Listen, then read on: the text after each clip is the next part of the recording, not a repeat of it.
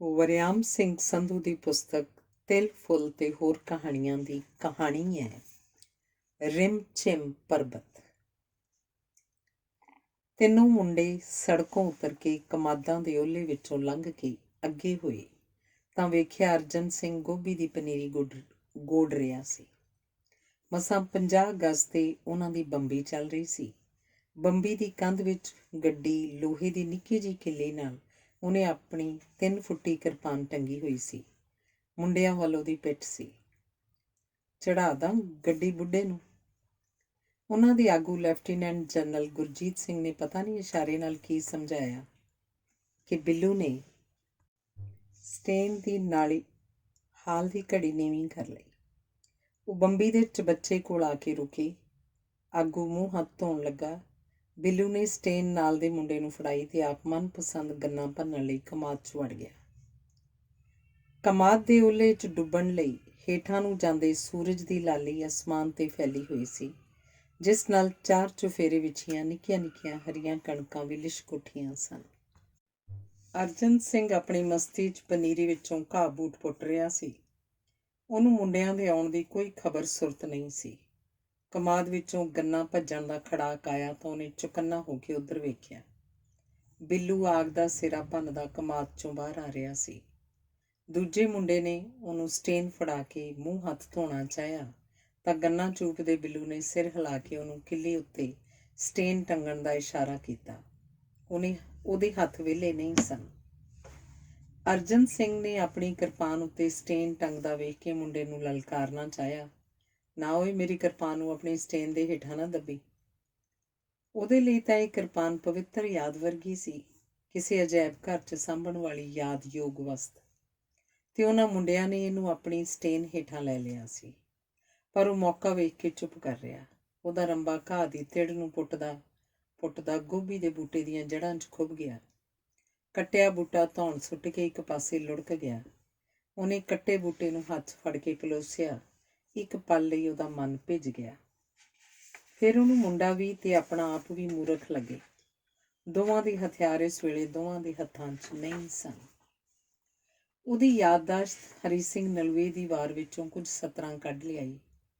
ਮੇਰੇ ਹੱਥੀਂ ਖੰਡਾ ਪਰਖਿਆ, ਮੇਰੇ ਨਾਲ ਟਿਕਾਉਣਾ, ਸ਼ਸਤਰ ਬਾਝੋਂ ਸੂਰਮਾ, ਕਿਹੜੇ ਕੰਮ ਆਉਣਾ। ਜੇ ਲੋੜ ਵੇਲੇ ਹਥਿਆਰ ਕੋਲ ਨਹੀਂ ਤਾਂ ਅੱਗੋਂ ਪਿੱਛੋਂ ਐਵੇਂ ਭਾਰ ਚੁੱਕੀ ਫਿਰਨ ਦਾ ਕੀ ਫਾਇਦਾ। ਕਿਰਪਾਨ ਉੱਤੇ ਸਟੇਨ ਟੰਗੀ ਵੇਖ ਕੇ ਉਹਦਾ ਦਮ ਘੁੱਟਣ ਲੱਗਾ। ਭਾਰ ਹੇਠਾਂ ਦੱਬਿਆ ਗਿਆ ਸੀ। ਉਹ ਮਸਾਂ 8-9 ਸਾਲ ਦਾ ਬਾਲ। ਕਿਸੇ ਵਿਆਹ ਦੀ ਗੱਲ ਸੀ ਸ਼ਾਇਦ। ਉਹ ਰਾਤ ਨੂੰ ਛੇਤੀ ਬਿਸਤਰਾ ਮੱਲ ਕੇ ਉੱਤੇ ਰਜਾਈ ਲਈ ਪਿਆ ਸੀ। ਇੱਕ ਮੋਟਾ ਮਦਮਸਤ ਸ਼ਰਾਬੀ ਆਇਆ ਤੇ ਮੰਜਾ ਖਾਲੀ ਸਮਝ ਕੇ ਉਸ ਉੱਤੇ ਢੇਰੀ ਹੋ ਗਿਆ। ਉਹ ਪਹਾੜ ਹੇਠਾਂ ਆ ਗਿਆ ਸੀ। ਸਾਹ ਕੁੱਟਿਆ ਗਿਆ, ਮਰਨ ਹਾਕਾ। ਉਹਦੀ ਤਾਂ ਚੀਕ ਵੀ ਗਲੇ 'ਚ ਭਰੜਾ ਗਈ। ਸ਼ਾਇਦ ਉਹ ਤਾਂ ਉਦੋਂ ਹੀ ਗੱਡੀ ਚੜ੍ਹ ਜਾਂਦਾ ਜੇ ਉਹਦੀ ਮਾਂ ਕਾਹਲੀ ਨਾਲ ਆ ਕੇ ਸ਼ਰਾਬੀ ਨੂੰ ਨਾ ਹਲੂਣਦੀ। ਹਾਏ ਸਿੰਘ ਜੀ, ਮੁੰਡਾ ਹੇਠਾਂ ਲੈ ਕੇ ਮਾਰਨਾ ਜੇ। ਮਦਮਸਤ ਹੋਈ ਸਟੇਨ ਨੇ ਥੱਲੇ ਲੈ ਕੇ ਉਹਦੀ ਕਿਰਪਾਨ ਦਾ ਸਾਹ ਘੁੱਟ ਛੱਡਿਆ ਸੀ। ਇਹ ਕਿਰਪਾਨ ਉਹਦੇ ਵਡੇਰਿਆਂ ਤੇ ਉਹਦੀ ਵਿਰਾਸਤ ਦੀ ਯਾਦਗਾਰ ਸੀ। ਉਹਦੇ ਜ਼ਿੰਦਾ ਸ਼ਹੀਦ ਬਾਪ ਇੰਦਰ ਸਿੰਘ ਦੀ ਨਿਸ਼ਾਨੀ। ਉਹਦਾ ਬਾਪ ਜਿਸ ਦਿਨ ਗੁਰੂ ਕੇ ਬਾਗ ਦੇ ਮੋਰਚੇ 'ਚ ਜਥੇ ਨਾਲ ਗਿਆ ਸੀ, ਉਸ ਦਿਨ ਉਹਨੇ ਇਹਨੂੰ ਉਤਾਰ ਕੇ ਕਿੱਲੀ ਉੱਤੇ ਟੰਗਿਆ ਸੀ। ਅੰਮ੍ਰਿਤ ਛਕੇ ਦੀ ਸਾਖੀ ਭਰਦੀ ਛੋਟੀ ਕਿਰਪਾਨ ਉਹਦੇ ਗਲ ਵਿੱਚ ਹੈ ਸੀ। ਕਹਿੰਦਾ ਸੀ ਗੁਰੂ ਅਰਜਨ ਤੇ ਗੁਰੂ ਤੇਗ ਬਹਾਦਰ ਦੇ ਗੁਰਦੁਆਰਿਆਂ ਨੂੰ ਆਜ਼ਾਦ ਕਰਾਉਣ ਜਾਣਾ ਮਹੰਤਾਂ ਹੱਥੋਂ। ਦੋਵਾਂ ਗੁਰੂਆਂ ਨੇ ਜ਼ਬਰ ਦਾ ਮੁਕਾਬਲਾ ਸਬਰ ਨਾਲ ਕੀਤਾ ਸੀ ਤੇ ਹੁਣ ਅਸੀਂ ਵੀ ਵੇਖਣਾ ਹੈ ਕਿ ਉਹਨਾਂ ਦੇ ਕਿੰਨੇ ਕੁ ਸੱਚੇ ਸਿੱਖ ਹਾਂ। ਜਗਤ ਸਿੰਘ ਤੇ ਪ੍ਰੇਮ ਸਿੰਘ ਜਿਉਂਦੇ ਹੁੰਦੇ ਤਾਂ ਪਤਾ ਨਹੀਂ ਕੀ ਸੋਚਦੇ ਤੇ ਕੀ ਆਖਦੇ, ਪਰ ਉਹਨਾਂ ਨੂੰ ਤਾਂ ਸ਼ਾਇਦ ਇੰਝ ਹਥਿਆਰ ਕਿੱਲੀ ਤੇ ਟੰਗਣਾ ਬੁਜ਼ਦਿਲੀ ਲੱਗਦੀ। ਪਰ ਨਹੀਂ, ਉਹਨਾਂ ਵੀ ਸ਼ਾਇਦ ਮੇਰੇ ਨਾਲ ਹੀ ਹੋਣਾ ਸੀ ਜਥੇ ਦਾ ਆਗੂ ਬਣ ਕੇ। ਗਦਰ ਪਾਰਟੀ ਦੇ ਸ਼ਹੀਦਾਂ ਜਗਤ ਸਿੰਘ ਤੇ ਪ੍ਰੇਮ ਸਿੰਘ ਦਾ ਪਿੰਡ ਸਾਥੀ ਤੇ ਲਹਿਰ ਸਾਥੀ ਰਿਹਾ ਸੀ ਉਹਦਾ ਬਾਪੂ। ਉਹਨਾਂ ਨਾਲ ਲੋਕਾਂ ਨੂੰ ਜੋੜਨ ਤੇ ਗਦਰ ਦਾ ਪ੍ਰਚਾਰ ਕਰਨ ਪਿੰਡ ਮੀਟਿੰਗਾਂ 'ਤੇ ਜਾਂਦਾ। ਲਾਹੌਰ ਮੀਆਂ ਮੀਰ ਦੀ ਛਾਉਣੀ ਨੂੰ ਗਦਰ ਕਰਨ ਲਈ ਜਦੋਂ ਮਾਝੇ ਵਿੱਚੋਂ ਜੱਥਾ ਲੈ ਕੇ ਗਏ ਸਨ ਤਾਂ ਉਹ ਵੀ ਉਹਨਾਂ ਨਾਲ ਮੋਹਰਲੀਆਂ ਸਫਾਂ ਵਿੱਚ ਸੀ। ਗਦਰ ਫੇਲ ਹੋ ਗਿਆ ਤੇ ਗਦਰੀਆਂ ਦੀ ਫੜੋ ਫੜਾਈ ਸ਼ੁਰੂ ਹੋ ਗਈ। ਉਹ ਵੀ ਫੜਿਆ ਗਿਆ ਸੀ। ਜਗਤ ਸਿੰਘ ਤੇ ਪ੍ਰੇਮ ਸਿੰਘ ਦੋਵੇਂ ਤਾਂ ਵੱਖ-ਵੱਖ ਮੁਕੱਦਮਿਆਂ ਵਿੱਚ ਫਾਂਸੀ ਲੱਗ ਗਏ ਸਨ ਤੇ ਅੱਧੀ ਦਰਜਨ ਤੋਂ ਵੱਧ ਉਹਦੇ ਗਿਰਾਈਆਂ ਨੂੰ ਉਮਰ ਕੈਦ, ਜਾਇਦਾਦ ਜ਼ਬਤੀ ਤੇ ਕਾਲੇ ਪਾਣੀ ਦੀ ਸਜ਼ਾ ਹੋ ਗਈ ਸੀ। ਪਰ ਉਹਨੂੰ ਤੇ ਇੱਕ ਹੋਰ ਸਾਥੀ ਨੂੰ ਸਿਰਫ 4-4 ਸਾਲ ਸਖਤ ਕੈਦ ਦਾ ਹੀ ਹੁਕਮ ਹੋਇਆ ਸੀ। ਉਹ ਕੈਦ ਕੱਟ ਕੇ ਆਇਆ ਸੀ ਤਾਂ ਪੰਜਾਬ 'ਚ ਲੜਾਈ ਦਾ ਨਵਾਂ ਦੌਰ ਸ਼ੁਰੂ ਹੋ ਗਿਆ ਸੀ। ਸ਼੍ਰੋਮਣੀ ਕਮੇਟੀ ਬਣ ਚੁੱਕੀ ਸੀ। ਗੁਰਦੁਆਰਿਆਂ ਨੂੰ ਮਹੰਤਾਂ ਤੋਂ ਆਜ਼ਾਦ ਕਰਾਉਣ ਦੀ ਲਹਿਰ ਜੋਬਨ ਤੇ ਸੀ। ਉਹ ਤੇ ਉਹਦੇ ਸਾਥੀ ਤਾਂ ਕਦੀ ਜੇ ਚਿੱਤ ਪ੍ਰੇਮ ਖੇਲਣ ਕਾ ਚਾਓ ਪੜ੍ਹ ਕੇ ਹੀ ਪ੍ਰੇਮ ਦੀ ਇਸ ਗਲੀ 'ਚ ਉਤਰੇ ਸਨ। ਜੇ ਉਹਨਾਂ ਦੇ ਗੁਰੂ ਦੀ ਮਰਜ਼ੀ ਇਹ ਸੀ ਕਿ ਡਾਂਗ ਝੱਲ ਕੇ ਅੱਗੋਂ ਮੋੜਵੀਂ ਡਾਂਗ ਮਾਰੋ ਤਾਂ ਉਹਨਾਂ ਉਹ ਕੰਮ ਕੀਤਾ। ਜੇ ਹੁਣ ਗੁਰੂ ਚਾਹੁੰਦਾ ਸੀ ਕਿ ਨਹੀਂ, ਸ਼ਾਂਤ ਰਹਿ ਕੇ ਡਾਂਗਾ ਖਾਓ ਤੇ ਆਪਣੇ ਸਬਰ ਤੇ ਸਹਿਣ ਸ਼ਕਤੀ ਦੀ ਸਿਖਰ ਸਿਰਜ ਕੇ ਆਪਣੇ ਲੋਕਾਂ ਦੇ ਮਨਾਂ 'ਚ ਜ਼ਾਲਮ ਹਕੂਮਤ ਦੇ ਖਿਲਾਫ ਰੋਹ ਦਾ ਸੂਰਜ ਬਾਲ ਦਿਓ ਤਾਂ ਸਾਰੇ ਜਣੇ ਇਸ ਲਈ ਵੀ ਤਿਆਰ ਹੋਣੇ ਸਨ। ਉਸ ਸੂਰਬੀਰ ਤੇ ਦੇਸ਼ ਭਗਤ ਪਿਓ ਦੀ ਨਿਸ਼ਾਨੀ ਇਹ ਕਿਰਪਾਨ ਸਾਲਾਂ ਤੋਂ ਉਹਨਾਂ ਦੇ ਸੁਫੇ ਵਿਚਲੀ ਸਾਹਮਣੀ ਵਿਚਕਾਰਲੀ ਕੀਲੀ ਤੇ ਟੰਗੀ ਰਹੀ ਸੀ। ਇੱਕ ਵਾਰ ਉਹਨੇ ਬਾਪੂ ਦੀ ਹਾਜ਼ਰੀ 'ਚ ਕਿਰਪਾਨ ਨੂੰ ਕਿੱਲੀ ਤੋਂ ਲਾਹਿਆ। ਉਹਨੂੰ ਮਿਆਨ 'ਚੋਂ ਬਾਹਰ ਕੱਢਣ ਲੱਗਾ ਤਾਂ ਬਾਪੂ ਨੇ ਆਖਿਆ, ਇੱਦਾਂ ਨਹੀਂ ਕੱਢੀਦਾ ਕਿਰਪਾਨ ਨੂੰ ਮਿਆਨ 'ਚੋਂ। ਕਿੱਦਾਂ ਤੇ ਕਦੋਂ ਕੱਢੀਦਾ ਫਿਰ? ਉਦੋਂ ਜਦੋਂ ਆਪਣਾ ਬਚਾਅ ਜਾਂ ਕਿਸੇ ਦੀਨ ਦੁਖੀ ਦੀ ਰੱਖਿਆ ਕਰਨੀ ਹੋਵੇ। ਉਹਨੇ ਕੱਢੀ ਕਿਰਪਾਨ ਮਿਆਨ 'ਚ ਪਾ ਦਿੱਤੀ ਤੇ ਉਹਨੂੰ ਅਡੋਲ ਕਿੱਲੀ ਉੱਤੇ ਟੰਗ ਦਿੱਤਾ। ਆਪ ਸਦਾ ਲਈ ਹੱਥ 'ਚ ਹਲਦੀ ਜੰਗੀ ਫੜ ਰੱਖਣ ਦਾ ਪ੍ਰਣ ਕਰ ਲਿਆ। ਘਰ ਨੂੰ ਇਹਦੀ ਲੋੜ ਸੀ। ਪਿੱਛੋਂ ਵੀ ਬਾਪੂ ਦੇ ਆਜ਼ਾਦੀ ਲਈ ਕੀਤੇ ਸੰਘਰਸ਼ ਤੇ ਜੇਲ੍ਹ ਯਾਤਰਾਵਾਂ ਨੇ ਉਹਨੂੰ ਘਰ ਦੇ ਦੂਜੇ ਪਾਸੇ ਲੱਗੇ ਮੂੰਹ ਨੂੰ ਸਿੱਧੇ ਪਾਸੇ ਕਰਨ ਦੀ ਸੋਚ ਦੇ ਲੜ ਲਾਈ ਰੱਖਿਆ। ਉਹਨਾਂ ਵੇਲਿਆਂ ਦੀਆਂ 10 ਜਮਾਤਾਂ ਪਾਸ ਸੀ, ਪਰ ਉਹ ਅੰਗਰੇਜ਼ ਸਰਕਾਰ ਦੀ ਨੌਕਰੀ ਕਰੇ, ਇਹ ਗੱਲ ਬਾਪੂ ਨੂੰ ਤਾਂ ਕਿਸੇ ਸੂਰਤ ਵਿੱਚ ਵੀ ਪਸੰਦ ਨਹੀਂ ਸੀ। ਉਸ ਆਪ ਵੀ ਕਦੀ ਅਜਿਹਾ ਨਹੀਂ ਸੀ ਚਾਹਿਆ। ਸੋਚਿਆ, ਤੂੰ ਵੀ ਭਾਵੇਂ ਕੁੱਕੜ ਕਬੂਤਰ ਤੇ ਚਿੜੀਆਂ ਜਨੌਰ ਪਾਲ ਤੇ ਭਾਵੇਂ ਘੋੜੀਆਂ ਤੇ ਮੱਝਾਂ ਗਾਵਾਂ, ਪਰ ਇਸ ਘਰ ਨੂੰ ਪਾਲਣਾ ਵੀ ਤੇਰੀ ਜ਼ਿੰਮੇਵਾਰੀ ਹੈ। ਮੈਨੂੰ ਤੂੰ ਮੇਰੇ ਦੇਸ਼ ਤੇ ਮੇਰੇ ਲੋਕਾਂ ਲਈ ਵਿਹਲਾ ਕਰ ਛੱਡ। ਬਾਪੂ ਦੇ ਬੋਲ ਸਾਰੀ ਉਮਰ ਉਹਦੇ ਅੰਗ ਸੰਗ ਰਹੇ ਸਨ। ਉਹਨੂੰ ਉਹ ਛਿਣ ਵੀ ਯਾਦ ਆਏ ਜਦੋਂ ਉਹਨੇ ਇਸੇ ਕਿਰਪਾਨ ਨੂੰ ਕਿੱਲੀ ਤੋਂ ਲਾਹ ਕੇ ਪਹਿਲੀ ਵਾਰ ਮਿਆਨ 'ਚੋਂ ਬਾਹਰ ਕੱਢਿਆ ਸੀ। ਉਹਨੂੰ ਉਹ ਛਿਣ ਵੀ ਯਾਦ ਆਏ ਜਦੋਂ ਉਹਨੇ ਇਸੇ ਕਿਰਪਾਨ ਨੂੰ ਕਿੱਲੀ ਤੋਂ ਲਾਹ ਕੇ ਪਹਿਲੀ ਵਾਰ ਮਿਆਨ 'ਚੋਂ ਬਾਹਰ ਧੋਇਆ ਸੀ। ਦੇਸ਼ ਵੰਡ ਦੇ ਘੱਲੂ ਘਾਰੇ ਦੇ ਦਿਨ ਸਨ। ਉਹਦਾ ਬਾਪੂ ਨੇੜੇ ਤੇੜੇ ਦੇ ਪਿੰਡਾਂ 'ਚ ਹਮਖਿਆਲ ਲੋਕਾਂ ਨੂੰ ਮਿਲ ਕੇ ਅਮਨ ਕਮੇਟੀਆਂ ਬਣਾ ਰਿਹਾ ਸੀ, ਪਰ ਇਤਿਹਾਸ ਉਹਦੇ ਹੱਥਾਂ 'ਚੋਂ ਖਿਸਕ ਗਿਆ ਸੀ ਤੇ ਅੰਨੇ ਹੋਏ ਫਿਰਕੂ ਲੋਕਾਂ ਦੀ ਪਕੜ 'ਚ ਆ ਗਿਆ ਸੀ। ਉਹ ਨਿਆਈ ਵਾਲੇ ਖੇਤਾਂ 'ਚ ਪੱਠੇ ਵੱਢਦਾ ਪਿਆ ਸੀ ਕਿ ਉਹਨੇ ਕਿਸੇ ਮੁਟਿਆਰ ਦੀਆਂ ਚੀਕਾਂ ਦੀ ਆਵਾਜ਼ ਸੁਣੀ। ਬੌੜੀ ਵੇ ਵੀਰਾ, ਬਚਾ ਲੈ ਮੈਨੂੰ, ਮੈਂ ਤੁਹਾਡੇ ਪਿੰਡ ਦੀ ਧੀ, ਤੇਰੀ ਭੈਣ ਵੇ, ਮੈਨੂੰ ਮੇਰੇ ਸਹੁਰਿਆਂ ਦੇ ਪਿੰਡੋਂ ਇਹ ਜ਼ਾਲਮ ਲੁੱਟ ਦਾ ਮਾਲ ਸਮਝ ਕੇ ਧੂ ਲਿਆਏ ਵੇ। ਮੇਰੇ ਸੋਹਣਿਆ ਵੀਰਾ, ਮੈਂ ਤੁਹਾਡੇ ਪਿੰਡ ਦੀ ਧੀ ਵੇ, ਤੁਹਾਡੀ ਭੈਣ। ਕਿੱਲੇ ਦੀ ਵਾਟ ਤੇ 2 ਜਣੇ ਲਿਸ਼ਕਦੀਆਂ ਨੰਗੀਆਂ ਤਲਵਾਰਾਂ ਦੇ ਪਰਛਾਵੇਂ ਹੇਠਾਂ ਕੁੜੀ ਨੂੰ ਧੂਈ ਲਿਜਾ ਰਹੇ ਸਨ। ਸਿਰੋਂ ਨੰਗੀ, ਖਿਲਰੇ ਵਾਲ, ਬੰਦਿਆਂ ਹੱਥੋਂ ਛੁੱਟ ਮਦਦ ਲਈ ਬਾਹਾਂ ਉਲਾਰਦੀ, ਮਿਆਂਕਦੀ ਹੋਈ ਬੱਕਰੀ ਕਸਾਈਖਾਨੇ ਵੱਲ ਬੌੜੀਆਂ ਪਾਉਂਦੀ ਜਾ ਰਹੀ ਸੀ। ਕੁੜੀ ਦੇ ਬੋਲਾਂ ਨੇ ਉਹਦੇ ਕਲੇਜੇ ਦਾ ਰੁੱਗ ਭਰ ਲਿਆ ਸੀ। ਉਹ ਸਿਰਫ ਉਹਨੂੰ ਹੀ ਨਹੀਂ, ਉਹ ਤਾਂ ਆਪਣੇ ਪੂਰੇ ਪਿੰਡ ਨੂੰ ਆਪਣੀ ਰੱਖਿਆ ਲਈ ਆਵਾਜ਼ਾਂ ਮਾਰ ਰਹੀ ਸੀ। ਪਿੰਡ ਦੀ ਕੋਈ ਧੀ, ਪਿੰਡ ਦੀ ਕੋਈ ਭੈਣ। ਉਹ ਦਾਤਰੀ ਟੱਕ ਵਿੱਚ ਛੱਡ ਕੇ ਉੱਠਿਆ ਖਾਲੀ ਹੱਥ। ਉਹਦਾ ਸਾਥ ਦੇਣ ਵਾਲਾ ਵੀ ਨੇੜੇ ਤੇੜੇ ਕੋਈ ਨਹੀਂ ਸੀ। ਕੁਝ ਸੋਚਿਆ ਤੇ ਘੋੜੀ ਦੇ ਨੰਗੇ ਪਿੰਡੇ ਤੇ ਪਲਾਕੀ ਮਾਰ ਕੇ ਹਵੇਲੀ ਨੂੰ ਘੋੜੀ ਦੌੜਾ ਲਈ। ਕਿੱਲੀ ਨਾਲੋਂ ਕਿਰਪਾਨ ਲਾਈ ਤੇ ਮਿਆਨੋਂ ਕੱਢ ਕੇ ਨੰਗੀ ਤਲਵਾਰ ਲਹਿਰਾਉਂਦਾ, ਘਰਦਿਆਂ ਦੇ ਪੁੱਛਦਿਆਂ, ਰੋਕਦਿਆਂ ਤੇ ਲੋਕਾਂ ਦੇ ਵਹਿੰਦਿਆਂ ਪਲਾਂ ਛਣਾਂ 'ਚ ਪਿੰਡੋਂ ਬਾਹਰ ਆ ਗਿਆ। ਕੁੜੀ ਤੇ ਬੰਦੇ ਇੰਨੇ 'ਚ ਨਜ਼ਰੋਲੇ ਹੋ ਗਏ ਸਨ। ਸਾਹਮਣੇ ਉਸ ਕੁੜੀ ਦੇ ਪਿੰਡ ਨੂੰ ਸਵੇਰੇ ਲੁੱਟਣ ਚੜੇ 2 ਜਣੇ ਘੋੜੀਆਂ ਤੇ ਸਵਾਰ ਉਹਦੇ ਆਪਣੇ ਪਿੰਡ ਦੇ ਗੱਭਰੂ ਉਹਨੂੰ ਸਾਹਮਣੇ ਟੱਕਰੇ। ਕਿੱਧਰ ਚੱਲਿਆ ਅਰਜਨ ਸਿਆਂ? ਉਹਨਾਂ ਪੁੱਛਿਆ ਤਾਂ ਉਹਨੇ ਉਹਨਾਂ ਵੱਲ ਵੇਖ ਕੇ ਨਫ਼ਰਤ ਨਾਲ ਥੁੱਕਿਆ ਤੇ ਕਹਿੰਦਿਆਂ ਘੋੜੀ ਨੂੰ ਅੱਡੀ ਲਾਤੀ, ਮੇਰੀ ਭੈਣ ਨੂੰ ਲੈ ਗਏ ਨੇ ਉਹ ਕੁੱਤੇ। ਉਹਨਾਂ ਵੀ ਮਗਰੇ ਘੋੜੀਆਂ ਭਜਾ ਲਈਆਂ। ਅੱਧੇ ਕੋਹ ਦੀ ਵਾਟ ਤੇ ਜਾ ਕੇ ਉਹਨੇ ਉਹਨਾਂ ਬੰਦਿਆਂ ਨੂੰ ਢਾਹ ਲਿਆ। ਬੰਦੇ ਜਾਣੂ ਸਨ, ਗੁਆਂਢੀ ਪਿੰਡ ਦੇ। ਸਿਰ ਉੱਤੇ ਉੱਲਰੀ ਵਾਰ ਕਰਨ ਨੂੰ ਕਾਹਲੀ ਅਰਜਨ ਦੀ ਕਿਰਪਾਨ ਵੇਖ ਕੇ ਤਰਲੇ ਲੈਣ ਲੱਗੇ। ਅਰਜਨ ਅੱਗੇ ਹੱਥ ਜੋੜੇ। ਆਪਣੇ ਬਚਾਅ ਵਾਸਤੇ ਉਹਨਾਂ ਕੁੜੀ ਨੂੰ ਦੋਵਾਂ ਬਾਹਾਂ ਤੋਂ ਫੜ ਕੇ ਢਾਲ ਵਜੋਂ ਉਹਦੇ ਅੱਗੇ ਕੀਤਾ। ਵੇਖੀ ਜਾ ਜਾਂਦੀ ਨਾ ਹੋ ਜਾਏ ਕਿਤੇ ਅਰਜਨਾ, ਤਰਲਾ ਗੂੰਜਿਆ। ਇਹਦੀਆਂ ਬਾਹਾਂ ਛੱਡ ਦਿਓ ਕੁੱਤਿਓ, ਮੇਰੀ ਭੈਣ ਦੀਆਂ। ਦੂਜੇ ਦੋਵੇਂ ਗੱਭਰੂ ਵੀ ਸਿਰ ਤੇ ਆਣ ਖਲੋਤੇ ਵੇਖ ਕੇ ਉਹਨਾਂ ਕੁੜੀ ਨੂੰ ਧੱਕਾ ਮਾਰ ਕੇ ਜ਼ਮੀਨ ਤੇ ਸੁੱਟ ਦਿੱਤਾ ਤੇ ਆਪ ਭੱਜ ਗਏ। ਅਰਜਨ ਨੇ ਭੱਜੇ ਜਾਂਦੇ ਬੰਦਿਆਂ ਦਾ ਪਿੱਛਾ ਕਰਨਾ ਮੁਨਾਸਬ ਨਹੀਂ ਸੀ ਸਮਝਿਆ। ਉਹ ਤਾਂ ਕੁੜੀ ਨੂੰ ਬਚਾਉਣ ਆਇਆ ਸੀ। ਘੋੜੇ ਤੋਂ ਉਤਰ ਕੇ ਉਹ ਡਿੱਗੀ ਹੋਈ ਕੁੜੀ ਨੂੰ ਉਠਾਉਣ ਲੱਗਾ ਤਾਂ ਕੁੜੀ ਨੇ ਭੱਜ ਕੇ ਅਰਜਨ ਨੂੰ ਜੱਫੀ ਪਾ ਲਈ। ਸਾਰਿਆਂ ਇੱਕ ਦੂਜੇ ਨੂੰ ਪਛਾਣ ਲਿਆ ਸੀ। ਜੁਗ ਜੁਗ ਜੀਓ ਵੇ ਮੇਰੇ ਉਛਿੰਦਿਓ ਵੀਰੋ। ਉਹ ਤਾਂ ਸੱਚਮੁੱਚ ਉਹਨਾਂ ਦੇ ਪਿੰਡ ਦੀ ਧੀ, ਉਹਨਾਂ ਦੀ ਭੈਣ ਸੀ। ਜੁੰਮੇ ਤੇਲੀ ਦੀ ਧੀ ਤੇ ਅਰਜਨ ਦੇ ਯਾਰ ਫੱਜੇ ਦੀ ਭੈਣ ਫਾਤਮਾ। ਵੱਡੀ ਗੱਲ ਤਾਂ ਇਹ ਹੋਈ ਕਿ ਉਹ ਤਿੰਨੇ ਸਵਾਰ ਫਾਤਮਾ ਨੂੰ ਲੈ ਕੇ ਜਦੋਂ ਜੁੰਮੇ ਦੇ ਘਰ ਪੁੱਜੇ ਤਾਂ ਇੱਕ ਭੀੜ ਜੁੜ ਗਈ ਸੀ ਉਹਨਾਂ ਦੁਆਲੇ, ਸ਼ਾਬਾਸ਼ ਦੇਣ ਵਾਲਿਆਂ ਦੀ। ਉਹਦਾ ਬਾਪੂ ਇੰਦਰ ਸਿੰਘ ਵੀ ਵਿਸਾਖੀਆਂ ਦੇ ਸਹਾਰੇ ਲੜਖੜਾਉਂਦਾ ਹੋਇਆ ਭੀੜ ਨੂੰ ਚੀਰਦਾ ਅੱਗੇ ਆਇਆ ਤੇ ਆਪਣੇ ਪੁੱਤ ਤੋਂ ਵੀ ਪਹਿਲਾਂ ਦੂਜੇ ਦੋਵੇਂ ਗੱਭਰੂਆਂ ਨੂੰ ਗਲ ਨਾਲ ਲਾ ਲਿਆ। ਸ਼ਾਬਾਸ਼ੀ ਪੁੱਤਰੋ, ਗੁਰੂ ਦੇ ਸੱਚੇ ਸਿੰਘਾਂ ਵਾਲੀ ਗੱਲ ਕੀਤੀ ਜੀ। ਦੋਵੇਂ ਨੌਜਵਾਨ ਆਪਣੀ ਸ਼ਰਮ ਦੇ ਮਾਰੇ ਹੋਏ ਚੋਰ ਰੱਖੀ ਇੱਕ ਦੂਜੇ ਵੱਲ ਵੇਖ ਰਹੇ ਸਨ। ਇੱਕ ਨੇ ਆਪਣੀ ਜੇਬ 'ਚੋਂ ਲੁੱਟੀਆਂ ਹੋਈਆਂ ਟੂਮਾਂ ਦੀ ਪੋਟਲੀ ਕੱਢੀ ਤੇ ਹੇਠਾਂ ਫਾਤਮਾ ਦੇ ਪੈਰਾਂ ਅੱਗੇ ਰੱਖ ਦਿੱਤੀ। ਲੈ ਭੈਣਾ, ਇਹ ਹੁਣ ਤੇਰੀ, ਸਾਨੂੰ ਮਾਫ਼ ਕਰੀ। ਦੂਜੇ ਨੇ ਵੀ ਇੰਝ ਹੀ ਕੀਤਾ ਤੇ ਲੁੱਟਿਆ ਹੋਇਆ ਸੋਨੇ ਦਾ ਕੈਂਠਾ ਪੈਰਾਂ 'ਚ ਰੱਖਦਿਆਂ ਫਾਤਮਾ ਦੇ ਪੈਰ ਵੀ ਛੂਹ ਲਏ। ਬੀਬੀ, ਤੂੰ ਸਾਡੀ ਵੱਡੀ ਭੈਣ ਏ, ਸਾਡੇ ਪਾਪ ਬਖਸ਼ ਦੇ। ਵੇ ਮੇਰੇ ਵੀਰੋ, ਤੁਸੀਂ ਤਾਂ ਮੇਰੇ ਰੱਬ ਵੇ, ਮੇਰੀਆਂ ਇੱਜ਼ਤਾਂ ਦੇ ਰਾਖੇ। ਮੈਂ ਕੌਣ ਹੁੰਦੀ ਹਾਂ ਤੁਹਾਡੇ ਪਾਪ ਬਖਸ਼ਣ ਵਾਲੀ? ਅਰਜਨ ਨੇ ਫਾਤਮਾ ਦੇ ਬਾਕੀ ਪਰਿਵਾਰ ਬਾਰੇ ਪੁੱਛਿਆ। ਪਤਾ ਲੱਗਾ ਹਮਲਾ ਹੋਣ ਦੀ ਖਬਰ ਸੁਣ ਕੇ ਸਾਰੇ ਇੱਧਰ ਉੱਧਰ ਲੁਕਣ ਲਈ ਭੱਜੇ ਸਨ ਤੇ ਫਿਰ ਪਤਾ ਹੀ ਨਾ ਲੱਗਾ ਕਦੋਂ ਉਹਨੂੰ ਰੋਂਦੀ ਕਰਲਾਉਂਦੀ ਨੂੰ ਪਿਛਲੇ ਅੰਦਰ ਲੁਕੀ ਨੂੰ ਜਫਾ ਮਾਰ ਕੇ ਉਹ ਬਾਹਰ ਕੱਢ ਲਿਆਏ ਸਨ। ਤਿੰਨੇ ਗੱਭਰੂ ਵਾਪਸ ਘੋੜੀਆਂ ਤੇ ਸਵਾਰ ਹੋ ਕੇ ਨਿਕਲ ਪਏ ਤੇ ਤਰਕਾਲਾਂ ਤੱਕ ਫਾਤਮਾ ਦਾ ਸਾਰਾ ਪਰਿਵਾਰ ਲੱਭ ਕੇ ਪਿੰਡ ਪਰਤ ਆਏ। ਉਹਦਾ ਸੱਸ ਸਹੁਰਾ, ਪਤੀ ਤੇ ਛੋਟਾ ਜਿਹਾ ਦਿਓਰ ਤੂੜੀ ਦੇ ਮੂਸਲ ਵਿੱਚ ਲੁਕੇ ਉਹਨਾਂ ਨੇ ਜਾ ਲੱਭੇ ਸਨ। ਉਹਦਾ ਬਾਪੂ ਕਈ ਸਾਲੇ ਕਹਿੰਦਾ ਰਿਹਾ ਸੀ ਕਿ ਅਰਜਨ ਵੱਲੋਂ ਐਨ ਸਮੇਂ ਸਿਰ ਮਿਆਨੋਂ ਕੱਢੀ ਤੇਗ ਦੀ ਹੀ ਕਰਾਮਾਤ ਸੀ ਕਿ ਸਾਰੇ ਪਿੰਡ ਨੂੰ ਆਪਣੀ ਗਵਾਚੀ ਧੀ ਲੱਭ ਪਈ ਸੀ। ਉਹਨਾਂ ਦੇ ਪਿੰਡ ਦੀ ਇੱਜ਼ਤ ਬਚ ਗਈ ਸੀ।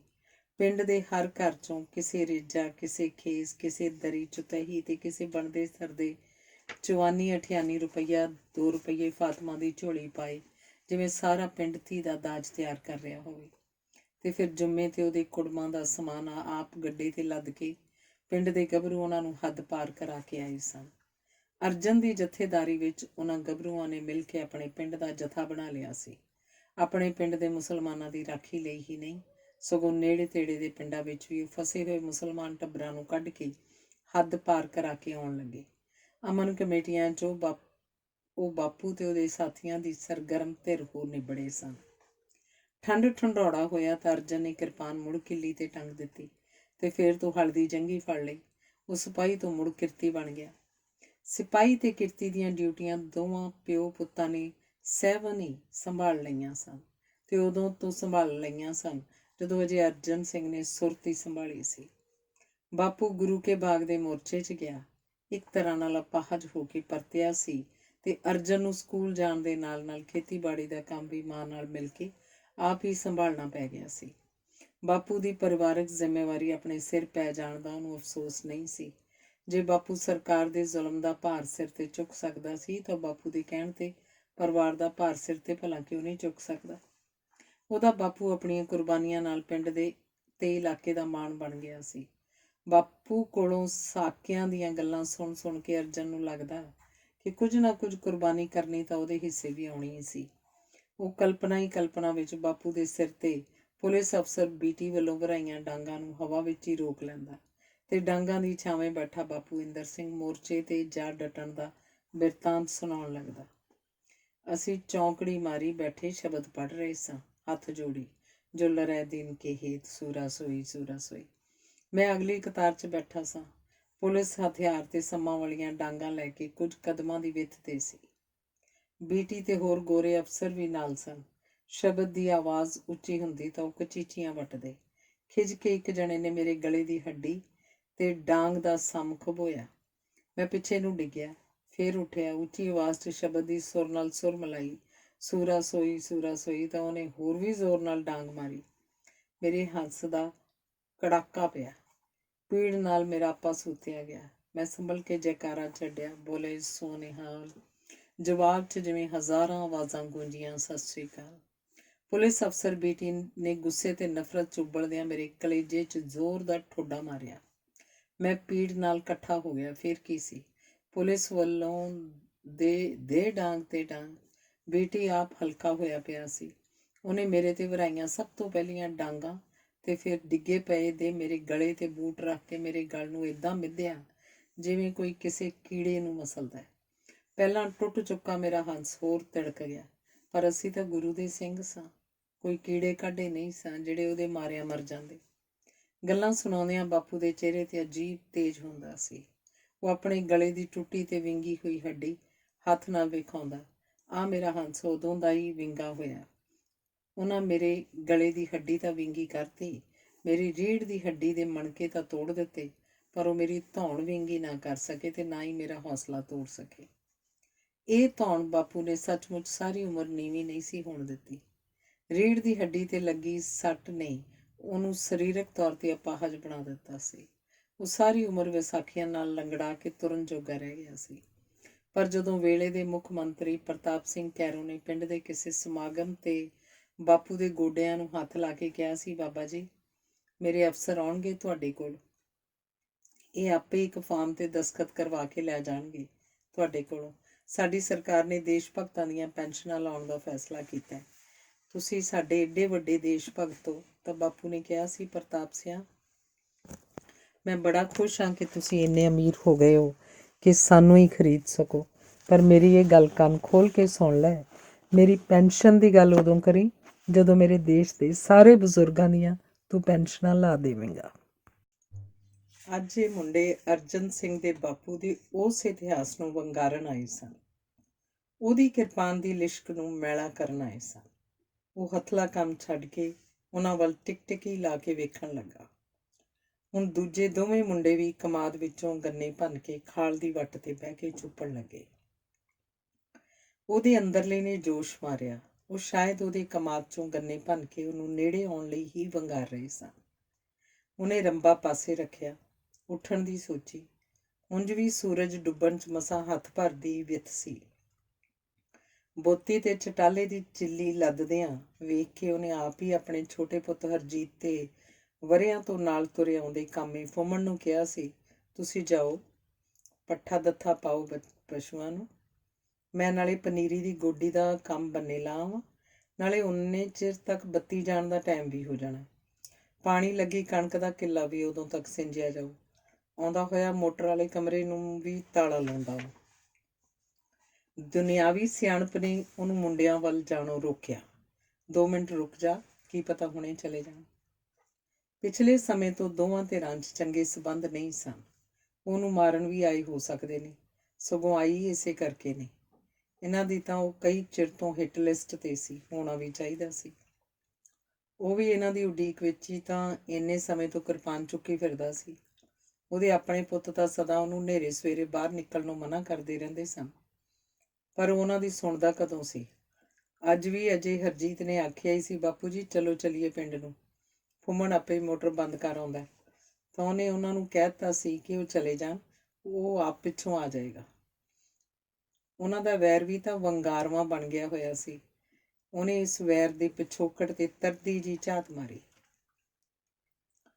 ਅਰਜਨ ਸਿੰਘ ਦਾ ਵੱਡਾ ਮੁੰਡਾ ਜਗਜੀਤ ਸਿਹਤ ਵਿਭਾਗ ਦਾ ਕਰਮਚਾਰੀ ਸੀ ਤੇ ਪੈਰਾ ਮੈਡੀਕਲ ਕਾਮਿਆਂ ਦੀ ਯੂਨੀਅਨ ਦਾ ਸਟੇਟ ਕਮੇਟੀ ਦਾ ਸਕੱਤਰ ਸੀ। ਮੁਲਾਜ਼ਮ ਘੋਲਾਂ ਵਿੱਚ ਕਈ ਸਾਲਾਂ ਤੋਂ ਸਰਗਰਮ। ਪਹਿਲਾਂ ਤਾਂ ਬਾਬੇ ਕਰਕੇ ਉਹਨਾਂ ਦੇ ਘਰ ਗਦਰੀਆਂ ਜਾਂ ਜਥੇਦਾਰਾਂ ਦਾ ਘਰ ਵੀ ਵੱਜਦਾ ਸੀ। ਬਾਪੂ ਕਿਰਤੀ ਪਾਰਟੀ ਨਾਲ ਵੀ ਜੁੜਿਆ ਰਿਹਾ ਸੀ ਤੇ ਆਖਰ ਵਿੱਚ ਕਾਮਰੇਡ ਵੀ ਵੱਜਣ ਲੱਗ ਪਿਆ ਸੀ। ਕਦੀ ਕੋਈ ਉਹਨੂੰ ਜਥੇਦਾਰ ਜੀ, ਕਦੀ ਕੋਈ ਕਾਮਰੇਡ ਜੀ ਆਖ ਕੇ ਵੀ ਸੰਬੋਧਨ ਕਰ ਲੈਂਦਾ। ਉਹ ਅੰਮ੍ਰਿਤਧਾਰੀ ਕਾਮਰੇਡ ਸੀ। ਪਰ ਬਾਪੂ ਦੇ ਚਲਾਣੇ ਤੋਂ ਬਾਅਦ ਤੇ ਜਗਜੀਤ ਦੀ ਚੜ੍ਹਤ ਪਿੱਛੋਂ ਉਹਨਾਂ ਦਾ ਟੱਬਰ ਕਾਮਰੇਡ ਦਾ ਟੱਬਰ ਵੱਜਣ ਲੱਗ ਪਿਆ। ਹੁਣ ਅਰਜਨ ਸਿੰਘ ਨੂੰ ਵੀ ਲੋਕੀ ਅਜੇ ਵੀ ਕਦੀ ਕਾਮਰੇਡ ਤੇ ਕਦੀ ਜਥੇਦਾਰ ਕਹਿ ਕੇ ਬੁਲਾ ਲੈਂਦੇ। ਉਹ ਦੋਵੇਂ ਤਰ੍ਹਾਂ ਨਾਲ ਬੁਲਾਏ ਜਾਣ ਤੇ ਖੁਸ਼ ਸੀ। ਜੇ ਉਹਦੇ ਬਾਪੂ ਨੂੰ ਅਜਿਹਾ ਅਖਵਾਉਣ ਤੇ ਉਜਰ ਨਹੀਂ ਸੀ ਤਾਂ ਉਹਨੂੰ ਕਿਉਂ ਹੁੰਦਾ। ਕਾਮਰੇਡ ਵੀ ਉਹਨੂੰ ਓਨੇ ਹੀ ਆਪਣੇ ਤੇ ਪਿਆਰੇ ਸਨ। ਜਗਜੀਤ ਕਰਕੇ ਹੋਰ ਵੀ ਆਪਣੇ ਪੁੱਤਾਂ ਵਰਗੇ ਲੱਗਦੇ। ਪਰ ਇਨੀ ਦਿਨੀ ਕਾਮਰੇਡਾਂ ਤੇ ਨਵੇਂ ਜਥੇਦਾਰ ਬਣੇ ਮੁੰਡਿਆਂ ਦੀ ਆਪਸੀ ਦੁਸ਼ਮਣੀ ਤਾਂ ਜੱਗ ਜ਼ਾਹਰ ਸੀ। ਅਰਜਨ ਸਿੰਘ ਇਨੀ ਦਿਨੀ ਪੂਰੇ ਦਾ ਪੂਰਾ ਕਿਸੇ ਧਿਰ ਨਾਲ ਵੀ ਨਹੀਂ ਸੀ ਰਹਿ ਗਿਆ, ਨਾ ਕਾਮਰੇਡਾਂ ਨਾਲ, ਨਾ ਨਵੇਂ ਬਣੇ ਜਥੇਦਾਰਾਂ ਜਰਨੈਲਾਂ ਨਾਲ। ਅਰਜਨ ਸਿੰਘ ਦਾ ਛੋਟਾ ਪੁੱਤ ਹਰਜੀਤ ਸਿੰਘ ਪਿੰਡ ਦੇ ਹਾਈ ਸਕੂਲ ਵਿੱਚ ਹੀ ਮਾਸਟਰ ਸੀ। ਉਹ ਪਿਤਾ ਨਾਲ ਰਲ ਕੇ ਨਾਲ ਖੇਤੀ ਦਾ ਕੰਮ ਵੀ ਵੇਖੀ ਜਾਂਦਾ। ਖਿਆਲਾਂ ਪੱਖੋਂ ਆਪਣੇ ਬਾਪ ਅਰਜਨ ਸਿੰਘ ਵਾਂਗ ਹੀ ਸੀ ਉਹ। ਦੋਵੇਂ ਧਿਰਾਂ ਦੇ ਵਿੱਚ ਵਿਚਾਲੇ, ਨਾ ਮੁੰਡਿਆਂ ਵੱਲ ਨਾ ਨਿਰਾ ਕਾਮਰੇਡਾਂ ਵੱਲ। ਸਰਕਾਰ ਤੇ ਕਾਮਰੇਡਾਂ ਦਾ ਮੁੰਡਿਆਂ ਬਾਰੇ ਅੱਜ ਕੱਲ੍ਹ ਇੱਕੋ ਜਿਹਾ ਪੈਂਤੜਾ ਹੀ ਸੀ। ਪਰ ਅਸਲ 'ਚ ਗੱਲ ਤਾਂ ਵਿਗੜੀ ਸੀ ਗਦਰੀ ਸ਼ਹੀਦਾਂ ਦੀ ਬਣਾਈ ਯਾਦਗਾਰ ਦੇ ਕਬਜ਼ੇ ਦੀ ਲੜਾਈ ਪਿੱਛੋਂ। ਯਾਦਗਾਰ ਦੀ ਨੀਂਹ ਤਾਂ ਅਰਜਨ ਸਿੰਘ ਦੇ ਬਾਪੂ ਨੇ 2.5 ਦਹਾਕੇ ਪਹਿਲਾਂ ਆਪਣੇ ਯੁੱਧ ਸਾਥੀ ਦੇ ਆਗੂ ਬਾਬਾ ਸੋਹਣ ਸਿੰਘ ਭਕਨਾ ਤੋਂ ਰਖਵਾਈ ਸੀ। ਬਾਬੇ ਭਕਨੇ ਨੇ ਇੱਕ ਵਾਰ ਪਿੰਡ ਵਿੱਚ ਹੋਏ ਜਲਸੇ 'ਚ ਸਟੇਜ ਤੋਂ ਉਹਨਾਂ ਦੇ ਬਾਪੂ ਨੂੰ ਉਲਾਮਾ ਦਿੱਤਾ ਸੀ, ਇੰਦਰ ਸਿੰਘ, ਤੇਰੇ ਆਪਣੇ ਗਦਰੀ ਭਰਾਵਾਂ ਦੀ ਕੁਰਬਾਨੀ ਤੇਰੇ ਪਿੰਡ ਦੇ ਪੁੱਤਾਂ ਪੋਤਰਿਆਂ ਨੂੰ ਵੀ ਚੇਤੇ ਰਹਿ ਜਾਏ। ਉਹਨਾਂ ਦੀ ਕੋਈ ਯਾਦ ਹੀ ਬਣਵਾ ਛੱਡ ਪਿੰਡ ਆਪਣੇ 'ਚ। ਉਹਨਾਂ ਨੂੰ ਭੁਲਾਉਣ ਵਾਲਿਆਂ ਤਾਂ ਕੋਈ ਕਸਰ ਨਹੀਂ ਛੱਡੀ ਪਹਿਲਾਂ ਹੀ। ਬਾਪੂ ਨੂੰ ਲੱਗਾ ਸੀ ਬਾਬੇ ਭਕਨੇ ਦੀ ਗੱਲ ਕਿੰਨੀ ਠੀਕ ਸੀ। ਬਾਬਾ ਭਕਨਾ ਦੇਸ਼ ਭਗਤਾਂ ਵੱਲ ਹੋਣ ਦੀ ਸਰਕਾਰ ਦੇ ਰਵੱਈਏ ਨੂੰ ਕੋਸ ਰਿਹਾ ਸੀ। ਅਰਜਨ ਸਿੰਘ ਨੂੰ ਅੰਗਰੇਜ਼ੀ ਰਾਜ ਦੇ ਸਮੇਂ ਦੀ ਗੱਲ ਯਾਦ ਆ ਗਈ। ਅਰਜਨ 8ਵੀਂ ਜਮਾਤ ਦਾ ਵਿਦਿਆਰਥੀ ਸੀ। ਇੱਕ ਦਿਨ ਉਹਨੇ ਘਰ ਆ ਕੇ ਦੱਸਿਆ ਕਿ ਅੰਗਰੇਜ਼ ਸਰਕਾਰ ਨੇ ਉਹਨਾਂ ਦੇ ਸਕੂਲ ਦੇ ਮੱਥੇ 'ਤੇ ਇੱਕ ਵੱਡੀ ਸਾਰੀ ਸੰਗਮਰਮਰ ਦੀ ਸਿੱਲ ਲਾਈ ਸੀ। ਇਸ ਮਕਸਦ ਲਈ ਪਿੰਡ ਦੇ ਕੁਝ ਸਰਕਾਰ ਹਿਮਾਇਤੀ ਬੰਦੇ ਤੇ ਫੌਜੀਆਂ ਦੇ ਕੁਝ ਪਰਿਵਾਰ ਸੱਦ ਕੇ ਸਮਾਗਮ ਵੀ ਕੀਤਾ ਗਿਆ। ਬਾਪੂ ਇੰਦਰ ਸਿੰਘ ਨੂੰ ਵੀ ਇਸ ਸਮਾਗਮ ਦਾ ਪਤਾ ਸੀ, ਪਰ ਉਹਨੂੰ ਨਾ ਕਿਸੇ ਸੱਦਣਾ ਸੀ ਨਾ ਉਹ ਗਿਆ। ਪਿੱਛੋਂ ਇੱਕ ਦਿਨ ਜਾ ਕੇ ਉਹ ਸਿੱਲ ਪੜ੍ਹ ਆਇਆ। ਚਿੱਟੀ ਸਿੱਲ 'ਤੇ ਕਾਲੇ ਅੱਖਰਾਂ 'ਚ ਅੰਗਰੇਜ਼ੀ ਜ਼ਬਾਨ 'ਚ ਖੁਦਿਆ ਹੋਇਆ ਸੀ, ਇਸ ਪਿੰਡ ਵਿੱਚੋਂ ਪਹਿਲੀ ਵੱਡੀ ਜੰਗ 'ਚ ਭਾਗ ਲੈਣ ਲਈ 121 ਬੰਦੇ ਸ਼ਾਮਲ ਹੋਏ, ਜਿਨ੍ਹਾਂ ਵਿੱਚੋਂ ਇੱਕ ਦੀ ਜਾਨ ਵੀ ਚਲੀ ਗਈ ਸੀ। ਜੰਗ ਵਿੱਚ ਸ਼ਾਮਲ ਹੋਏ ਬੰਦਿਆਂ ਦੇ ਪਰਿਵਾਰਾਂ ਨੂੰ ਬੁਲਾਇਆ ਗਿਆ ਸੀ। ਉਸ ਸਮਾਗਮ ਤੇ ਅਤੇ ਮਾਰੇ ਗਏ ਜਵਾਨ ਦੇ ਪਰਿਵਾਰ ਨੂੰ 50 ਰੁਪਏ ਦਾ ਇਨਾਮ ਤੇ ਸਰਟੀਫਿਕੇਟ ਵੀ ਦਿੱਤਾ ਗਿਆ ਸੀ ਅੰਗਰੇਜ਼ ਅਫਸਰ ਵੱਲੋਂ। ਅੰਗਰੇਜ਼ ਆਪਣੇ ਲਈ ਲੜਨ ਵਾਲਿਆਂ ਦੀ ਕਦਰ ਪਾ ਰਿਹਾ ਸੀ। ਉਹਨਾਂ ਲਈ ਵਫਾਦਾਰ ਰਹਿਣ ਤੇ ਲੜਨ ਮਰਨ ਦੀ ਯਾਦਗਾਰੀ ਸਿੱਲ ਲਾ ਕੇ ਨਵੀਂ ਪੀੜ੍ਹੀ ਦੇ ਮਨਾਂ 'ਚ ਆਪਣੀ ਵਫਾਦਾਰੀ ਬਣਾਈ ਰੱਖਣ ਦੀ ਨੀਂਹ ਪੱਕੀ ਕਰ ਰਿਹਾ ਸੀ। ਪਰ ਦੂਜੇ ਪਾਸੇ ਦੇਸ਼ ਲਈ ਲੜਨ ਵਾਲਿਆਂ ਸੂਰਬੀਰਾਂ ਸ਼ਹੀਦਾਂ ਨੂੰ ਭੁਲਾ ਵਿਸਾਰ ਦਿੱਤਾ ਗਿਆ ਸੀ ਤੇ ਜਾਂ ਉਹਨਾਂ ਬਾਰੇ ਡਾਕੂ, ਕਾਤਲ ਤੇ ਲੁਟੇਰੇ ਹੋਣ ਦਾ ਜਾਲ ਬੁਣ ਦਿੱਤਾ ਸੀ, ਜਿਸ ਵਿੱਚ ਫਸੇ ਉਹ ਤੜਫ ਰਹੇ ਸਨ। ਬਾਬੇ ਇੰਦਰ ਸਿੰਘ ਨੇ ਆਪਣੇ ਕੋਲੋਂ ਪੈਸੇ ਖਰਚ ਕੇ ਪਿੰਡ ਦੀ ਪਹੁੰਚ ਸੜਕ ਤੇ 2 ਕਨਾਲ ਜ਼ਮੀਨ ਖਰੀਦੀ ਸੀ। ਉਸ ਵਿੱਚ ਇੱਕ ਸ਼ਹੀਦੀ ਲਾਟ ਬਣਾ ਕੇ ਉਸ ਉੱਤੇ ਗਦਰੀ ਸ਼ਹੀਦਾਂ ਤੇ ਹੋਰ ਕੁਰਬਾਨੀ ਵਾਲੇ ਲੋਕਾਂ ਦੇ ਨਾਂ ਖੁਦਵਾ ਦਿੱਤੇ ਸਨ। ਵਿੱਚ ਨਿੱਕਾ ਜਿਹਾ ਬਗੀਚਾ ਵੀ ਲਵਾ ਦਿੱਤਾ ਸੀ। ਪਿੰਡ ਦੇ ਅਗਾਂਹ-ਵਧੂ ਨੌਜਵਾਨਾਂ ਤੇ ਕੁਰਬਾਨੀ ਵਾਲੇ ਪਰਿਵਾਰਾਂ ਦੇ ਸਿਆਣੇ ਬੰਦਿਆਂ ਦੀ ਕਮੇਟੀ ਵੀ ਬਣਵਾ ਦਿੱਤੀ ਸੀ। ਪਹਿਲਾਂ ਬਾਬਾ ਇੰਦਰ ਸਿੰਘ, ਫਿਰ ਅਰਜਨ ਸਿੰਘ ਤੇ ਹੁਣ ਕੁਝ ਸਾਲਾਂ ਤੋਂ ਜਗਜੀਤ ਇਸ ਕਮੇਟੀ ਦਾ ਪ੍ਰਧਾਨ ਸੀ। 7ਵੇਂ ਦਹਾਕੇ ਦੇ ਮੁੱਢਲੇ ਸਾਲਾਂ 'ਚ ਅਗਾਂਹ-ਵਧੂ ਲਹਿਰ ਵਿੱਚ ਆਏ ਉਭਾਰ ਕਾਰਨ ਕਮੇਟੀ ਨੂੰ ਚਲਾਉਣ ਵਾਲੇ ਆਗੂ ਨੌਜਵਾਨਾਂ ਨੇ ਪਿੰਡ ਦੇ ਇਲਾਕੇ ਵਿੱਚੋਂ ਉਗਰਾਹੀ ਕਰਕੇ ਤੇ ਬਾਹਰਲੇ ਮੁਲਕਾਂ 'ਚ ਰਹਿੰਦੇ ਪਿੰਡ ਵਾਸੀਆਂ ਨੂੰ ਵੰਗਾਰ ਕੇ ਮਾਇਆ ਇਕੱਤਰ ਕੀਤੀ ਤੇ ਇੱਥੇ ਇੱਕ ਛੋਟਾ ਜਿਹਾ ਹਾਲ ਕਮਰਾ ਵੀ ਬਣਵਾ ਲਿੱਤਾ। ਹਾਲ ਵਿੱਚ ਮੇਜ਼ ਕੁਰਸੀਆਂ ਲਾ ਕੇ ਅਖਬਾਰਾਂ ਰਸਾਲਿਆਂ ਦਾ ਹੀ ਪ੍ਰਬੰਧ ਨਹੀਂ ਸੀ ਕੀਤਾ, ਸਗੋਂ ਚੰਗੇ ਸਾਹਿਤ ਤੇ ਇਨਕਲਾਬੀ ਇਤਿਹਾਸ ਨਾਲ ਸੰਬੰਧਿਤ ਪੁਸਤਕਾਂ ਵਾਲੀ ਲਾਇਬ੍ਰੇਰੀ ਵੀ ਚਾਲੂ ਕਰਤੀ ਸੀ। ਕੋਈ ਨਾ ਕੋਈ ਨੌਜਵਾਨ ਵਾਰੀ ਨਾਲ ਲਾਇਬ੍ਰੇਰੀ ਦੀ ਦੇਖਭਾਲ ਲਈ ਤੇ ਕਿਤਾਬਾਂ ਇਸ਼ੂ ਕਰਨ ਲਈ ਵੀ ਉੱਥੇ ਬੈਠਣ ਲੱਗਾ। ਬਾਬੇ ਇੰਦਰ ਸਿੰਘ ਦੇ ਚੜ੍ਹਾਈ ਕਰ ਜਾਣ ਪਿੱਛੋਂ ਅਰਜਨ ਸਿੰਘ ਆਪ ਤੇ ਉਹਨਾਂ ਦੋਵੇਂ ਪੁੱਤ ਲਾਇਬ੍ਰੇਰੀਆਂ ਨੂੰ ਬਣਾਉਣ, ਚਲਾਉਣ ਤੇ ਖੋਲ੍ਹਣ 'ਚ ਸਦਾ ਅੱਗੇ ਰਹੇ ਸਨ। ਪਿਛਲੇ ਦਹਾਕੇ 'ਚ ਯਾਦਗਾਰ ਨਾਲ ਜੁੜੇ ਨੌਜਵਾਨ ਜਾਂ ਤਾਂ ਕੰਮਾਂ ਧੰਦਿਆਂ ਤੇ ਜਾ ਲੱਗੇ ਸਨ ਤੇ ਜਾਂ ਸਮੇਂ ਨਾਲ ਕਈਆਂ ਦੀ ਲਾਲੀ ਫਿੱਕੀ ਪੈ ਗਈ ਸੀ। ਕੁਝ ਦੀ ਲਾਲੀ ਤਾਂ ਨਿਲੱਤਣ 'ਚ ਵੀ ਵੱਟ ਗਈ ਸੀ। ਕੁਝ ਲੋਕ ਆਪਣੇ ਲਾਲਸਾ ਨੂੰ ਪੱਠੇ ਪਾਉਣ ਲਈ ਕੁਝ ਨਵੇਂ ਹਾਲਾਤ ਤੇ ਦਬਾਅ ਅਧੀਨ ਕੁਝ ਸਿੱਖ ਸਟੂਡੈਂਟ ਫੈਡਰੇਸ਼ਨ ਤੋਂ ਡਰੇ ਡਰਾਏ ਕਮੇਟੀ ਵਿੱਚ ਆਪਣੀ ਮਰਜ਼ੀ ਦੀ ਤਬਦੀਲੀ ਕਰਨਾ ਚਾਹੁੰਦੇ ਸਨ ਤੇ ਯਾਦਗਾਰ ਨੂੰ ਵਰਤਣਾ ਵੀ ਆਪਣੇ ਮਕਸਦ ਲਈ ਲੋੜਦੇ ਸਨ। ਉਹਨਾਂ ਦੇ ਮਕਸਦ ਦੀ ਸੂਹ ਅਰਜਨ ਸਿੰਘ ਨੂੰ ਵੀ ਮਿਲਦੀ ਰਹਿੰਦੀ ਸੀ। ਇਸ ਤਬਦੀਲੀ ਲਈ ਵਿਰੋਧੀ ਧੜੇ ਨੇ ਸਕੱਤਰ ਮੋਹਨ ਸਿੰਘ ਤੇ ਪ੍ਰਧਾਨ ਜਗਜੀਤ ਸਿੰਘ ਦੀ ਸਲਾਹ ਤੇ ਮਰਜ਼ੀ ਤੋਂ ਬਿਨਾਂ ਹੀ ਮੀਟਿੰਗ ਵੀ ਸੱਦ ਲਈ। ਪਿੰਡ 'ਚ ਢੋਲ ਵੀ ਮਰਵਾ ਦਿੱਤਾ। ਅੱਜ ਕੱਲ੍ਹ ਉਹਨਾਂ ਦਾ ਰਾਜ ਸੀ। ਬੇਮੁਹਾਰ ਹਥਿਆਰਾਂ ਦੀ ਤਾਕਤ ਸੀ ਉਹਨਾਂ ਦੀ ਪਿੱਠ ਪਿੱਛੇ। ਇਕੱਠ ਵਾਲੇ ਦਿਨ ਕਾਮਰੇਡ ਜਗਜੀਤ ਨੇ ਤਾਂ ਉੱਥੇ ਜਾਣਾ ਬਿਹਤਰ ਨਾ ਸਮਝਿਆ। ਅੱਗ ਵਾਂਗ ਭਖਦੇ ਮਾਹੌਲ 'ਚ ਛਾਲ ਮਾਰਨ ਨੂੰ ਝਿਜਕਦਾ ਸੀ ਉਹ। ਉਂਝ ਵੀ ਮੀਟਿੰਗ ਕਿਹੜੀ ਕਮੇਟੀ ਦੇ ਨਿਸ਼ਚਿਤ ਸੰਵਿਧਾਨ ਅਨੁਸਾਰ ਹੋ ਰਹੀ ਸੀ। ਹਿੱਕ ਦੇ ਧੱਕੇ ਵਾਲਿਆਂ ਦਾ ਆਪ ਮੁਹਾਰਾ ਇਕੱਠ ਸੀ। ਪਰ ਅਰਜਨ ਸਿੰਘ ਨੇ ਨੀਲੀ ਦਸਤਾਰ ਬੱਧੀ ਤੇ ਹੱਥ ਵਿੱਚ 3 ਫੁੱਟੀ ਕਿਰਪਾਨ ਲੈ ਕੇ ਇਕੱਠ 'ਚ ਇੱਕ ਨੁੱਕਰੇ ਜਾ ਖਲੋਤਾ। ਕਿਸੇ ਨੇ ਉਹਦੀ ਬਜ਼ੁਰਗੀ ਦਾ ਖਿਆਲ ਰੱਖਦਿਆਂ ਉਹਨੂੰ ਬੈਠਣ ਵਾਸਤੇ ਵੀ ਨਾ ਕਿਹਾ। ਆਪ ਉਹਨੇ ਬੈਠਣਾ ਮੁਨਾਸਿਬ ਹੀ ਨਾ ਸਮਝਿਆ। ਇੱਕ ਧੜੇ ਦੇ ਕੁਝ ਕੁ ਕਮੇਟੀ ਮੈਂਬਰਾਂ ਤੋਂ ਇਲਾਵਾ ਪਿੰਡ ਦੀ ਹੋਰ ਮੰਡੀਰ ਵੀ ਤਮਾਸ਼ਾ ਵੇਖਣ ਲਈ ਆਮ ਜੁੜੀ ਤੇ ਕੁਰਸੀਆਂ ਤੇ ਬਿਰਾਜਮਾਨ ਸੀ। ਬਹੁਤੇ ਮੈਂਬਰ ਮਰਜ਼ੀ ਨਾਲ ਜਾਂ ਇਸ ਝਗੜੇ ਤੋਂ ਡਰਦੇ ਆਏ ਹੀ ਨਹੀਂ ਸਨ। ਕੌਣ ਬਲਦੀ ਦੇ ਬੂਥੇ ਆਉਂਦਾ। ਲੈਫਟੀਨੈਂਟ ਜਨਰਲ ਗੁਰਜੀਤ ਦਾ ਵੱਡਾ ਭਰਾ ਅਜੈਬ ਸਿੰਘ ਆਖਣ ਲੱਗਾ, ਸਾਧ ਸੰਗਤ ਜੀ, ਅੱਜ ਜਦੋਂ ਕੌਮ ਆਪਣੀ ਆਜ਼ਾਦੀ ਦੀ ਲੜਾਈ ਲੜ ਰਹੀ ਹੈ ਤਾਂ ਕਾਮਰੇਡ ਸਰਕਾਰ ਦਾ ਸਾਥ ਦੇ ਕੇ ਪੰਥ ਨਾਲ ਧਰੋਕ ਮਾਰ ਰਹੇ ਹਨ। ਸਾਡੀ ਪਹਿਲੀ ਮੰਗ ਤਾਂ ਇਹ ਹੈ ਕਿ ਕਮੇਟੀ ਦਾ ਪ੍ਰਧਾਨ ਕੋਈ ਕਾਮਰੇਡ ਨਹੀਂ ਹੋਣਾ ਚਾਹੀਦਾ। ਉਂਝ ਵੀ ਖਾਲਸਾ ਜੀ ਇਹ ਕਿਸੇ ਦੀ ਨਿੱਜੀ ਜਾਇਦਾਦ ਨਹੀਂ ਜੋ ਵਰ੍ਹਿਆਂ ਤੋਂ ਇੱਕੋ ਪਰਿਵਾਰ ਦਾ ਹੀ ਕੋਈ ਨਾ ਕੋਈ ਬੰਦਾ ਇਹਦਾ ਪ੍ਰਧਾਨ ਤੁਰਿਆ ਆਵੇ। ਅਕਾਲੀ ਵਿਚਾਰਾਂ ਦਾ ਕਮੇਟੀ ਮੈਂਬਰ ਭਜਨ ਸਿੰਘ ਹੁੰਗਾਰਿਆ, ਆਹੋ, ਅਸੀਂ ਤਾਂ ਕਈ ਚਿਰਾਂ ਤੋਂ ਆਂਦੇ ਹਾਂ।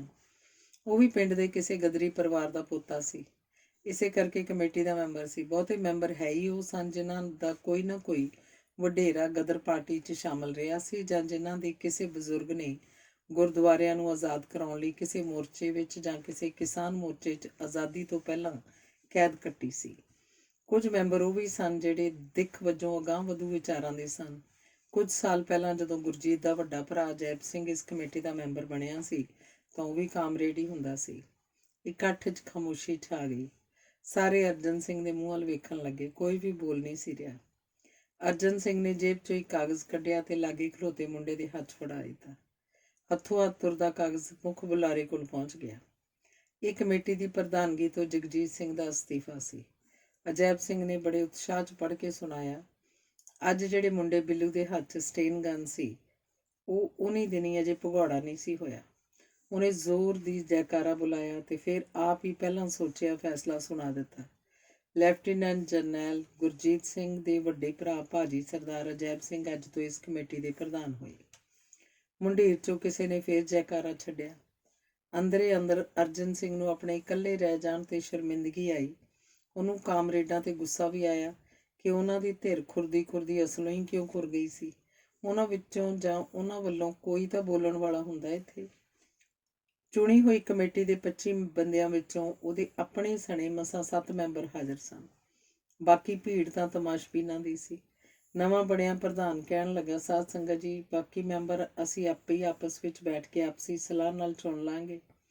ਦੂਜੀ ਗੱਲ ਜਿਹੜੀ ਅਸੀਂ ਸਭ ਤੋਂ ਪਹਿਲਾਂ ਕਰਨੀ ਹੈ ਉਹ ਇਹ ਕਿ ਅਸੀਂ ਲਾਇਬ੍ਰੇਰੀ ਵਿੱਚ ਲੱਗੀਆਂ ਇਹਨਾਂ ਦੇਸ਼ ਭਗਤਾਂ ਦੀਆਂ ਤਸਵੀਰਾਂ ਦੇ ਨਾਲ ਆਪਣੇ ਹੋਣ ਵਾਲੇ ਇਸ ਦੌਰ ਦੇ ਧਰਮ ਯੋਧੇ ਸ਼ਹੀਦਾਂ ਸੂਰਮਿਆਂ ਦੀਆਂ ਤਸਵੀਰਾਂ ਵੀ ਲਾਉਣੀਆਂ ਨੇ ਤਾਂ ਕਿ ਉਹਨਾਂ ਦੀ ਯਾਦ ਵੀ ਰਹਿੰਦੀ ਦੁਨੀਆ ਤੱਕ ਪੰਥ ਦੇ ਚੇਤਿਆਂ 'ਚ ਆਉਂਦੀ ਰਹੇ। ਨਾਲ ਖਲੋਤੇ ਬਿੱਲੂ ਨੇ ਫਿਰ ਤੋਂ ਜੈਕਾਰਾ ਛੱਡਿਆ, ਖਲੋ ਜਾ ਓਏ ਭੂਤਨੀ ਮੰਡੀਰੇ। ਅੱਗ ਭਬੂਕਾ ਹੋ ਕੇ ਅਰਜਨ ਸਿੰਘ ਗਰਜਿਆ, ਲਾਲ ਅੱਖਾਂ, ਤਪਦਾ ਚਿਹਰਾ। ਉਹ ਨਵੇਂ ਚੁਣੇ ਪ੍ਰਧਾਨ ਨੂੰ ਸਿੱਧਾ ਮੁਖਾਤਬ ਹੋਇਆ, ਬਾਕੀ ਮੈਂਬਰ ਤੂੰ ਆਪੇ ਆਪਣੀ ਸਲਾਹ ਨਾਲ ਚੁਣ ਲਏਗਾ ਹੈ? ਕਿਉਂ, ਤੇਰੇ ਪਿਓ ਦਾ ਰਾਜ ਆ ਓਏ। ਤੇ ਜਿਹੜੇ ਸ਼ਹੀਦਾਂ ਦੀਆਂ ਤੂੰ ਇੱਥੇ ਫੋਟੋ ਲਾਉਣਾ ਚਾਹੁੰਦਾ ਹੈ ਉਹਨਾਂ ਦੀ ਗੱਲ ਤਾਂ ਬਾਅਦ 'ਚ ਕਰਦਾ, ਪਹਿਲਾਂ ਇੱਥੇ ਹੀ ਮੇਰੇ ਹੱਥੋਂ ਜਿਹੜਾ ਮਾਈ ਦਾ ਲਾਲ ਸ਼ਹੀਦ ਹੋਣਾ ਚਾਹੁੰਦਾ ਹੈ ਉਹਦੀ ਫੋਟੋ ਲਾਇਓ ਇੱਥੇ। ਹੁਣ ਅੱਗੇ ਆਵੇ ਕੋਈ ਆਪਣੀ ਤਸਵੀਰ ਲਵਾਉਣ ਵਾਲਾ, ਮੈਂ ਚੁਕਾਉਂਦਾ ਉਹਨੂੰ ਸ਼ਹੀਦੀ ਬਾਟਾ। ਉਹਨੇ ਪਿੱਛੇ ਹਟ ਕੇ ਮਿਆਨ 'ਚੋਂ ਲਿਸ਼ਕਦੀ ਤਲਵਾਰ ਕੱਢ ਕੇ ਵਾਰ ਕਰਨ ਵਰਗਾ ਪੈਂਤੜਾ ਲੈ ਲਿਆ। ਸਭ ਨੂੰ ਸੱਪ ਸੌਂ ਗਿਆ। ਮੂੰਹ ਤੇ ਹਵਾਈਆਂ ਛੁੱਟਣ ਲੱਗੀਆਂ। ਉਸ ਠੇਠਰ ਦੀ ਫੋਟੋ ਲਾਉਣੀ ਜੇ ਇੱਥੇ, ਜਿਹੜਾ ਗਰੀਬ ਜੱਟਾਂ ਦੀ ਧੀ ਦੀ ਇੱਜ਼ਤ ਕਮਾਦਾਂ 'ਚ ਰੋਲਦਾ ਰਿਹਾ ਤੇ ਫਿਰ ਘੇਰਾ ਪੈਣ ਤੇ ਸ਼ਹੀਦ ਹੋ ਗਿਆ। ਅਰਜਨ ਸਿੰਘ ਨੇ ਆਪਣੇ ਭਾਈਚਾਰੇ ਦੇ ਉਸ ਮੁੰਡੇ ਦਾ ਜ਼ਿਕਰ ਕੀਤਾ ਜਿਹੜਾ ਆਪਣੇ ਗੁਪਤਵਾਸ ਸਮੇਂ ਕਿਸੇ ਬੈਕ ਤੇ ਅਕਸਰ ਜਾਂਦਾ ਰਹਿੰਦਾ ਸੀ, ਜਿਹਨੇ ਉਹਨਾਂ ਦੀ ਮੁਟਿਆਰ ਧੀ ਫਸਲਾ ਕੇ ਆਪਣੇ ਨਾਲ ਭਜਾ ਲਈ ਸੀ ਤੇ ਉਹਦੀ ਪੱਤ ਰੋਲਦਾ ਰਿਹਾ ਸੀ। ਉਸ ਗਰੀਬ ਕਿਸਾਨ ਨੇ ਆਪਣੀ ਧੀ ਮੋੜ ਦੇਣ ਲਈ ਕਈ ਥਾਈਂ ਟੱਕਰਾਂ ਮਾਰੀਆਂ ਸਨ, ਤਰਲੇ ਲਏ ਸਨ। ਅਰਜਨ ਸਿੰਘ ਨੂੰ ਅਸਰ ਰਸੂਖ ਵਾਲਾ ਬੰਦਾ ਸਮਝ ਕੇ ਉਸ ਕੋਲ ਵੀ ਆਇਆ ਸੀ। ਉਹਦੀ ਧੀ ਤਾਂ ਮੁੰਡੇ ਦੇ ਮਾਰੇ ਜਾਣ ਤੋਂ ਪਿੱਛੋਂ ਪੁਲਿਸ ਨੂੰ ਅਰਧ ਕਮਲੀ ਹੋਈ ਕਮਾਦ 'ਚੋਂ ਮਿਲੀ ਸੀ। ਕਿਸੇ ਦੇ ਮੂੰਹ 'ਚ ਕੋਈ ਜਿਵੇਂ ਜ਼ਬਾਨ ਨਹੀਂ ਸੀ। ਆਓ ਤਾਂ ਸਹੀ ਕੋਈ ਅੱਗੇ, ਮੈਂ ਤਾਂ ਮਰਨਾ ਠਾਣ ਲਿਆ, ਪਰ ਤੁਹਾਨੂੰ ਕਿਸੇ ਨਾ ਕਿਸੇ ਨੂੰ ਸ਼ਹੀਦੀ ਜਾਮ ਪਿਆ ਕੇ ਹੀ ਮਰੂ। ਤੇ ਤੂੰ ਕਹਿੰਦਾ ਹੈ ਯਾਦਗਾਰ ਕਿਸੇ ਦੀ ਨਿੱਜੀ ਜਾਇਦਾਦ ਨਹੀਂ। ਜੇ ਫਿਰ ਪੁੱਛਦਾ ਤਾਂ ਇਹ ਮੇਰੀ ਨਿੱਜੀ ਜਾਇਦਾਦ ਹੀ ਹੈ। ਇਸ ਕਰਕੇ ਨਹੀਂ ਕਿ ਮੇਰੇ ਪਿਓ ਨੇ ਆਪਣੇ ਪੱਲਿਓਂ ਪੈਸੇ ਖਰਚ ਕੇ ਥਾਂ ਖਰੀਦੀ ਸੀ ਤੇ ਇੱਥੇ ਯਾਦਗਾਰ ਉਸਾਰੀ ਸੀ। ਇਹ ਮੇਰੀ ਨਿੱਜੀ ਜਾਇਦਾਦ ਇਸ ਕਰਕੇ ਹੀ ਹੈ ਕਿ ਜਿਨ੍ਹਾਂ ਦੀ ਯਾਦ 'ਚ ਉਸਾਰੀ ਗਈ ਹੈ ਉਹ ਸਾਰੇ ਮੇਰੇ ਆਪਣੇ ਨਿੱਜੀ ਸਨ, ਮੇਰੇ ਨਿਗਦੇ ਸਨ।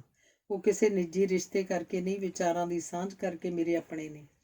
ਉਹਨਾਂ ਦੇ ਵਿਚਾਰਾਂ ਦੀ, ਉਹਨਾਂ ਦੇ ਅਮਲਾਂ ਦੀ ਵਿਰਾਸਤ ਮੇਰੀ ਆਪਣੀ ਹੈ, ਮੇਰੀ ਨਿੱਜੀ। ਇਹ ਧਰਮ ਨਿਰਪੱਖ ਅਗਾਂਹ ਵਧੂ ਵਿਚਾਰਾਂ ਵਾਲੀ ਤੇ ਸਰਬੱਤ ਦਾ ਭਲਾ ਚਾਹੁਣ ਵਾਲੀ ਵਿਰਾਸਤ ਹੀ ਮੇਰੀ ਨਿੱਜੀ ਜਾਇਦਾਦ ਹੈ। ਮੈਂ ਇਸ ਨਿੱਜੀ ਜਾਇਦਾਦ ਤੇ ਇੰਜ ਕਿਸੇ ਦਾ ਡਾਕਾ ਨਹੀਂ ਪੈਣ ਦੇਣਾ ਓਏ। ਉਹਦੀ ਨਜ਼ਰ ਅਚਨਚੇਤ ਆਪਣੇ ਸੱਜੇ ਖੱਬੇ ਆਣ ਖੜੋਤੇ ਦੋ ਨੌਜਵਾਨਾਂ ਵੱਲ ਮੁੜੀ। ਉਹਦੇ ਦੋਵੇਂ ਪੁੱਤਰੇ ਸਨ, ਮਸਫੁੱਟ, ਜਵਾਨੀ ਦੀਆਂ ਬਰੂਹਾਂ ਦੇ ਆਰ-ਪਾਰ ਖਲੋਤੇ ਦਰਸ਼ਨੀ ਜਵਾਨ, ਹੱਥਾਂ 'ਚ ਹਾਕੀ ਸਟਿੱਕਾਂ ਮਜ਼ਬੂਤੀ ਨਾਲ ਫੜੀਆਂ ਹੋਈਆਂ। ਉਹਨਾਂ ਦੋਵਾਂ ਵੱਲ ਤਰਦੀ ਝਾਤੀ ਸੁੱਟ ਕੇ ਉਹਨੇ ਲਲਕਾਰਾ ਮਾਰਿਆ ਤੇ ਕੁਰਸੀ ਮੱਲ ਕੇ ਬੈਠੇ ਕਿਸੇ ਵਾਫਰ ਮੁੰਡੇ ਦੀ ਕੁਰਸੀ ਨੂੰ ਪਾਸੇ ਤੱਕਿਆ।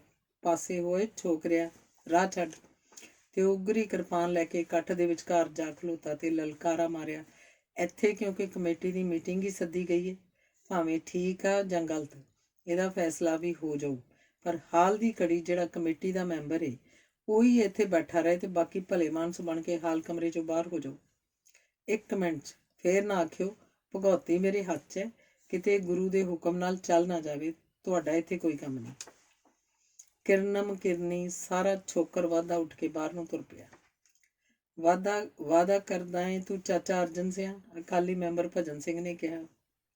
ਹੁਣ ਸਿਰਫ ਅਰਜਨ ਸਿੰਘ ਦੇ ਦੋਵਾਂ ਪੋਤਰਿਆਂ ਤੋਂ ਇਲਾਵਾ ਕਮੇਟੀ ਦੇ ਚੁਣੇ ਹੋਏ 7 ਮੈਂਬਰ ਹੀ ਹਾਲ 'ਚ ਰਹਿ ਗਏ ਸਨ। ਮੁੰਡਿਓ, ਤੁਸੀਂ ਵੀ ਬਾਹਰ ਜਾ ਕੇ ਖਲੋਵੋ, ਅਰਜਨ ਸਿੰਘ ਨੇ ਆਪਣੇ ਪੋਤਰਿਆਂ ਨੂੰ ਕਿਹਾ ਤੇ ਫਿਰ ਭਜਨ ਸਿੰਘ ਨੂੰ ਮੁਖਾਤਿਬ ਹੋਇਆ। ਵਾਧਾ ਤਾਂ ਤੂੰ ਕੀਤਾ ਭਜਨ ਸਿਆਂ, ਕਈ ਚਿਰ ਦਾ ਤੂੰ ਆਪ ਪ੍ਰਧਾਨਗੀ ਲਈ ਖੁੱਡ ਪੁੱਟਦਾ ਪਿਆ ਸੈਂ ਅੰਦਰੇ ਅੰਦਰ, ਸਾਨੂੰ ਭਲਾਈ ਦੀ ਖਬਰ ਨਹੀਂ ਸੀ, ਪਰ ਆਹ ਕੀ ਤਰੀਕਾ ਵਰਤਿਆ ਈ? ਮੁੰਡਿਆਂ ਦੇ ਹਥਿਆਰਾਂ ਦੇ ਜ਼ੋਰ ਤੇ ਪ੍ਰਧਾਨਗੀ ਹਥਿਆਉਣਾ ਚਾਹੁੰਦਾ ਸੈਂ ਨਾ? ਮਿਲੀ ਤੈਨੂੰ ਉਹ ਵੀ ਨਾ। ਪ੍ਰਧਾਨਗੀ ਤਾਂ ਲੈ ਗਿਆ ਅਜੈਬ ਸੋਂ, ਪਰ ਅਜੈਬ ਸਿਆਂ ਪ੍ਰਧਾਨ ਤੂੰ ਵੀ ਨਹੀਂ, ਕਿਉਂਕਿ ਮੀਟਿੰਗ ਨਿਯਮ ਅਨੁਸਾਰ ਨਹੀਂ ਸੱਦੀ ਗਈ। ਤੇ ਜੇ ਇਸ ਮੀਟਿੰਗ ਨੂੰ ਜਾਇਜ਼ ਸੱਦਿਆ ਮੰਨ ਵੀ ਲਈਏ ਤਾਂ ਅਹੁਦੇਦਾਰਾਂ ਨੂੰ ਅਹੁਦੇ ਤੋਂ ਲਾਉਣ ਲਈ ਕੋਰਮ ਪੂਰਾ ਨਹੀਂ, ਤਾਂ ਤੂੰ ਤਾਂ ਕਿਸੇ ਸੂਰਤ ਵਿੱਚ ਪ੍ਰਧਾਨ ਬਣ ਹੀ ਨਹੀਂ ਸਕਦਾ, ਕਿਉਂਕਿ ਕਮੇਟੀ ਦੇ ਵਿਧਾਨ ਅਨੁਸਾਰ ਮੁੱਖ ਅਹੁਦੇਦਾਰ ਸਿਰਫ ਦੇਸ਼ ਭਗਤਾਂ ਦੇ ਪਰਿਵਾਰਾਂ ਵਿੱਚੋਂ ਹੀ ਕੋਈ ਬਣ ਸਕਦਾ ਹੈ। ਜਿੱਥੋਂ ਤੱਕ ਸਾਡੇ ਟੱਬਰ ਦੀ ਗੱਲ ਹੈ, ਅਸੀਂ ਅੱਗੇ ਤੋਂ ਪ੍ਰਧਾਨਗੀ ਛੱਡੀ। ਪਰਿਵਾਰਵਾਦ ਵਾਲੀ ਗੱਲ ਹੈ ਹੀ ਮਾੜੀ, ਪਰ ਸਾਨੂੰ ਅੱਗੇ ਲਾਉਂਦੇ ਵੀ ਤਾਂ ਤੁਸੀਂ ਹੀ ਹੋ। ਭਜਨ ਸਿਆਂ, ਜੇ ਕਮੇਟੀ ਮੈਂਬਰ ਤੈਨੂੰ ਪ੍ਰਧਾਨ ਬਣਾਉਣਗੇ ਤਾਂ ਤੂੰ ਹੀ ਬਣ ਜਾਈਂ, ਪਰ ਬਣੇਗਾ ਲੋਕ ਰਾਜੀ ਢੰਗ ਨਾਲ, ਵੋਟਾਂ ਪੈ ਕੇ। ਤੇ ਜਿੰਨਾ ਚਿਰ ਨਵੇਂ ਪ੍ਰਧਾਨ ਦੀ ਚੋਣ ਲੋਕ ਰਾਜੀ ਢੰਗ ਨਾਲ ਨਹੀਂ ਹੁੰਦੀ, ਉਨੇ ਦਿਨ ਇੱਥੇ ਮੇਰਾ ਡਿਕਟੇਟਰੀ ਰਾਜ ਚੱਲੂ। ਤੁਸੀਂ ਹੁਣ ਵਾਹਿਗੁਰੂ ਕਹਿ ਕੇ ਇੱਥੋਂ ਉੱਠੋ ਤੇ ਬਾਹਰ ਚੱਲੋ। ਅਸੀਂ ਤਾਂ ਪਹਿਲਾਂ ਹੀ ਇਹਨਾਂ ਨੂੰ ਇਹ ਗੱਲ ਆਖਦੇ ਸਾਂ, 2 ਕੁ ਮੈਂਬਰਾਂ ਨੇ ਉੱਠਦਿਆਂ ਬੁੜਬੁੜ ਕੀਤੀ। ਉਸ ਰਾਤ ਨੂੰ ਸਾਰਾ ਪਰਿਵਾਰ ਰੋਟੀ ਖਾ ਕੇ ਸੋਫੇ 'ਚ ਮੰਜਿਆਂ 'ਤੇ ਜੁੜ ਬੈਠੇ ਤਾਂ ਅਚਨਚੇਤ ਵੱਡੇ ਪੁੱਤਰੇ ਨੇ ਕਿੱਲੀ ਤੋਂ ਲਿਆ ਕੇ ਟੰਗੀ ਬਾਪੂ ਦੀ ਕਿਰਪਾਨ ਲਾ ਲਈ। ਫਿਰ ਉਹਨੂੰ ਮੁੱਠ ਤੋਂ ਫੜ ਕੇ ਥੋੜਾ ਕੁ ਮਿਆਨੋਂ ਬਾਹਰ ਕੱਢ ਕੇ ਹੱਸਿਆ। ਅੱਜ ਬਾਪੂ ਜੀ ਦੇ ਹੱਥ ਫੜੀ ਕਿਰਪਾਨ ਦਾ ਚਮਤਕਾਰ ਵੇਖਿਆ। ਇੱਕੋ ਲਲਕਾਰਾ ਮਾਰਿਆ, ਸਭ ਕੱਚੇ ਪਿੱਲੇ ਝੜ ਗਏ ਤੇ ਹਾਲ 'ਚੋਂ ਬਾਹਰ ਹੋ ਗਏ। ਅਰਜਨ ਸਿੰਘ ਨੇ ਵਰਜਿਆ, ਕਾਕਾ ਕਿਰਪਾਨ ਐਵੇਂ ਇਸ ਤਰ੍ਹਾਂ ਮਿਆਨ 'ਚੋਂ ਬਾਹਰ ਨਹੀਂ ਕੱਢੀ ਦੀ। ਕਿਉਂ ਬਾਪੂ ਜੀ? ਅਰਜਨ ਸਿੰਘ ਨੂੰ ਆਪਣਾ ਬਾਪੂ ਚੇਤੇ ਆਇਆ। ਉਦੋਂ ਕੱਢੀ ਦੀ ਹੈ ਜਦੋਂ ਆਪਣਾ ਬਚਾਅ ਕਰਨਾ ਹੋਵੇ ਜਾਂ ਕਿਸੇ ਦੀਨ ਦੁਖੀ ਦੀ ਰੱਖਿਆ ਕਰਨੀ ਹੋਵੇ। ਤੇ ਉਹਨੇ ਕੁਝ ਹੋਰ ਵੀ ਨਾਲ ਜੋੜ ਲਿਆ, ਤੇ ਜਾਂ ਫਿਰ ਉਦੋਂ ਜਦੋਂ ਤੁਹਾਡੇ ਅੰਦਰ ਬੈਠਾ ਗੁਰੂ ਤੁਹਾਨੂੰ ਵੰਗਾਰ ਕੇ ਆਖੇ ਕਿ ਭਾਈ ਸਿੱਖਾ ਹੁਣ ਸੱਚ ਸੁਣਾ, ਸੱਚ ਸੁਣਾਉਣ ਦਾ ਵੇਲਾ ਆ ਗਿਆ। ਤੇ ਜੇ ਕਿਸੇ ਨੂੰ ਫਿਰ ਵੀ ਬੋਲਿਆ ਗਿਆ ਸੱਚ ਨਹੀਂ ਸੁਣਦਾ ਜਾਂ ਉਹ ਸੁਣਨਾ ਹੀ ਨਹੀਂ ਚਾਹੁੰਦਾ ਤੇ ਘੋਗਲ ਕੰਨਾ ਬਣਿਆ ਫਿਰਦਾ, ਤੇ ਫਿਰ ਸ਼ਾਇਦ ਉਹਨੂੰ ਕਿਰਪਾਨ ਦੀ ਆਵਾਜ਼ ਸੁਣਨੀ ਸੁਣਾਉਣੀ ਠੀਕ ਲੱਗਦੀ ਹੈ। ਇਸੇ ਕਰਕੇ ਹੀ ਤਾਂ ਅਰਦਾਸ ਕਰਦਿਆਂ ਸਭ ਤੋਂ ਪਹਿਲਾਂ ਭਗੌਤੀ ਨੂੰ ਸਿਮਰਿਆ ਜਾਂਦਾ ਹੈ। ਕਹਿੰਦੇ ਨੇ ਨਾ, ਪ੍ਰਥਮ ਭਗੌਤੀ ਸਿਮਰ ਕੇ ਨਾਨਕ ਲਈ ਧਿਆਏ। ਬੜੀ ਕਰਾਮਾਤ ਹੈ ਭਗੌਤੀ 'ਚ, ਮਾਸਟਰ ਹਰਜੀਤ ਸਿੰਘ ਨੇ ਕਿਹਾ। ਨਾ ਨਾ ਨਾ, ਮੈਂ ਪਹਿਲਾਂ ਇਹ ਭਗੌਤੀ ਨਹੀਂ ਸਿਮਰਦਾ। ਫਿਰ ਅਰਦਾਸ ਵਿੱਚ ਤਾਂ ਭਗੌਤੀ ਦੇ ਅਰਥ ਸ਼ਾਇਦ ਉਸ ਵਾਹਿਗੁਰੂ ਜਾਂ ਪਾਰ ਬ੍ਰਹਮ ਦੇ ਹੀ ਨੇ, ਪਰ ਇਹਨੂੰ ਸੁਣਨ ਤੇ ਸਮਝਣ ਵਾਲਿਆਂ ਇਹ ਸਿਰਫ ਕਿਰਪਾਨ ਤੱਕ ਹੀ ਘਟਾ ਲਏ ਨੇ। ਤੇ ਜੇ ਵਾਹਿਗੁਰੂ ਦੇ ਥਾਂ ਉਹਦੇ ਅਰਥ ਸਿਰਫ ਕਿਰਪਾਨ ਦੇ ਹੀ ਲਏ ਜਾਣੇ ਨੇ, ਤਾਂ ਫਿਰ ਮੈਂ ਤਾਂ ਪਹਿਲਾਂ ਪ੍ਰਥਮੇ ਨਾਨਕ ਸਿਮਰ ਕੇ ਅੱਗੇ ਤੁਰਦਾ। ਨਾਨਕ ਨੂੰ ਸਿਮਰੇ ਬਿਨਾਂ ਜਾਂ ਨਾਨਕ ਤੱਕ ਪਹੁੰਚਣ ਤੋਂ ਪਹਿਲਾਂ ਚੱਲੀ ਭਗੌਤੀ ਬੜੀਆਂ ਗੜਬੜਾਂ ਕਰ ਸਕਦੀ ਹੈ। ਜਗਜੀਤ ਸਿੰਘ ਹੱਸਿਆ, ਬਾਪੂ ਜੀ ਤੁਹਾਡੀ ਖਾਮਖਾ ਪੰਗਾ ਲੈਣ ਦੀ ਆਦਤ ਨਹੀਂ ਜਾਂਦੀ। ਪਹਿਲਾਂ ਤਾਂ ਤੁਹਾਨੂੰ ਅੱਜ ਜਾਣਾ ਨਹੀਂ ਸੀ ਚਾਹੀਦਾ ਉੱਥੇ, ਕੋਈ ਅਬੀ ਨਬੀ ਹੋ ਜਾਂਦੀ ਤਾਂ। ਮੈਂ ਤਾਂ ਤੁਹਾਡੀ ਜ਼ਿੱਦ ਕਰਕੇ ਅਸਤੀਫਾ ਲਿਖ ਕੇ ਦੇ ਦਿੱਤਾ ਤੇ ਤੁਹਾਨੂੰ ਜਾਣ ਵੀ ਦਿੱਤਾ। ਉਂਝ ਵੀ ਤੁਸੀਂ ਕਰਨੀ ਤਾਂ ਮਨ ਦੀ ਮਰਜ਼ੀ ਹੁੰਦੀ ਹੈ। ਮੈਂ ਲੈਣਾ ਵੀ ਕੀ ਹੈ ਇਸ ਪ੍ਰਧਾਨਗੀ ਤੋਂ, ਬਣਿਆ ਵੀ ਤੁਹਾਡੇ ਆਖੇ ਸੀ। ਮੇਰੇ ਕੋਲੋਂ ਤਾਂ ਆਪਣੇ ਮਹਿਕਮੇ ਦੀ ਸਟੇਟ ਦੀ ਸਕੱਤਰੀ ਸਾਂਭਣੀ ਮੁਸ਼ਕਿਲ ਹੋਈ ਪਈ ਹੈ, ਪਰ ਝਗੜਾ ਹੋਣ ਦਾ ਤਾਂ ਉੱਥੇ ਸਾਰਾ ਸਮਾਨ ਅਗਲਿਆਂ ਕੀਤਾ ਹੋਇਆ ਸੀ ਨਾ। ਅਸੀਂ ਇਸੇ ਕਰਕੇ ਮੁੰਡੇ ਪਿੱਛੇ ਘੱਲੇ ਸੀ। ਹੁਣ ਵੀ ਹਾਂ ਗੱਲ ਕਿਧਰੇ ਬਾਹਰ ਨਾ ਕਰਨ ਲੱਗ ਪਿਓ, ਅਗਲੇ ਕਹਿਣਗੇ ਇਹ ਸਾਡੀ ਅਰਦਾਸ ਹੀ ਉਲਟ ਪੁਲਟ ਕਰਨ ਲੱਗ ਪਿਆ। ਮੈਂ ਉਲਟ ਪੁਲਟ ਕੀ ਕਰਨਾ? ਇਹ ਤਰਤੀਬ ਤਾਂ ਮੇਰੇ ਗੁਰੂਆਂ ਨੇ ਬਣਾਈ ਹੈ, ਮੈਂ ਉਹਨਾਂ ਦੀ ਬਣਾਈ ਤਰਤੀਬ ਨੂੰ ਕਿਵੇਂ ਬਦਲ ਸਕਦਾ? ਉਹਨੂੰ ਤਾਂ ਵਾਹਿਗੁਰੂ ਜਾਂ ਪਾਰ ਬ੍ਰਹਮ ਨੂੰ ਹੀ ਪਹਿਲ ਦਿੱਤੀ ਸੀ, ਪਰ ਅਰਥਾਂ ਦੇ ਅਨਰਥ ਕਰਨ ਵਾਲਿਆਂ ਨੇ ਪਹਿਲ ਹਥਿਆਰ ਨੂੰ ਦੇ ਦਿੱਤੀ। ਇਸੇ ਕਰਕੇ ਬੇਮੁਹਾਰ ਹੋਏ ਹਥਿਆਰ ਗੁਰੂਆਂ ਦੇ ਨਾਂ ਤੇ ਚੱਲੀ ਜਾ ਰਹੇ ਨੇ। ਅੱਛਾ, ਇਹ ਗੱਲ ਹੈ, ਸਾਨੂੰ ਤਾਂ ਪਤਾ ਨਹੀਂ ਸੀ। ਹਰਜੀਤ ਲਈ ਸ਼ਾਇਦ ਇਹ ਸੱਚਮੁੱਚ ਨਵੀਂ ਗੱਲ ਸੀ। ਮੈਨੂੰ ਕਿਹੜਾ ਸਾਰਾ ਪਤਾ ਹੈ, ਵਾਹਿਗੁਰੂ ਦਾ ਤਾਂ ਮੈਨੂੰ ਵੀ ਪਤਾ ਨਹੀਂ ਕਿ ਕੀ ਹੈ, ਕਿੱਥੇ ਹੈ, ਕੌਣ ਹੈ। ਮੈਨੂੰ ਤਾਂ ਥੋੜ੍ਹਾ ਬਹੁਤਾ ਬਾਬੇ ਨਾਨਕ ਦਾ ਹੀ ਪਤਾ ਹੈ। ਇਸੇ ਕਰਕੇ ਮੈਂ ਤਾਂ ਪਹਿਲਾਂ ਆਪਣੇ ਬਾਬੇ ਦੇ ਆਖੇ ਲੱਗਣਾ। ਉਹ ਜੇ ਆਖੂ ਸੱਚ ਬੋਲ, ਸੱਚ ਬੋਲਾਂਗਾ। ਜੇ ਆਖੂ ਹੁਣ ਇੰਨੇ ਨਾਲ ਸਰਦਾ ਨਹੀਂ, ਕਿਰਪਾਨ ਚੁੱਕ ਤਾਂ ਕਿਰਪਾਨ ਚੁੱਕ ਲਊ। ਮੇਰਾ ਗੁਰੂ ਵੀ ਅਮਲ 'ਚ ਤਾਂ ਇਹੋ ਹੀ ਆਖਦਾ ਹੈ ਕਿ ਜਦੋਂ ਸਾਰੇ ਹੀਲੇ ਵਸੀਲੇ ਫੇਲ ਹੋ ਜਾਣ ਤਾਂ ਹੀ ਤਲਵਾਰ ਦੀ ਮੁੱਠ 'ਤੇ ਹੱਥ ਜਾਣਾ ਚਾਹੀਦਾ। ਮੇਰੇ ਗੁਰੂ ਦਾ ਜੰਗ ਦੇ ਮੈਦਾਨਾਂ ਵਿੱਚ ਵੀ ਸੈਦ ਖਾਂ ਤੇ ਪੈਂਦੇ ਖਾਨ ਵਰਗਿਆਂ ਦੇ ਵੰਗਾਰਵੇਂ ਪਹਿਲੇ 2 ਵਾਰ ਝੱਲ ਕੇ ਤੀਜਾ ਵਾਰੀ ਤਲਵਾਰ ਦਾ ਬਖਸ਼ਦੇ ਸਨ। ਜਗਜੀਤ ਸਿੰਘ ਦਾ ਚਿਹਰਾ ਅਜੇ ਵੀ ਕੱਸਿਆ ਹੋਇਆ ਸੀ।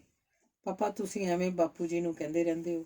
ਜੇ ਉਹ ਅੱਜ ਉੱਥੇ ਨਾ ਜਾਂਦੇ ਤਾਂ ਉਹ ਤਾਂ ਕਰ ਗਏ ਸੀ ਨਾ ਯਾਦਗਾਰ ਤੇ ਕਬਜ਼ਾ, ਛੋਟੇ ਪੁੱਤਰੇ ਨੇ ਕਿਹਾ। ਕਾਕਾ, ਤੇਰੇ ਪਾਪਾ ਜਿਹਨੂੰ ਮੇਰਾ ਪੰਗਾ ਲੈਣਾ ਆਖਦਾ ਹੈ, ਉਹ ਆਪਣੀ ਜ਼ਿੰਮੇਵਾਰੀ ਨਿਭਾਉਣੀ ਜਾਪਦੀ ਹੈ। ਆਖਦਾ ਹੋਇਆ ਅਰਜਨ ਸਿੰਘ ਆਪਣਾ ਪਰਨਾ ਸੰਭਾਲਦਾ ਸੌਣ ਲਈ ਆਪਣੇ ਕਮਰੇ ਵੱਲ ਤੁਰ ਪਿਆ। ਤੁਹਾਡੀਆਂ ਤੁਸੀਂ ਜਾਣੋ, ਪਰ ਹੁਣ ਹਾਲਾਤ ਇਹੋ ਜਿਹੇ ਬਣ ਗਏ ਨੇ ਕਿ ਬਹੁਤ ਸਾਵਧਾਨ ਹੋ ਕੇ ਬਾਹਰ ਨਿਕਲਣ ਦੀ ਲੋੜ ਹੈ ਸਾਰਿਆਂ ਨੂੰ। ਚਿੱਪ ਚੜ੍ਹ ਕੇ ਉਹ ਕੁਝ ਵੀ ਕਰਾ ਸਕਦੇ ਨੇ। ਪਤਾ ਨਹੀਂ ਕਿਹੜੇ ਵੇਲੇ, ਕਿਹੜੀ ਗਲੀ 'ਚੋਂ, ਕਿਹੜੇ ਪਾਸੇ ਤੋਂ ਕਿਸੇ ਨੇ ਕਦੋਂ ਹਮਲਾ ਕਰ ਦੇਣਾ। ਲਗਾਤਾਰ ਚੌਕਸੀ ਬਹੁਤ ਜ਼ਰੂਰੀ ਹੈ ਸਾਰੇ ਟੱਬਰ ਲਈ। ਪਰ ਬਾਪੂ ਜੀ, ਤੁਹਾਡੇ ਲਈ ਇਹਦੀ ਕੁਝ ਜ਼ਿਆਦਾ ਹੀ ਜ਼ਰੂਰਤ ਹੈ। ਤੁਰੇ ਜਾਂਦੇ ਅਰਜਨ ਸਿੰਘ ਨੂੰ ਜਗਜੀਤ ਸਿੰਘ ਦੀ ਚੇਤਾਵਨੀ ਸੀ। ਪਰ ਅੱਜ ਤਾਂ ਉਹ ਬਿਨਾਂ ਚੌਕਸੀ ਤੋਂ ਹੀ ਕਾਬੂ ਆ ਗਿਆ ਲੱਗਦਾ ਸੀ। ਸ਼ਾਇਦ ਮੁੰਡਿਆਂ ਦਾ ਟੋਲਾ ਅੱਜ ਉਹਦੇ ਪਿੱਛੇ ਖੇਤਾਂ 'ਚ ਉਹਨੂੰ ਮਾਰਨ ਹੀ ਆਇਆ ਸੀ। ਜੇ ਮਰਨਾ ਹੀ ਹੈ ਤਾਂ ਪਿੱਠ 'ਚ ਗੋਲੀ ਕਿਉਂ ਖਾਵੇ।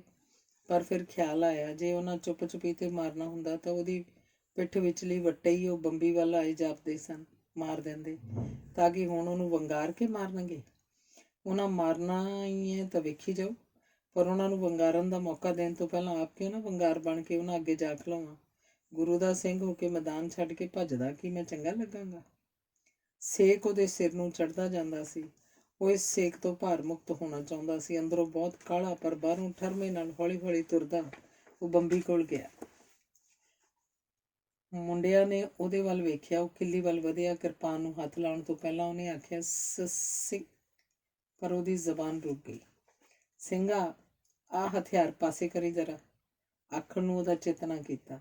ਕਾਕਾ, ਆਹ ਹਥਿਆਰ ਪਾਸੇ ਕਰੀ ਜ਼ਰਾ, ਉਹਨੇ ਆਖਿਆ। ਬਿੱਲੂ ਨੇ ਅੱਖਾਂ ਹੀ ਅੱਖਾਂ 'ਚ ਆਗੂ ਗੁਰਜੀਤ ਨੂੰ ਪੁੱਛਿਆ ਤੇ ਇਸ਼ਾਰਾ ਪਾ ਕੇ ਗੰਨੇ ਦੀ ਛਿੱਲੀ ਗੁੱਲੀ ਨੂੰ ਡੱਕੀ ਵੜਦਿਆਂ ਗਨੇਰੀ ਮੂੰਹ 'ਚ ਪਾਈ ਤੇ ਗੰਨਾ ਚਬੱਚੇ ਦੇ ਬੰਨੇ ਤੇ ਰੱਖਦਿਆਂ ਸਟੇਨ ਲਾ ਕੇ ਹੱਥ ਫੜ ਲਈ। ਅਰਜਨ ਸਿੰਘ ਨੇ ਕਿਰਪਾਨ ਨੂੰ ਆਰਾਮ ਨਾਲ ਕਿੱਲੀ ਤੋਂ ਲਾਇਆ। ਉਹਦੇ ਮੱਥੇ 'ਚ ਫੈਲੀ ਗੈਸ ਦਾ ਦਬਾਅ ਘਟਣਾ ਸ਼ੁਰੂ ਹੋ ਗਿਆ। ਉਹ ਟਿਕਾਅ 'ਚ ਆ ਗਿਆ। ਸਟੇਨ ਫੜ ਕੇ ਬਿੱਲੂ ਚਬੱਚੇ ਤੋਂ ਪਰਲੇ ਪਾਸੇ ਖਲੋਤੇ ਗੁਰਜੀਤ ਕੋਲ ਗਿਆ ਤੇ ਹੌਲੀ ਜੀ ਉਹਦੇ ਕੰਨ 'ਚ ਖੁਸਰ ਫੁਸਰ ਕੀਤੀ। ਹੋਰ ਨਹੀਂ ਤਾਂ ਇਹਦੇ ਪਿਓ ਮਾਇਆ ਰਾਮ ਦਾ ਸੁਨੇਹਾ ਤਾਂ ਇਹਨੂੰ ਦੇ ਜਾਈਏ, ਇਹਨੂੰ ਵੀ ਕੰਨ ਹੋ ਜਾਣ। ਧਿਆਨ ਦੇਣ ਤੇ ਜ਼ੋਰ ਲਾਉਣ ਦੇ ਬਾਵਜੂਦ ਵੀ ਅਰਜਨ ਸਿੰਘ ਨੂੰ ਬੰਬੀ ਦੇ ਚੁਬੱਚੇ 'ਚ ਡਿੱਗਦੇ ਪਾਣੀ ਦੇ ਸ਼ੋਰ 'ਚ ਉਹਨਾਂ ਦੀ ਗੱਲ ਨਾ ਸੁਣੀ। ਤੁਰਨ ਲੱਗੇ ਆਗੂ ਗੁਰਜੀਤ ਦੇ ਮਨ 'ਚ ਪਤਾ ਨਹੀਂ ਕੀ ਗੱਲ ਆਈ। ਕਹਿੰਦਾ, ਚੰਗਾ ਬਾਪੂ ਜੀ, ਵਾਹਿਗੁਰੂ ਜੀ ਖਾਲਸਾ, ਵਾਹਿਗੁਰੂ ਜੀ ਕੀ ਫਤਿਹ।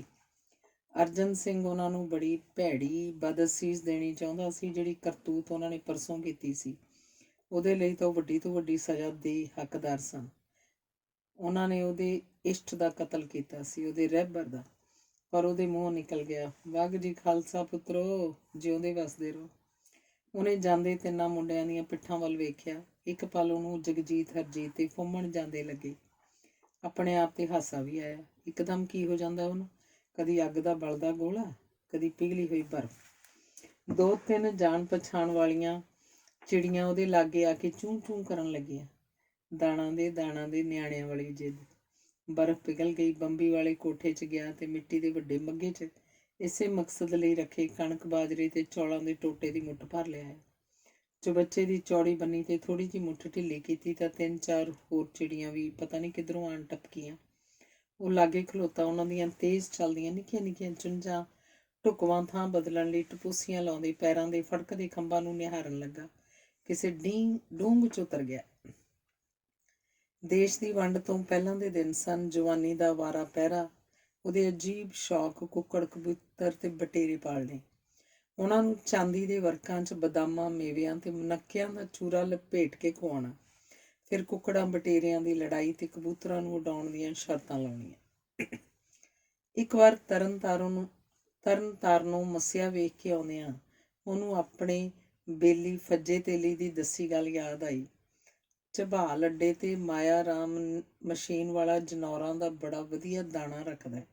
ਅਗਲੇ ਗੇੜੇ ਜਦੋਂ ਮੱਸਿਆ ਗਏ ਤਾਂ ਉੱਥੋਂ ਹੁੰਦੇ ਆਵਾਂਗੇ।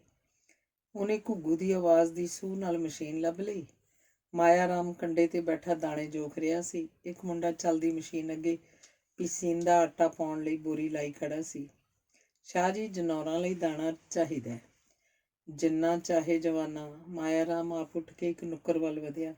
ਉਹਨੇ 2-2 ਸੇਰ ਦੀਆਂ ਗੁੱਥੀਆਂ ਚੁੱਕ ਕੇ ਪਾਸੇ ਕਰਦਿਆਂ ਕਿਹਾ, ਆਹ ਲੈ ਕੰਗਣੀ, ਆਹ ਬਾਜਰਾ, ਆਹ ਚੌਲਾਂ ਦਾ ਟੋਟਾ ਤੇ ਆਹ 5-7 ਥੈਲੀਆਂ ਅਰਜਨ ਨੇ ਪਾਸੇ ਰਖਵਾ ਲਈਆਂ। ਬੋਝੇ 'ਚ ਹੱਥ ਪਾਇਆ ਤਾਂ ਹੱਥਾਂ ਦੇ ਤੋਤੇ ਉੱਡ ਗਏ। ਹੱਥ ਸ਼ਰਮਿੰਦਾ ਹੋਇਆ ਬੋਝੇ 'ਚੋਂ ਹੇਠਾਂ ਨਿਕਲ ਗਿਆ।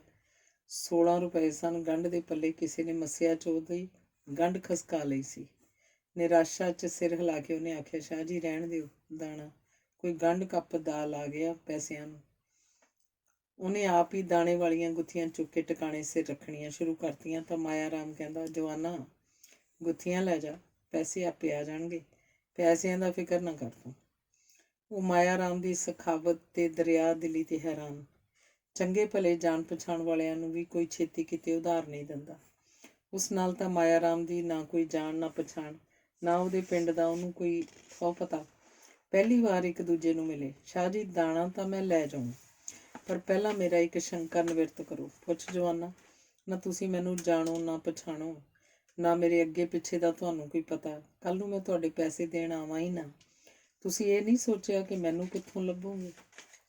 ਮਾਇਆ ਰਾਮ ਖਿਚੜੀ ਮੁੱਛਾਂ 'ਚ ਮੁਸਕਰਾਇਆ। ਜਵਾਨਾ, ਮੈਨੂੰ ਪਤਾ ਹੈ ਮੇਰੇ ਪੈਸੇ ਮੁੜ ਆਉਣੇ ਨੇ, ਤੂੰ ਪੁੱਛ ਕਿਉਂ? ਭਲਿਆ ਮਾਨਸਾ, ਜਿਹੜਾ ਬੰਦਾ ਪੰਛੀਆਂ ਜਨੌਰਾਂ ਨੂੰ ਦਾਣਾ ਪਾਉਂਦਾ ਹੈ, ਉਹ ਮੇਰੇ ਪੈਸੇ ਕਦੀ ਮਾਰ ਹੀ ਨਹੀਂ ਸਕਦਾ। ਮਾਇਆ ਰਾਮ ਦੇ ਚਿਹਰੇ ਤੇ ਜਗਦਾ ਸਵੈ ਵਿਸ਼ਵਾਸ ਉਹਦੇ ਆਪਣੇ ਚਿਹਰੇ ਤੇ ਸਵੈ ਮਾਣ ਦੀ ਆਭਾ ਬਣ ਕੇ ਲਿਸ਼ਕ ਉੱਠਿਆ। ਉਹਨੇ ਅੱਗੇ ਵੱਧ ਕੇ ਮਾਇਆ ਰਾਮ ਦੇ ਗੋਡਿਆਂ ਨੂੰ ਹੱਥਾਂ 'ਚ ਘੁੱਟ ਲਿਆ। ਸ਼ਾਹ ਜੀ, ਤੁਹਾਡੇ ਪੈਸੇ ਤਾਂ ਅੱਜ ਭਲਕ 'ਚ ਖਰੇ ਹੋ ਜਾਣਗੇ, ਪਰ ਜੇ ਅੱਗੋਂ ਕਿਧਰੇ ਜ਼ਿੰਦਗੀ 'ਚ ਮੇਰਾ ਕਿਸੇ ਗੱਲੋਂ ਕਦੇ ਬੇਈਮਾਨ ਬਣਨ ਨੂੰ ਜੀ ਕੀਤਾ ਵੀ, ਤਾਂ ਤੁਹਾਡਾ ਭਰੋਸਾ ਮੈਨੂੰ ਡਿੱਗਦੇ ਨੂੰ ਸੰਭਾਲ ਲਿਆ ਕਰੂ। ਮਾਇਆ ਰਾਮ ਦੇ ਬੋਲਾਂ ਨੇ ਪਤਾ ਨਹੀਂ ਉਹਨੂੰ ਕੀ ਕਰ ਦਿੱਤਾ ਸੀ। ਉਹ ਕੁਝ ਹੋਰ ਦਾ ਹੋਰ ਸੋਚੀ ਜਾ ਰਿਹਾ ਸੀ, ਹੋਰ ਦਾ ਹੋਰ ਹੁੰਦਾ ਜਾ ਰਿਹਾ ਸੀ। ਬਾਰ-ਬਾਰ ਆਪਣੇ ਆਪ ਨੂੰ ਸਵਾਲ ਕਰਦਾ, ਕੀ ਮੈਂ ਵਾਕਈ ਬੜੇ ਦਰਦਮੰਦ ਦਿਲ ਵਾਲਾ? ਕੀ ਮੈਂ ਪੰਛੀਆਂ ਜਨੌਰਾਂ ਨੂੰ ਇਸ ਕਰਕੇ ਚੋਗਾ ਪਾਉਂਦਾ ਕਿਉਂਕਿ ਮੈਂ ਉਹਨਾਂ ਨੂੰ ਦਿਲੋਂ ਬੜਾ ਪਿਆਰ ਕਰਦਾ ਤੇ ਉਹਨਾਂ ਦੇ ਚੰਗੇ ਦੀ ਲੋੜ ਤੇ ਭੁੱਖ ਮੈਨੂੰ ਆਪਣੀ ਲੋੜ ਤੇ ਭੁੱਖ ਵਾਂਗ ਲੱਗਦੀ ਹੈ, ਕਿ ਕੋਈ ਹੋਰ ਵੀ ਗੱਲ ਹੈ ਇਸ ਪਿੱਛੇ? ਡੂੰਘੇ ਅੰਦਰੋਂ ਲੱਭ ਕੇ ਉਹਦੇ ਮਨ ਨੇ ਆਖਿਆ, ਹੋਰ ਗੱਲ ਵੀ ਹੈ ਇਹਦੇ ਪਿੱਛੇ। ਉਹ ਗੱਲ ਹੈ ਕੀ? ਉਹਨੂੰ ਇਹਦਾ ਜਵਾਬ ਅੰਦਰੋਂ ਮਿਲਿਆ ਨਾ। ਅਗਲੇ ਦਿਨ ਹੀ ਉਹਨੂੰ ਕੁੱਕੜਾਂ ਦੀ ਲੜਾਈ ਲਈ ਲੱਗੀ ਸ਼ਰਤ ਭੁਗਤਾਉਣ ਲਾਗਲੇ ਪਿੰਡ ਜਾਣਾ ਪੈਣਾ ਸੀ। ਲੜਾਈ ਲਈ ਉਹਦਾ ਲਾਲ ਸਿਰਾ ਪੂਰੀ ਤਿਆਰੀ 'ਚ ਸੀ। ਫੈਸਲਾ ਦੇਣ ਵਾਲੇ ਪੰਚ ਇੱਕ ਪਾਸੇ ਵੱਡੇ ਮੰਜਿਆਂ ਤੇ ਬੈਠੇ ਸਨ। ਮੁੱਖ ਪੰਚ ਦੀਵਾਨ ਚੰਦ ਦੇ ਹੱਥ ਵਿੱਚ ਮਗਦੇ ਹੁੱਕੇ ਦੀ ਨਾੜੀ ਸੀ। ਲੜਾਈ ਕਰਾਉਣ ਵਾਲਾ ਪੰਚ ਸ਼ਾਹਬੂਦੀਨ ਅਖਾੜੇ ਵਿੱਚ ਘਰ ਖਲੋਤਾ ਸੀ। ਉਹਨੇ ਕੁੱਕੜਾਂ ਦੇ ਮਾਲਕਾਂ ਨੂੰ ਆਵਾਜ਼ ਦਿੱਤੀ। ਦੋਵੇਂ ਮਾਲਕ ਮੈਦਾਨ ਦੇ ਅੱਧ ਵਿਚਕਾਰ ਪਹੁੰਚੇ। ਅਰਜਨ ਨੇ ਲਾਲ ਸਿਰੇ ਦੀ ਕਲਗੀ ਨੂੰ ਚੁੰਮਿਆ, ਉਹਦੀ ਧੌਣ ਤੇ ਹੱਥ ਫੇਰਿਆ ਤੇ ਹੱਥੋਂ ਨਿਕਲ ਜਾਂਦੇ ਜਨੌਰ ਨੂੰ ਲੜਨ ਲਈ ਛੱਡ ਦਿੱਤਾ। ਦੋਵੇਂ ਕੁੱਕੜ ਨੀਵੀਆਂ ਤੇ ਲੰਮੀਆਂ ਧੌਣਾਂ ਕਰਦੇ ਭਲਵਾਨਾਂ ਵਾਂਗ ਦਾ ਲਾਉਣ ਲਈ ਗੇੜੀਆਂ ਕੱਢਣ ਲੱਗੇ। 2-3 ਚੱਕਰ ਲਾ ਕੇ ਵਿਰੋਧੀ ਕੁੱਕੜ ਪੈਰ ਜਮਾ ਕੇ ਖਲੋ ਗਿਆ ਤੇ ਇੱਕ ਪਲ ਲਈ ਲਾਲ ਸਿਰੇ ਦੀਆਂ ਅੱਖਾਂ 'ਚ ਅੱਖਾਂ ਪਾ ਕੇ ਉਸ ਤੇ ਸਿੱਧਾ ਭਰਪੂਰ ਹਮਲਾ ਕਰ ਦਿੱਤਾ। ਲਾਲ ਸਿਰਾ ਮੁਕਾਬਲੇ ਲਈ ਤਿਆਰ ਸੀ। ਦੋਵੇਂ ਹਵਾ ਵਿੱਚ ਉਛਲੇ। ਜ਼ਮੀਨ ਤੇ ਪੈਰ ਲਾਉਂਦਿਆਂ ਲਾਲ ਸਿਰਾ ਥੋੜ੍ਹਾ ਕੁ ਪਿੱਛੇ ਨੂੰ ਉਲਰਿਆ, ਪਰ ਛੇਤੀ ਸੰਭਲ ਗਿਆ। ਅਖਾੜੇ ਵਿੱਚ ਸ਼ੋਰ ਦੀ ਇੱਕ ਲਹਿਰ ਉੱਠੀ। ਦੋਵਾਂ ਧਿਰਾਂ ਦੇ ਹਮਾਇਤੀ ਆਪਣੇ ਆਪਣੇ ਪੱਠੇ ਨੂੰ ਲਲਕਾਰ ਰਹੇ ਸਨ। ਭਖੇ ਮੈਦਾਨ 'ਚ ਦੋਵੇਂ ਕੁੱਕੜ ਹਟ ਕੇ ਹਮਲਾ ਕਰਦੇ। ਬਰਾਬਰ ਦਾ ਜੋੜ। ਜੇ ਇੱਕ ਪਲ ਇੱਕ ਦਾ ਹੱਥ ਉੱਤੇ ਹੁੰਦਾ ਤਾਂ ਦੂਜੇ ਪਲ ਦੂਜਾ ਹਾਵੀ ਹੋ ਜਾਂਦਾ। ਹਵਾ ਵਿੱਚ ਲਲਕਾਰੇ ਤੇ ਆਵਾਜ਼ਾਂ ਗੂੰਜ ਰਹੀਆਂ ਸਨ। ਯੁੱਧ ਦਾ ਲੰਮਾ ਸਮਾਂ। ਦੋਵੇਂ ਇੱਕ ਦੂਜੇ ਤੇ ਹਟ ਕੇ ਵਾਰ ਕਰਦੇ। ਲੜਦੇ ਹਵਾ 'ਚ ਉਛਲਦੇ, ਡਿੱਗਦੇ ਉੱਠਦੇ, ਫਿਰ ਜੁੱਟ ਪੈਂਦੇ, ਦੋਵੇਂ ਜ਼ਖਮੀ ਤੇ ਲਹੂ ਲੁਹਾਨ। ਲੜਾਈ ਦੇ ਅੰਤਮ ਪਲ ਪਤਾ ਨਹੀਂ ਕੀ ਹੋਇਆ, ਦੋਵਾਂ ਨੇ ਹਟ ਕੇ ਟੱਕਰ ਮਾਰੀ, ਹਵਾ 'ਚ ਉਛਲੇ ਤੇ ਫਿਰ ਦੋਵੇਂ ਇੱਕ ਵਾਰਗੀ ਧਰਤੀ ਤੇ ਡਿੱਗੇ। ਵਿਰੋਧੀ ਕੁੱਕੜ ਹਰ ਫਲਿਆ ਹੋਇਆ ਉੱਠਿਆ ਤੇ ਮੈਦਾਨ 'ਚੋਂ ਬਾਹਰ ਭੱਜ ਗਿਆ। ਲਾਲ ਸਿਰ ਅਜੇ ਵੀ ਜ਼ਮੀਨ ਤੇ ਵਿਛਿਆ ਪਿਆ ਸੀ। ਅਰਜਨ ਨੇ ਲਲਕਾਰਾ ਮਾਰਿਆ, ਉੱਠ ਓਏ ਮੇਰੇ ਸ਼ੇਰ ਬੱਚਿਆ, ਛਾਲ ਮਾਰ, ਐਲੀ ਐਲੀ ਕਰ, ਮੈਦਾਨ ਖਾਲੀ ਹੋ ਗਿਆ ਈ। ਜਿੱਤਣ ਲਈ ਜੇਤੂ ਕੁੱਕੜ ਦਾ ਮੈਦਾਨ 'ਚ ਖੜਾ ਹੋਣਾ ਲਾਜ਼ਮੀ ਸੀ। ਲਾਲ ਸਿਰੇ ਨੇ ਉਹਦੀ ਲਲਕਾਰ ਸੁਣੀ, ਉੱਠ ਕੇ ਖੰਭ ਫੜਫੜਾਏ, ਲੰਗੜਾਉਂਦਾ ਹੋਇਆ ਇੱਧਰ ਉੱਧਰ ਨਜ਼ਰ ਦੌੜਾ ਕੇ ਦੁਸ਼ਮਣ ਨੂੰ ਲੱਭਣ ਲੱਗਾ। ਉੱਧਰ ਉਹਦੀ ਜਿੱਤ ਦਾ ਐਲਾਨ ਹੋਇਆ, ਉੱਧਰ ਲੜਖੜਾ ਕੇ ਤੁਰਦੇ ਲਾਲ ਸਿਰੇ ਨੂੰ ਅਰਜਨ ਨੇ ਭੱਜ ਕੇ ਜਾ ਚੁੱਕਿਆ ਤੇ ਆਪਣੇ ਗਲ ਨਾਲ ਘੁੱਟ ਲਿਆ। ਉਹਨੇ ਉਹਦੇ ਜ਼ਖਮੀ ਧੌਣ ਤੇ ਹੱਥ ਫੇਰਿਆ, ਹੱਥ ਲਹੂ 'ਚ ਭਿੱਜ ਗਿਆ। ਤ੍ਰਿਪ ਤ੍ਰਿਪ ਉਹਦਾ ਚਿੱਟਾ ਕੁੜਤਾ ਵੀ ਲਾਲ ਹੋ ਗਿਆ। ਸਹਿਮ ਕੇ ਉਹਨੇ ਲਾਲ ਸਿਰੇ ਦੇ ਮੂੰਹ ਵੱਲ ਵੇਖਿਆ। ਲਾਲ ਸਿਰੇ ਨੇ ਪੀਲੀਆਂ ਭੂਰੀਆਂ ਪਲਕਾਂ ਵਿੱਚੋਂ ਅਰਜਨ ਵੱਲ ਵੇਖਿਆ ਤੇ ਫਿਰ ਜਿਵੇਂ ਉਹਦੀਆਂ ਅੱਖਾਂ ਅੱਗੇ ਭੰਬੂ ਤਾਰੇ ਨੱਚਣ ਲੱਗੇ ਹੋਣ। ਉਹਦੀਆਂ ਖੁੱਲੀਆਂ ਅੱਖਾਂ ਕੰਬਦੀਆਂ ਹੌਲੀ ਹੌਲੀ ਮਿਚਣ ਲੱਗੀਆਂ ਤੇ ਅਗਲੇ ਪਲ ਉਹ ਅਰਜਨ ਦੀਆਂ ਬਾਹਾਂ 'ਚ ਲੁੜਕ ਗਿਆ। ਉਹ ਮੇਰਿਆ ਰੱਬਾ, ਅਰਜਨ ਨੇ ਧਾਹ ਮਾਰਨ ਵਰਗੀ ਆਵਾਜ਼ ਕੱਢੀ। ਦੁੱਖ ਸੁੱਖ ਦਾ ਕਿਹਾ ਅਜੀਬ ਸੁਮੇਲ ਸੀ। ਅਰਜਨ ਨੂੰ ਵਧਾਈਆਂ ਵੀ ਮਿਲ ਰਹੀਆਂ ਸਨ। ਆਖਰ ਉਹ 100 ਰੁਪਏ ਦੀ ਸ਼ਰਤ ਜਿੱਤਿਆ ਸੀ ਤੇ ਇਹ ਕੋਈ ਛੋਟੀ ਰਕਮ ਨਹੀਂ ਸੀ, ਪਰ ਨਾਲ ਹੀ ਉਸ ਨਾਲ ਲਾਲ ਸਿਰੇ ਦੀ ਮੌਤ ਦਾ ਅਫਸੋਸ ਵੀ ਸਾਂਝਾ ਕੀਤਾ ਜਾ ਰਿਹਾ ਸੀ। ਅਰਜਨ ਨੇ ਲਾਲ ਸਿਰੇ ਦੀ ਲੋਥ ਹਿੱਕ ਨਾਲ ਘੁੱਟੀ ਤੇ ਪੱਗ ਦੇ ਲੜ ਨਾਲ ਅੱਖਾਂ ਪੂੰਝਦਾ ਅਖਾੜੇ 'ਚੋਂ ਬਾਹਰ ਨਿਕਲਣ ਲੱਗਾ। ਮੁੱਖ ਪੰਚ ਦੀਵਾਨ ਚੰਦ ਨੇ ਅੱਗੇ ਵੱਧ ਕੇ ਵਧਾਈ ਦਿੰਦਿਆਂ ਤੇ ਉਹਦੇ ਹੱਥ 'ਚ 100 ਦਾ ਨੋਟ ਫੜਾਉਂਦਿਆਂ ਦੁੱਖ ਸਾਂਝਾ ਕੀਤਾ। ਅਰਜਨ ਸਿਆਂ, ਤੇਰਾ ਲਾਲ ਸਿਰਾ ਤਾਂ ਭਰਾਵਾ ਵੱਡੇ ਵੱਡੇ ਰਣਾਂ ਦਾ ਜੇਤੂ ਸੀ। ਇਹੋ ਜਿਹੇ ਸ਼ੇਰ ਕਿਤੇ ਰੋਜ਼ ਰੋਜ਼ ਜੰਮਦੇ ਨੇ। ਨਹੀਂ ਚਾਚਾ, ਮੈਂ ਆਪਣੇ ਪੁੱਤ ਦੀ ਮੌਤ ਦਾ ਮੁੱਲ ਨਹੀਂ ਲੈਣਾ।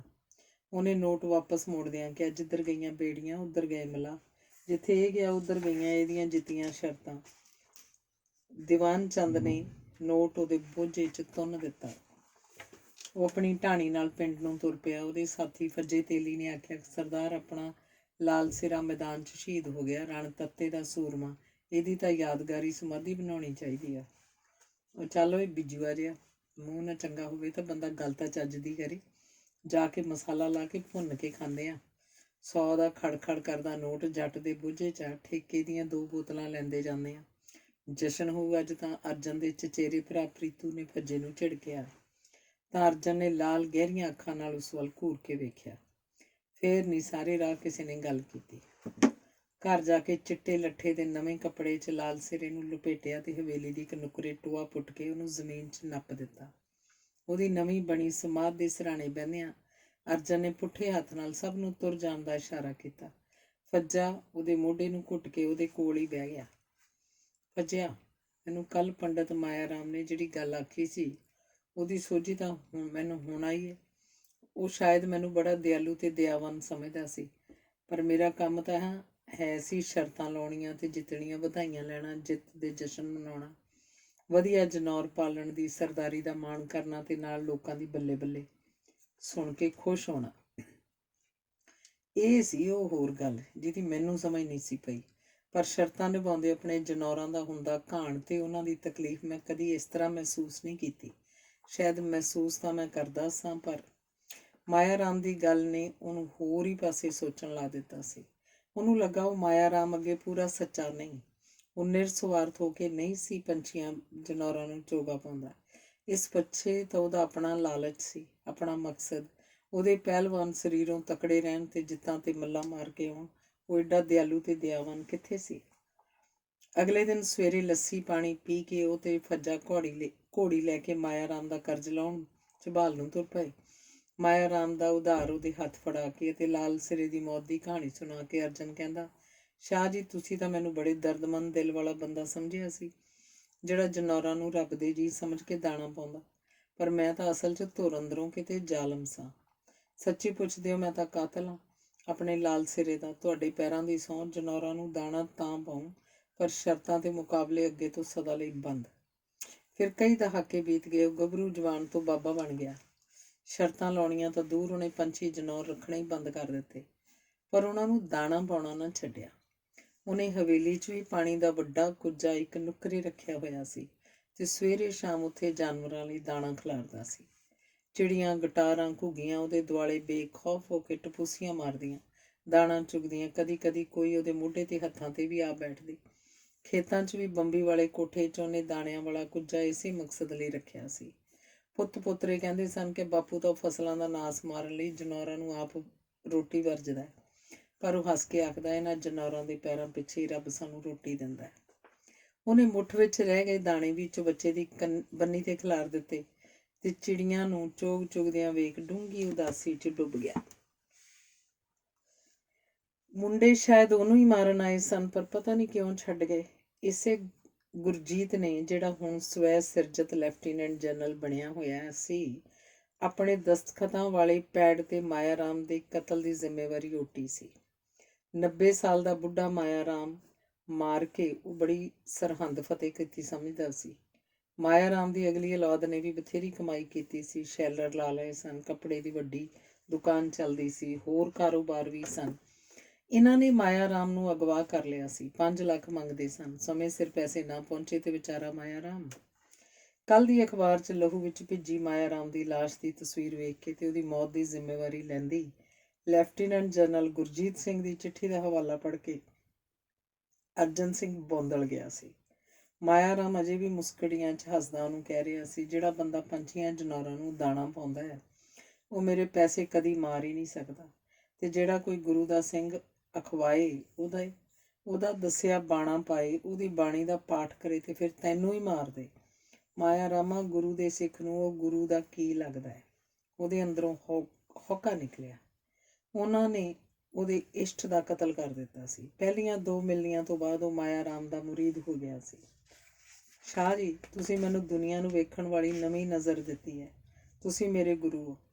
ਰਾਮ ਰਾਮ ਕਹੋ ਸਰਦਾਰ ਅਰਜਨ ਸਿਆਂ। ਮੈਂ ਪਾਪੀ ਬੰਦਾ, ਤੱਕੜੀ ਨੂੰ ਠੂੰਗਾ ਮਾਰਨ ਵਾਲਾ, ਛੋਟੀਆਂ ਮੋਟੀਆਂ ਬੇਈਮਾਨੀਆਂ ਕਰਨ ਵਾਲਾ। ਇੰਨਾ ਭਾਰ ਨਾ ਮੇਰੇ ਸਿਰ ਤੇ ਚਾੜ। ਪਰ ਅਰਜਨ ਸਿੰਘ ਦੇ ਮਨ 'ਚ ਸਾਲਾਂ ਦੇ ਸਾਲ ਬੀਤ ਗਏ। ਮਾਇਆ ਰਾਮ ਦੀ ਕਦਰ ਜਿਉਂ ਦੀ ਤਿਉਂ ਕਾਇਮ ਸੀ। ਉਹ ਜਦੋਂ ਵੀ ਕਦੀ 2-4 ਮਹੀਨੇ ਉੱਧਰੋਂ ਲੰਘਦਾ, ਉਚੇਚਾ ਮਾਇਆ ਰਾਮ ਦੇ ਗੋਡਿਆਂ ਨੂੰ ਹੱਥ ਲਾ ਕੇ ਆਉਂਦਾ। ਅਰਜਨ ਸਿੰਘ ਆਖਦਾ ਹੁੰਦਾ ਸੀ, ਉਹਦਾ ਗੁਰੂ, ਉਹਦਾ ਇਸ਼ਟ ਤਾਂ ਟੋਟੇ ਟੋਟੇ ਹੋ ਕੇ ਛੋਟੇ ਛੋਟੇ ਟੁਕੜਿਆਂ 'ਚ ਸਾਰੇ ਬੰਦਿਆਂ 'ਚ ਬੈਠਾ ਹੋਇਆ। ਅੱਜ ਇਹਨਾਂ ਗੁਰੂ ਦੇ ਸਿੰਘਾਂ ਨੇ ਮਾਇਆ ਰਾਮ ਦੇ ਅੰਦਰ ਬੈਠਾ ਅਰਜਨ ਸਿੰਘ ਦੇ ਗੁਰੂ ਦਾ ਇੱਕ ਹਿੱਸਾ ਕਤਲ ਕਰ ਦਿੱਤਾ ਸੀ। ਉਹਨੇ ਤੁਰੇ ਜਾਂਦੇ ਜਰਨੈਲ ਦੇ ਹੱਥ 'ਚ ਫੜੀ ਸਟੇਨ ਤੇ ਨਜ਼ਰ ਮਾਰੀ ਤਾਂ ਮਾਇਆ ਰਾਮ ਤੜਫਦਾ ਦਿਖਾਈ ਦਿੱਤਾ। ਬਾਜ਼ ਚਿੜੀਆਂ ਨੂੰ ਤੋੜ ਰਹੇ ਸਨ। ਉਹਦੇ ਆਸੇ-ਪਾਸੇ ਮਾਇਆ ਰਾਮ ਦੀ ਮੌਤ ਤੇ ਵੈਣ ਪਾਉਂਦੀਆਂ ਚਿੜੀਆਂ ਚਿਚਲਾ ਰਹੀਆਂ ਸਨ। ਉਹਦੇ ਅੰਦਰੋਂ ਹਾਅ ਵਰਗਾ ਹੌਕਾ ਨਿਕਲਿਆ। ਸੱਚਿਆ ਪਾਤਸ਼ਾਹ, ਇਹ ਕਿਹਾ ਸਿਤਮ ਹੈ ਕਿ ਬਾਜ਼ ਤੇਰਾ ਹੀ ਨਾਂ ਲੈ ਲੈ ਕੇ ਤੇਰੀਆਂ ਚਿੜੀਆਂ ਨੂੰ ਤੋੜ ਰਹੇ ਨੇ। ਉਹਨਾਂ ਦੇ ਕਾਬੂ ਆਏ ਮਾਇਆ ਰਾਮ ਨੂੰ ਜਦੋਂ ਲੈਫਟੀਨੈਂਟ ਜਨਰਲ ਦੇ ਨਾਂ ਦਾ ਪਤਾ ਲੱਗਾ ਸੀ ਤਾਂ ਉਹਦਾ ਪਿੰਡ ਵੀ ਪਤਾ ਲੱਗ ਗਿਆ ਸੀ। ਅਖਬਾਰਾਂ 'ਚ ਦੂਜੇ ਚੌਥੇ ਦਿਨ ਉਹਦਾ ਨਾਂ ਅਖਬਾਰਾਂ 'ਚ ਛਪਦਾ ਹੀ ਤਾਂ ਰਹਿੰਦਾ ਸੀ। ਮਾਇਆ ਰਾਮ ਨੇ ਉਹਨੂੰ ਉਸੇ ਪਿੰਡ ਦਾ ਜਾਣ ਕੇ ਅਰਜਨ ਸਿੰਘ ਦੀ ਪਛਾਣ ਤੇ ਮਿੱਤਰਤਾ ਦਾ ਵੀ ਵਾਸਤਾ ਪਾਇਆ ਸੀ। ਗੁਰਜੀਤ ਸਿੰਘ ਨੇ ਉਦੋਂ ਜ਼ਹਿਰੀ ਹਾਸਾ ਹੱਸਦਿਆਂ ਕਿਹਾ ਸੀ, ਕੋਈ ਗੱਲ ਨਹੀਂ, ਉਹਨੂੰ ਪਾਗਲ ਬੁੱਢੇ ਨੂੰ ਵੀ ਤੇਰੀ ਫਤਿਹ ਬੁਲਾਵਾਂਗੇ। ਕਮਾਦ ਦੇ ਓਹਲੇ ਹੋਣ ਤੋਂ ਪਹਿਲਾਂ ਬਿੱਲੂ ਨੇ ਧੌਣ ਭੁਆ ਕੇ ਉੱਚੀ ਆਵਾਜ਼ ਵਿੱਚ ਆਖਿਆ, ਬਾਬਾ, ਮਾਇਆ ਰਾਮ ਮਰਨ ਤੋਂ ਪਹਿਲਾਂ ਤੈਨੂੰ ਆਪਣੇ ਰਾਮ ਰਾਮ ਬੁਲਾਉਂਦਾ ਸੀ। ਤਿੱਖਾ ਤੀਰ ਖੁੱਭ ਗਿਆ ਉਹਦੇ ਕਲੇਜੇ 'ਚ। ਓਏ ਜ਼ਾਲਮੋ, ਮੈਨੂੰ ਇਹੋ ਗੋਲੀ ਮਾਰਨ ਆਏ ਸੋ ਇੱਥੇ? ਕਲੇਜਾ ਘੁੱਟ ਕੇ ਉਹ ਕਣਕ ਦੇ ਕਿਆਰੇ ਦਾ ਪਾਣੀ ਵੇਖਣ ਤੁਰ ਪਿਆ। ਹੋਰ 5 ਕੁ ਮਿੰਟ ਤੱਕ ਕਿਆਰਾ ਬੰਨੇ ਲੱਗ ਜਾਣਾ ਸੀ। ਅਚਨਚੇਤ ਵੇਖਿਆ, ਉਹਨਾਂ ਦੇ ਖੇਤਾਂ ਨੂੰ ਆਉਂਦੀ ਕੱਚੀ ਸੜਕ ਤੇ ਪੁਲਿਸ ਦੀਆਂ 2 ਜੀਪਾਂ ਧੂੜ ਉਡਾਉਂਦੀਆਂ ਆ ਰਹੀਆਂ ਸਨ। ਬੰਬੀ ਕੋਲ ਆ ਕੇ ਜੀਪਾਂ ਰੁਕ ਗਈਆਂ ਤੇ ਪੁਲਿਸ ਤੇ CRP ਦੀ ਧਾੜ ਬਾਹਰ ਨਿਕਲ ਕੇ ਉਸ ਵੱਲ ਵਧੀ। ਕੋਲ ਆ ਕੇ ਥਾਣੇਦਾਰ ਕਹਿਣ ਲੱਗਾ, ਸਾਨੂੰ ਪੱਕੀ ਸੂਹ ਮਿਲੀ ਏ ਕਿ ਮੁੰਡੇ ਇੱਧਰ ਆਏ ਨੇ। ਤੇਰੀ ਬੰਬੀ ਤੇ ਨਹਾਉਂਦਿਆਂ ਵੇਖੇ ਨੇ ਕਿਸੇ ਨੇ। 5 ਮਿੰਟ ਨਹੀਂ ਹੋਏ ਅਜੇ ਇਸ ਗੱਲ ਨੂੰ। ਬੁੱਢਿਆ, ਬੰਦਾ ਬਣ ਕੇ ਦੱਸ ਦੇ, ਕਿੱਥੇ ਲੁਕਾਈ? ਅਰਜਨ ਸਿੰਘ ਦੇ ਸਿਰ ਨੂੰ ਗੁੱਸੇ ਦੀ ਕਾਂਗ ਚੜ੍ਹੀ। ਬੰਦਾ ਤਾਂ ਮੈਂ ਸਾਰੀ ਉਮਰ ਬਣਨ ਦੀ ਕੋਸ਼ਿਸ਼ 'ਚ ਲੱਗਾ ਰਿਹਾ, ਪਰ ਬੰਦਾ ਬਣਿਆ ਹੀ ਨਹੀਂ ਜਾ ਸਕਿਆ। ਪਰ ਸਰਦਾਰਾ, ਬੰਦਿਆਂ ਵਾਲੀ ਜ਼ੁਬਾਨ 'ਚ ਗੱਲ ਕਰਨੀ ਤੈਨੂੰ ਵੀ ਨਹੀਂ ਆਉਂਦੀ। ਮੈਂ ਵੀ ਗੁਰੂ ਦਾ ਸਿੱਖ ਹਾਂ ਤੇ ਵੇਖਣ ਨੂੰ ਵੀ ਤਾਂ ਤੂੰ ਵੀ ਇੰਝ ਹੀ ਲੱਗਦਾ। ਇੱਕ ਬਜ਼ੁਰਗ ਨਾਲ, ਜਿਹੜਾ 10 ਸਾਲ ਪਿੰਡ ਦਾ ਸਰਪੰਚ ਵੀ ਰਿਹਾ ਹੋਵੇ, ਗੱਲਬਾਤ ਕਰਨ ਦਾ ਇਹ ਕਿਹੜਾ ਸਲੀਕਾ ਤੇ ਕਿਹੜਾ ਤਰੀਕਾ ਹੈ ਭਾਈ? ਥਾਣੇਦਾਰ ਕੋਈ ਨਵਾਂ ਹੀ ਆਇਆ ਲੱਗਦਾ ਸੀ, ਜਿਹੜਾ ਅਰਜਨ ਸਿੰਘ ਦਾ ਜਾਣੂ ਨਹੀਂ ਸੀ। ਅਰਜਨ ਸਿੰਘ ਦੀ ਝਾੜ ਸੁਣ ਕੇ ਥੋੜ੍ਹਾ ਕੁਝ ਝਿੰਪਿਆ ਜ਼ਰੂਰ, ਪਰ ਫਿਰ ਸੰਭਲ ਗਿਆ। ਮੇਰੇ ਨਾਲ ਬਹੁਤਾ ਗਿਆਨ ਨਾ ਘੋਟ ਤੇ ਸਿੱਧੀ ਤਰ੍ਹਾਂ ਦੱਸੋ, ਇੱਥੋਂ ਗਏ ਕਿੱਧਰ ਨੂੰ ਨੇ? CRP ਦਾ ਇੰਸਪੈਕਟਰ ਤਿਵਾੜੀ ਅਰਜਨ ਸਿੰਘ ਨੂੰ ਜਾਣਦਾ ਸੀ। ਅਰਜਨ ਸਿੰਘ ਪਿਛਲੇ ਦਿਨੀ ਕਿਸੇ ਕੰਮ ਲਈ ਉਹਨੂੰ 2-4 ਵਾਰ ਮਿਲਿਆ ਵੀ ਹੋਇਆ ਸੀ। ਗੱਲਬਾਤ ਦੀ ਵਾਗਡੋਰ ਤਿਵਾੜੀ ਨੇ ਆਪਣੇ ਹੱਥ ਲੈਣੀ ਸੀ। ਬਾਬਾ ਜੀ, ਨਾਰਾਜ਼ ਮਤ ਹੋਈਏ, ਆਏ ਤਾਂ ਉਹ ਇੱਧਰ ਹੀ ਹੈ ਆਪਕੇ ਪਾਸ। ਬਿੱਲੂ ਦੀ ਬੋਲੀ ਨੇ ਅਰਜਨ ਸਿੰਘ ਦਾ ਕਲੇਜਾ ਚੀਰਿਆ ਹੋਇਆ ਸੀ। ਅੱਜ ਉਹਨੂੰ ਆਪਣੇ ਪੁੱਤ ਜਗਜੀਤ ਸਿੰਘ ਦਾ ਪੈਂਤੜਾ ਵੀ ਠੀਕ ਹੀ ਲੱਗਾ, ਭਾਵੇਂ ਪਹਿਲਾਂ ਕਦੀ ਇਸ ਬਾਰੇ ਉਹਦੀ ਸਹਿਮਤੀ ਨਹੀਂ ਸੀ ਹੋਈ। ਇਹਨਾਂ ਕਾਤਲ ਟੋਲਿਆਂ ਨਾਲ ਤਾਂ ਬੇਕਿਰਕ ਹੋ ਕੇ ਨਜਿੱਠਣ ਦੀ ਲੋੜ ਏ। ਇਹ ਤੋਂ ਪਹਿਲਾਂ ਕਿ ਉਹ ਤੁਹਾਡੇ ਤੇ ਵਾਰ ਕਰਨ, ਤੁਹਾਨੂੰ ਉਹਨਾਂ ਤੇ ਵਾਰ ਕਰ ਦੇਣਾ ਚਾਹੀਦਾ। ਜਦੋਂ ਕੋਈ ਤੁਹਾਡੇ ਖਿਲਾਫ ਹਥਿਆਰ ਚੁੱਕ ਕੇ ਤੁਰ ਪਿਆ, ਫਿਰ ਇਹ ਨਾ ਵੇਖੋ ਕਿ ਉਹਦਾ ਕਸੂਰ ਕਿੰਨਾ ਕੁ ਹੈ ਤੇ ਕਿੰਨਾ ਕੁ ਨਹੀਂ। ਮੌਕਾ ਮਿਲੇ ਤੋਂ ਪਹਿਲਾਂ ਆਪਣਾ ਵਾਰ ਕਰ ਦਿਓ। ਕੋਈ ਲਿਹਾਜ਼ ਨਹੀਂ, ਕੋਈ ਤਰਸ ਨਹੀਂ। ਇਹ ਕਿਹੜਾ ਕਿਸੇ ਤੇ ਤਰਸ ਖਾਂਦੇ ਨੇ। ਉਸ ਅੰਦਰੋਂ ਉਹਦੇ ਪੁੱਤਰ ਜਗਜੀਤ ਦੀ ਪਾਰਟੀ ਲਾਈਨ ਬੋਲਣ ਲੱਗੇ। ਉਹਨੂੰ ਖੁਦ ਸਰਕਾਰੀ ਹੋਣ ਤੇ ਬੜੀ ਚਿੜ ਸੀ। ਸਰਕਾਰ ਤੇ ਸਥਾਪਤੀ ਨਾਲ ਤਾਂ ਉਹਦਾ ਖਾਨਦਾਨੀ ਵੈਰ ਸੀ। ਭਾਵੇਂ ਉਹਨੇ ਆਪ ਹੀ ਘਰ ਦੇ ਮੁਹਾਜ਼ ਤੇ ਲੜਨ ਦਾ ਨਿਰਣਾ ਲਿਆ ਹੋਇਆ ਸੀ ਤੇ ਬਾਹਰਲੀ ਵੱਡੀ ਲੜਾਈ ਲਈ ਬਾਪੂ ਇੰਦਰ ਸਿੰਘ ਸਮਰਪਿਤ ਸੀ, ਤਦ ਵੀ ਕਦੀ ਕਦੀ ਉਹਦਾ ਬਾਗੀ ਆਪਾ ਉਛਾਲ ਮਾਰਦਾ ਜਾਂਦਾ ਰਿਹਾ ਸੀ। ਪੰਜਾਬੀ ਸੂਬੇ ਦੇ ਮੋਰਚੇ ਵਿੱਚ ਤਾਂ ਉਹ ਬਾਪੂ ਇੰਦਰ ਸਿੰਘ ਨਾਲ ਜੇਲ੍ਹ 'ਚ ਆਪ ਵੀ ਗਿਆ ਸੀ। ਖੁਸ਼ ਹੈਸੀਅਤੀ ਟੈਕਸ ਦੇ ਵਿਰੋਧ ਵਿੱਚ ਉੱਠੀ ਕਮਿਊਨਿਸਟ ਲਹਿਰ ਵਿੱਚ ਵੀ ਦੋਵੇਂ ਪਿਓ ਪੁੱਤ ਗ੍ਰਿਫਤਾਰ ਹੋਏ ਸਨ। ਉਂਝ ਤੇ ਜਗਜੀਤ ਦੀ ਸਾਰੀ ਉਮਰ ਵੀ ਸਰਕਾਰ ਦੀਆਂ ਵਧੀਕੀਆਂ ਨਾਲ ਲੜਦਿਆਂ ਤੇ ਮੁਲਾਜ਼ਮ ਘੋਲ ਕਰਦਿਆਂ ਲੰਘੀ ਸੀ। ਇੱਕ ਵਾਰ ਮੁਲਾਜ਼ਮ ਮੰਗਾਂ ਲਈ ਉਹ ਲੰਮੀ ਭੁੱਖ ਹੜਤਾਲ ਤੇ ਬੈਠਾ ਸੀ ਤੇ ਉਹ ਮਰਦਿਆਂ ਮਸਾਂ ਬਚਿਆ ਸੀ। ਉਨੀ ਦਿਨੀ ਤਾਂ ਅਰਜਨ ਸਿੰਘ ਨੂੰ ਉਸਦੇ ਅੰਤਾਂ ਦਾ ਮੋਹ ਤੇ ਲਾਡ ਆਇਆ ਸੀ। ਮੋਹ ਤਾਂ ਉਹਦੇ ਅਗਾਂਹ ਵਧੂ ਵਿਚਾਰਾਂ ਤੇ ਕਰਮਾਂ ਨੂੰ ਉਹ ਅਜੇ ਵੀ ਕਰਦਾ ਸੀ। ਉਸ ਤੇ ਮਾਣ ਵੀ ਸੀ ਉਹਨੂੰ। ਯੋਧਾ ਵੀ ਉਹ ਵੀ ਉਹਦੇ ਲਈ। ਪਰ ਅੱਜ ਕੱਲ੍ਹ ਉਹਦੇ ਇਸ ਸਰਕਾਰੀ ਪੈਂਤੜੇ ਨਾਲ ਉਹਦੀ ਸਹਿਮਤੀ ਨਹੀਂ ਸੀ। ਕਿਸੇ ਮੁੰਡੇ ਨੂੰ ਵਹਿੰਦਿਆਂ ਜਾਂ ਫੜਦਿਆਂ ਹੀ ਅਗਲੇ ਨੂੰ ਗੋਲੀ ਮਾਰ ਦੇਣ ਦਾ ਸਰਕਾਰ ਤੇ ਪੁਲਿਸ ਦਾ ਫੈਸਲਾ ਉਹਨੂੰ ਹਜ਼ਮ ਹੀ ਨਹੀਂ ਸੀ ਹੁੰਦਾ। ਤੂੰ ਤੇ ਤੇਰੀ ਪਾਰਟੀ ਤਾਂ ਹੁਣ ਅਸਲੋਂ ਹੀ ਸਰਕਾਰੀ ਹੁੰਦੀ ਜਾਂਦੀ ਏ। ਤੂੰ ਵੀ ਸਰਕਾਰੀ ਬੰਦਾ ਬਣਦਾ ਜਾਂਦਾ ਜਗਜੀਤ ਸਿੰਘ। ਬਾਪੂ ਜੀ, ਸਾਡੇ ਹੀਰਿਆਂ ਵਰਗੇ ਕਾਮਰੇਡ ਇਹਨਾਂ ਮੁੰਡਿਆਂ ਨੇ ਸ਼ਹੀਦ ਕਰ ਦਿੱਤੇ। ਅਸੀਂ ਇਹਨਾਂ ਨੂੰ ਮਾਫ ਕਿਵੇਂ ਕਰ ਦਈਏ? ਇਹਨਾਂ ਖਿਲਾਫ ਬੇਕਿਰਕ ਲੜਾਈ ਲੜਨ ਦੀ ਲੋੜ ਹੈ। ਇੱਕ ਬਹਿਸ ਉਹਨਾਂ ਦੇ ਪਰਿਵਾਰ 'ਚ ਪਿਛਲੇ ਮਹੀਨੇ ਬੜਾ ਡਾਢਾ ਜ਼ੋਰ ਫੜ ਗਈ ਸੀ। ਰਾਤ ਨੂੰ ਟੱਬਰ 'ਚ ਬੈਠਿਆਂ ਉਹ ਗੱਲਾਂ ਬਾਤਾਂ ਕਰ ਰਹੇ ਸਨ ਕਿ ਲਈਆਂ ਦੀ ਪੱਤੀ ਦਾ ਪ੍ਰਤਾਪ ਸਿੰਘ ਤੇ ਉਹਦੇ ਭਾਈਚਾਰੇ ਦੇ 2-3 ਬੰਦੇ ਉਹਨਾਂ ਦੇ ਘਰ ਆਏ ਸਨ। ਉਹਨਾਂ ਦੇ ਬੇਕਸੂਰ ਮੁੰਡੇ ਪਰਮਜੀਤ ਨੂੰ ਪਰਸੋਂ ਬਾਬਾ ਬੁੱਢਾ ਸਾਹਿਬ ਦੇ ਗੁਰਦੁਆਰੇ ਟੱਬਰ ਨਾਲ ਮੱਥਾ ਟੇਕਣ ਜਾਂਦਿਆਂ ਨੂੰ CRP ਵਾਲਿਆਂ ਨੇ ਟਰਾਲੀ ਤੋਂ ਲਾ ਲਿਆ ਸੀ। ਕੱਲ੍ਹ ਉਹ ਮੁੰਡੇ ਦੇ ਪਿੱਛੇ ਗਏ ਸਨ, ਪਰ CRP ਵਾਲੇ ਕਹਿੰਦੇ ਸਨ, ਪੁਲਿਸ ਨੂੰ ਪੁੱਛੋ, ਅਸੀਂ ਤਾਂ ਫੜ ਕੇ ਬੰਦੇ ਪੁਣ ਛਾਣ ਲਈ ਪੁਲਿਸ ਨੂੰ ਦੇ ਦਿੰਦੇ ਹਾਂ। ਜੇ ਇਸ ਨਾਂ ਦਾ ਕੋਈ ਮੁੰਡਾ ਹੋਇਆ ਤਾਂ ਪੁਲਿਸ ਨੂੰ ਪਤਾ ਹੋਊ। ਅੱਗੋਂ ਪੁਲਿਸ ਉਹਨਾਂ ਨੂੰ ਕੋਈ ਨਿਆਂ ਨਹੀਂ ਸੀ ਦਿੰਦੀ। ਸਵੇਰੇ ਉਹਨਾਂ ਪੁਲਿਸ ਕੋਲ ਫੇਰ ਜਾਣਾ ਸੀ ਤੇ ਉਹ ਅਰਜਨ ਸਿੰਘ ਨੂੰ ਆਖਣ ਆਏ ਸਨ ਕਿ ਉਹਨਾਂ ਦੇ ਨਾਲ ਜਾਵੇ। ਪੁਰਾਣਾ ਸਰਪੰਚ ਰਿਹਾ ਹੋਣ ਕਰਕੇ, ਗੱਲਬਾਤ ਦਾ ਸਲੀਕਾ ਜਾਣਨ ਕਰਕੇ ਤੇ ਦਲੀਲ 'ਚ ਜ਼ੋਰ ਹੋਣ ਕਰਕੇ ਅਜੇ ਵੀ ਲੋਕ ਉਹਦਾ ਆਸਰਾ ਤੱਕਦੇ ਰਹਿੰਦੇ ਸਨ। ਉਹ ਇਸ ਲਈ ਵੀ ਆਏ ਸਨ ਕਿ ਜਗਜੀਤ ਸਿੰਘ ਦੀ DSP ਨਾਲ ਵੀ ਨੇੜਤਾ ਸੁਣੀਂਦੀ ਸੀ ਤੇ ਜੇ ਉਹ ਵੀ DSP ਨੂੰ ਆਖ ਦੇਵੇ ਤਾਂ। ਉਹਨਾਂ ਦੇ ਜਾਣ ਤੋਂ ਬਾਅਦ ਜਦੋਂ ਅਰਜਨ ਸਿੰਘ ਨੇ ਕਿਹਾ, ਜਗਜੀਤ ਕਰ ਵਿਚਾਰੇ ਗਰੀਬ ਜੱਟ ਦੀ ਮਦਦ, ਜੇ ਕੁਝ ਕਰ ਸਕਦਾ ਹੈ ਤਾਂ। ਬਾਪੂ ਜੀ, ਮੈਂ ਤਾਂ ਕਾਤਲਾਂ ਦੇ ਟੋਲੇ ਨਾਲ ਦੁਸ਼ਮਣਾਂ ਵਾਂਗ ਨਜਿੱਠਣ ਦੇ ਹੱਕ 'ਚ ਹਾਂ। ਮਾਪਿਆਂ ਦੇ ਇਸ ਬੇਕਸੂਰ ਮੁੰਡੇ ਨੇ ਕੀ ਪਤਾ ਕਿੰਨੇ ਬੇਕਸੂਰ ਲੋਕਾਂ ਦਾ ਘਾਣ ਕੀਤਾ। ਪਿਛਲੇ 3 ਮਹੀਨੇ ਘਰੋਂ ਮੁੰਡਿਆਂ ਨਾਲ ਭੱਜਿਆ ਰਿਹਾ। ਉਹਨਾਂ ਨਾਲ ਦੀਵਾਲੀ ਵੇਖਣ ਤਾਂ ਨਹੀਂ ਸੀ ਗਿਆ। ਮੈਂ ਤਾਂ ਤੁਹਾਨੂੰ ਵੀ ਰੋਕੂੰ, ਪਰ ਤੁਸੀਂ ਤਾਂ ਆਪਣੀ ਮਰਜ਼ੀ ਕਰਨੀ ਹੁੰਦੀ ਹੈ, ਕਿਹੜਾ ਕਿਸੇ ਦੀ ਸੁਣਨੀ ਜਾਂ ਮੰਨਣੀ ਹੁੰਦੀ ਹੈ। ਉਹਨੇ ਤਾਂ ਅਸਲੋਂ ਹੱਥ ਖੜੇ ਕਰ ਦਿੱਤੇ ਸਨ। ਮੁੰਡਾ ਹਰਜੀਤ ਦਾ ਵਿਦਿਆਰਥੀ ਰਿਹਾ ਸੀ। ਉਹਨੇ ਕੋਲੋਂ ਗਵਾਹੀ ਦਿੱਤੀ। ਬਾਪੂ ਜੀ, ਮੁੰਡੇ ਨੇ ਪਿਛਲੇ ਸਾਲ ਹੀ ਅਜੇ 10ਵੀਂ ਕੀਤੀ ਹੈ। ਮੇਰੇ ਕੋਲ ਪੜ੍ਹਦਾ ਸੀ। ਪੜ੍ਹਦੇ ਸਮੇਂ ਨਿਹਾਇਤ ਬੀਬਾ ਮੁੰਡਾ ਸੀ। ਹੁਣ ਹਰ ਘਰ ਦੇ ਹਰ ਬਹਿਕ ਤੇ ਤਾਂ ਜਦੋਂ ਜੀ ਕਰੇ ਮੁੰਡੇ ਆ ਵੜਦੇ ਨੇ। ਉਹਨਾਂ ਦੀ ਬਹਿਕ ਤੇ ਵੀ ਆਉਂਦੇ ਜਾਂਦੇ ਸਨ। ਉਹਨਾਂ ਦੀਆਂ ਗੱਲਾਂ ਬਦਾਮਾਂ ਦੀਆਂ ਗਿਰੀਆਂ ਤੇ ਹਥਿਆਰਾਂ ਦੇ ਰੋਮਾਂਸ ਨੇ ਖਿੱਚ ਤਾਂ ਉਹਨੂੰ ਪਾ ਲਈ ਤੇ ਉਹ 2 ਮਹੀਨੇ ਘਰੋਂ ਭੱਜਿਆ ਵੀ ਰਿਹਾ। ਪਰ ਮਾਪਿਆਂ ਦਾ ਇੱਕੋ ਇੱਕ ਪੁੱਤ ਹੋਣ ਕਰਕੇ ਇੱਕ ਤਾਂ ਮਾਪਿਆਂ ਨੇ ਅਗਲਿਆਂ ਦੇ ਤਰਲੇ ਕੀਤੇ ਤੇ ਸਾਡੇ ਪੁੱਤ ਨੂੰ ਪਿੱਛੇ ਮੋੜ ਦਿਓ, ਤੇ ਦੂਜਾ ਮੁੰਡਾ ਵੀ ਉਹਨਾਂ ਨਾਲ ਜਾ ਕੇ ਫਸ ਗਿਆ।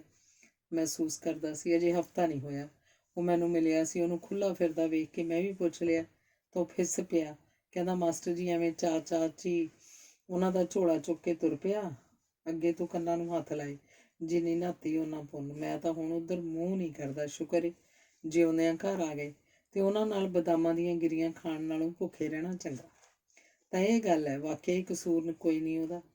ਵੇਖੋ ਜੀ, ਮੈਂ ਤਾਂ ਇਹ ਵੀ ਪੁੱਛਿਆ ਸੀ ਉਹਨੂੰ। ਉਹਨੇ ਸਹੁੰ ਖਾ ਕੇ ਆਖਿਆ ਸੀ ਕਿ ਉਹਦਾ ਕਿਸੇ ਵਾਰਦਾਤ 'ਚ ਕੋਈ ਹੱਥ ਨਹੀਂ।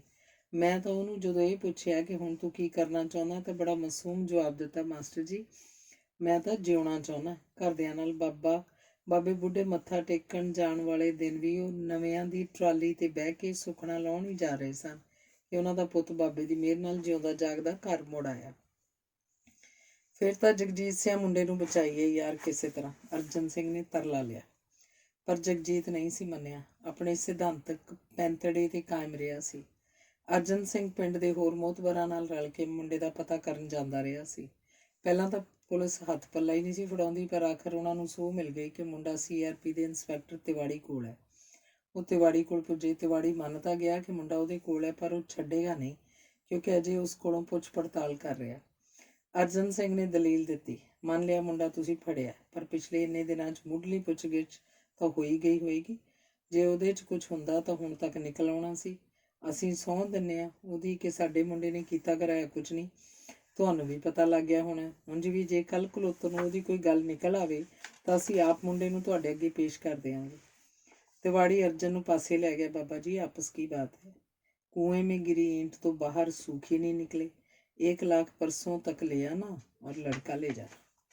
ਅਰਜਨ ਸਿੰਘ ਨੇ ਦੁਹਾਈ ਪਾਈ। ਜੀ, ਉਹਦਾ ਪਿਓ ਤਾਂ ਵਿਚਾਰਾ ਡਾਢਾ ਗਰੀਬ ਜੱਟ ਹੈ, ਸਿਰਫ 3.5 ਕਿੱਲੇ ਪੈਲੀ, ਕਰਜ਼ੇ ਦਾ ਪਹਿਲਾਂ ਹੀ ਭੰਨਿਆ ਹੋਇਆ। ਗੰਜੀ ਪਾਊਗੀ ਤੇ ਨਿਚੋੜੂਗੀ, ਕਿੱਥੋਂ ਦੇ ਲੂ ਤੁਹਾਨੂੰ ਲੱਖ ਰੁਪਇਆ? ਇਦਾਂ ਗਰੀਬ ਮਾਰ ਨਾ ਕਰੋ। मैंने एक बात कह दी सो कह दी, परसों आ जाना, नहीं तो ये भी आपके कहने पर बोल रहा हूँ। ਉਹਨੇ ਢੱਠੇ ਦਿਲ ਨਾਲ ਆ ਕੇ ਸਾਰਿਆਂ ਨੂੰ ਤਿਵਾੜੀ ਦਾ ਫੈਸਲਾ ਸੁਣਾ ਦਿੱਤਾ। ਸਾਰੇ ਆਖਣ ਲੱਗੇ, ਇਸ ਬਿਨਾਂ ਹੋਰ ਕੋਈ ਚਾਰਾ ਨਹੀਂ। ਮੁੰਡੇ ਦੀ ਜਾਨ ਨਾਲੋਂ ਪੈਸੇ ਚੰਗੇ ਨੇ ਕਿਤੇ, ਉਹਨੂੰ ਤਾਂ ਕਿਸ ਤਰ੍ਹਾਂ ਬਚਾਉਣਾ ਹੀ ਹੋਇਆ। ਤਿਵਾੜੀ ਨੂੰ ਮਿਲਣ ਜਾਣ ਵਾਲੇ ਦਿਨ ਅੱਖਾਂ ਦੇ ਕੋਇਆਂ 'ਚ ਪਾਣੀ ਤੇ ਕੰਬਦੇ ਹੱਥੀ ਪ੍ਰਤਾਪ ਸਿੰਘ ਅਰਜਨ ਸਿੰਘ ਕੋਲ ਆਇਆ। ਜਥੇਦਾਰਾ, ਕੀ ਕਰੀਏ ਹੁਣ? ਮੈਂ ਤਾਂ ਸਾਰੇ ਅੰਗਾਂ ਸਾਕਾਂ ਤੇ ਖੱਲਾਂ ਖੂੰਜੇ ਫਰੋਲ ਲਏ, ਮੇਰੇ ਕੋਲ ਤਾਂ ਮਸਾਂ 30,000 ਹੋਇਆ। ਨੰਬਰਦਾਰ ਹਰਸਾ ਸੋਹ ਨੂੰ ਜ਼ਮੀਨ ਲਿਖਾ ਲੈਣ ਨੂੰ ਕਿਹਾ, ਮੰਨ ਵੀ ਗਿਆ ਉਹ, ਪਰ ਉਹਦੇ ਆੜਤੀਏ ਨੇ ਪੈਸਿਆਂ ਦਾ ਪਰਸੋਂ ਦਾ ਕਰਾਰ ਕੀਤਾ। ਅਰਜਨ ਸਿੰਘ ਨੇ ਆਪਣੇ ਘਰ ਪਿਆ 10,000 ਰੁਪਇਆ ਵੀ ਫੜ ਲਿਆ। ਉਹ ਤਿਵਾੜੀ ਕੋਲ ਗਏ। ਅਰਜਨ ਸਿੰਘ ਨੇ ਹੱਥ ਜੋੜੇ, ਤਿਵਾੜੀ ਸਾਹਿਬ, ਆਹ 40,000 ਫੜੋ ਹਾਲ ਦੀ ਘੜੀ। ਅਜੇ ਸਾਰਾ ਤਾਣ ਲਾ ਕੇ ਮਸਾਂ ਇੰਨਾ ਹੀ ਸਰਿਆ। ਕੱਲ੍ਹ ਜਾਂ ਹੱਦ ਪਰਸੋਂ ਤੱਕ ਬਾਕੀ ਪੈਸੇ ਮੈਂ ਆਪ ਲੈ ਕੇ ਆਊਂ, ਪਰ ਅੱਜ ਮਿਹਰਬਾਨੀ ਕਰਕੇ ਮੁੰਡਾ ਸਾਨੂੰ ਦੇ ਦਿਓ, ਤੁਹਾਡੇ ਅੱਗੇ ਹੱਥ ਬੰਨ੍ਹਦੇ ਹਾਂ। ਤਿਵਾੜੀ ਨੇ ਨੋਟਾਂ ਦੀ ਥੱਬੀ ਵਾਪਸ ਕਰਦਿਆਂ ਕਿਹਾ, मैंने एक बात करी थी आपसे, वो भी गुरु का सिख जानकर। अभी भी शाम तक का समय है आपके पास, पैसे ले आओ, लड़का ले जाओ।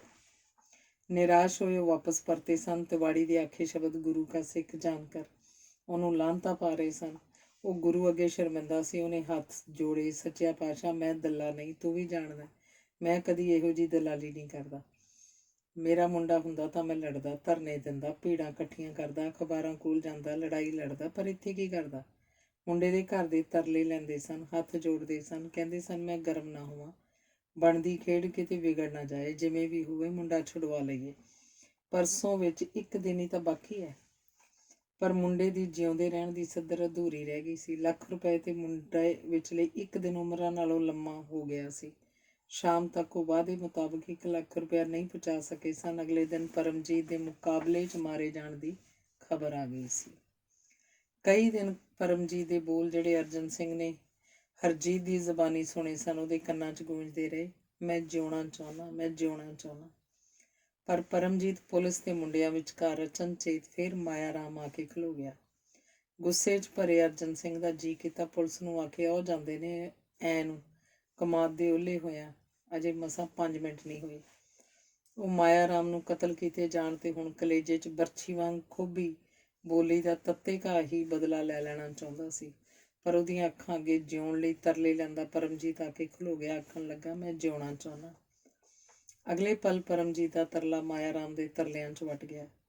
4 ਚੁਫੇਰੇ ਆਵਾਜ਼ਾਂ ਆਉਣ ਲੱਗੀਆਂ, ਮੈਂ ਜਿਉਣਾ ਚਾਹੁੰਦਾ, ਮੈਂ ਜਿਉਣਾ ਚਾਹੁੰਦਾ। ਉਹ ਦੁਬਦਾ 'ਚ ਪੈ ਗਿਆ, ਕੀ ਪੈਂਤੜਾ ਲਵੇ ਉਹ ਹੁਣ। ਆਹ ਵੇਖ, ਤਾਜ਼ਾ ਗੰਨੇ ਚੁੱਪੇ ਹੋਏ। ਥਾਣੇਦਾਰ ਨੇ ਦਾਣਾ ਚੁਗਦੀਆਂ ਚਿੜੀਆਂ ਨੂੰ ਸ਼ਿਸ਼ਕਾਰ ਕੇ ਉਡਾਇਆ ਤੇ ਚੁਬੱਚੇ ਲਾਗੇ ਚੂਪ ਕੇ ਸੁੱਟੀਆਂ ਗੰਨੇ ਦੀਆਂ ਛਿੱਲਾਂ ਨੂੰ ਵਿਖਾਉਣ ਲੱਗਾ। ਇੰਨੇ ਚਿਰ 'ਚ ਅਰਜਨ ਸਿੰਘ ਨੇ ਆਪਣੇ ਮਨ 'ਚ ਪੈਂਤੜਾ ਬਣਾ ਲਿਆ ਸੀ। 1 ਮਿੰਟ ਖਲੋ ਜਾਓ।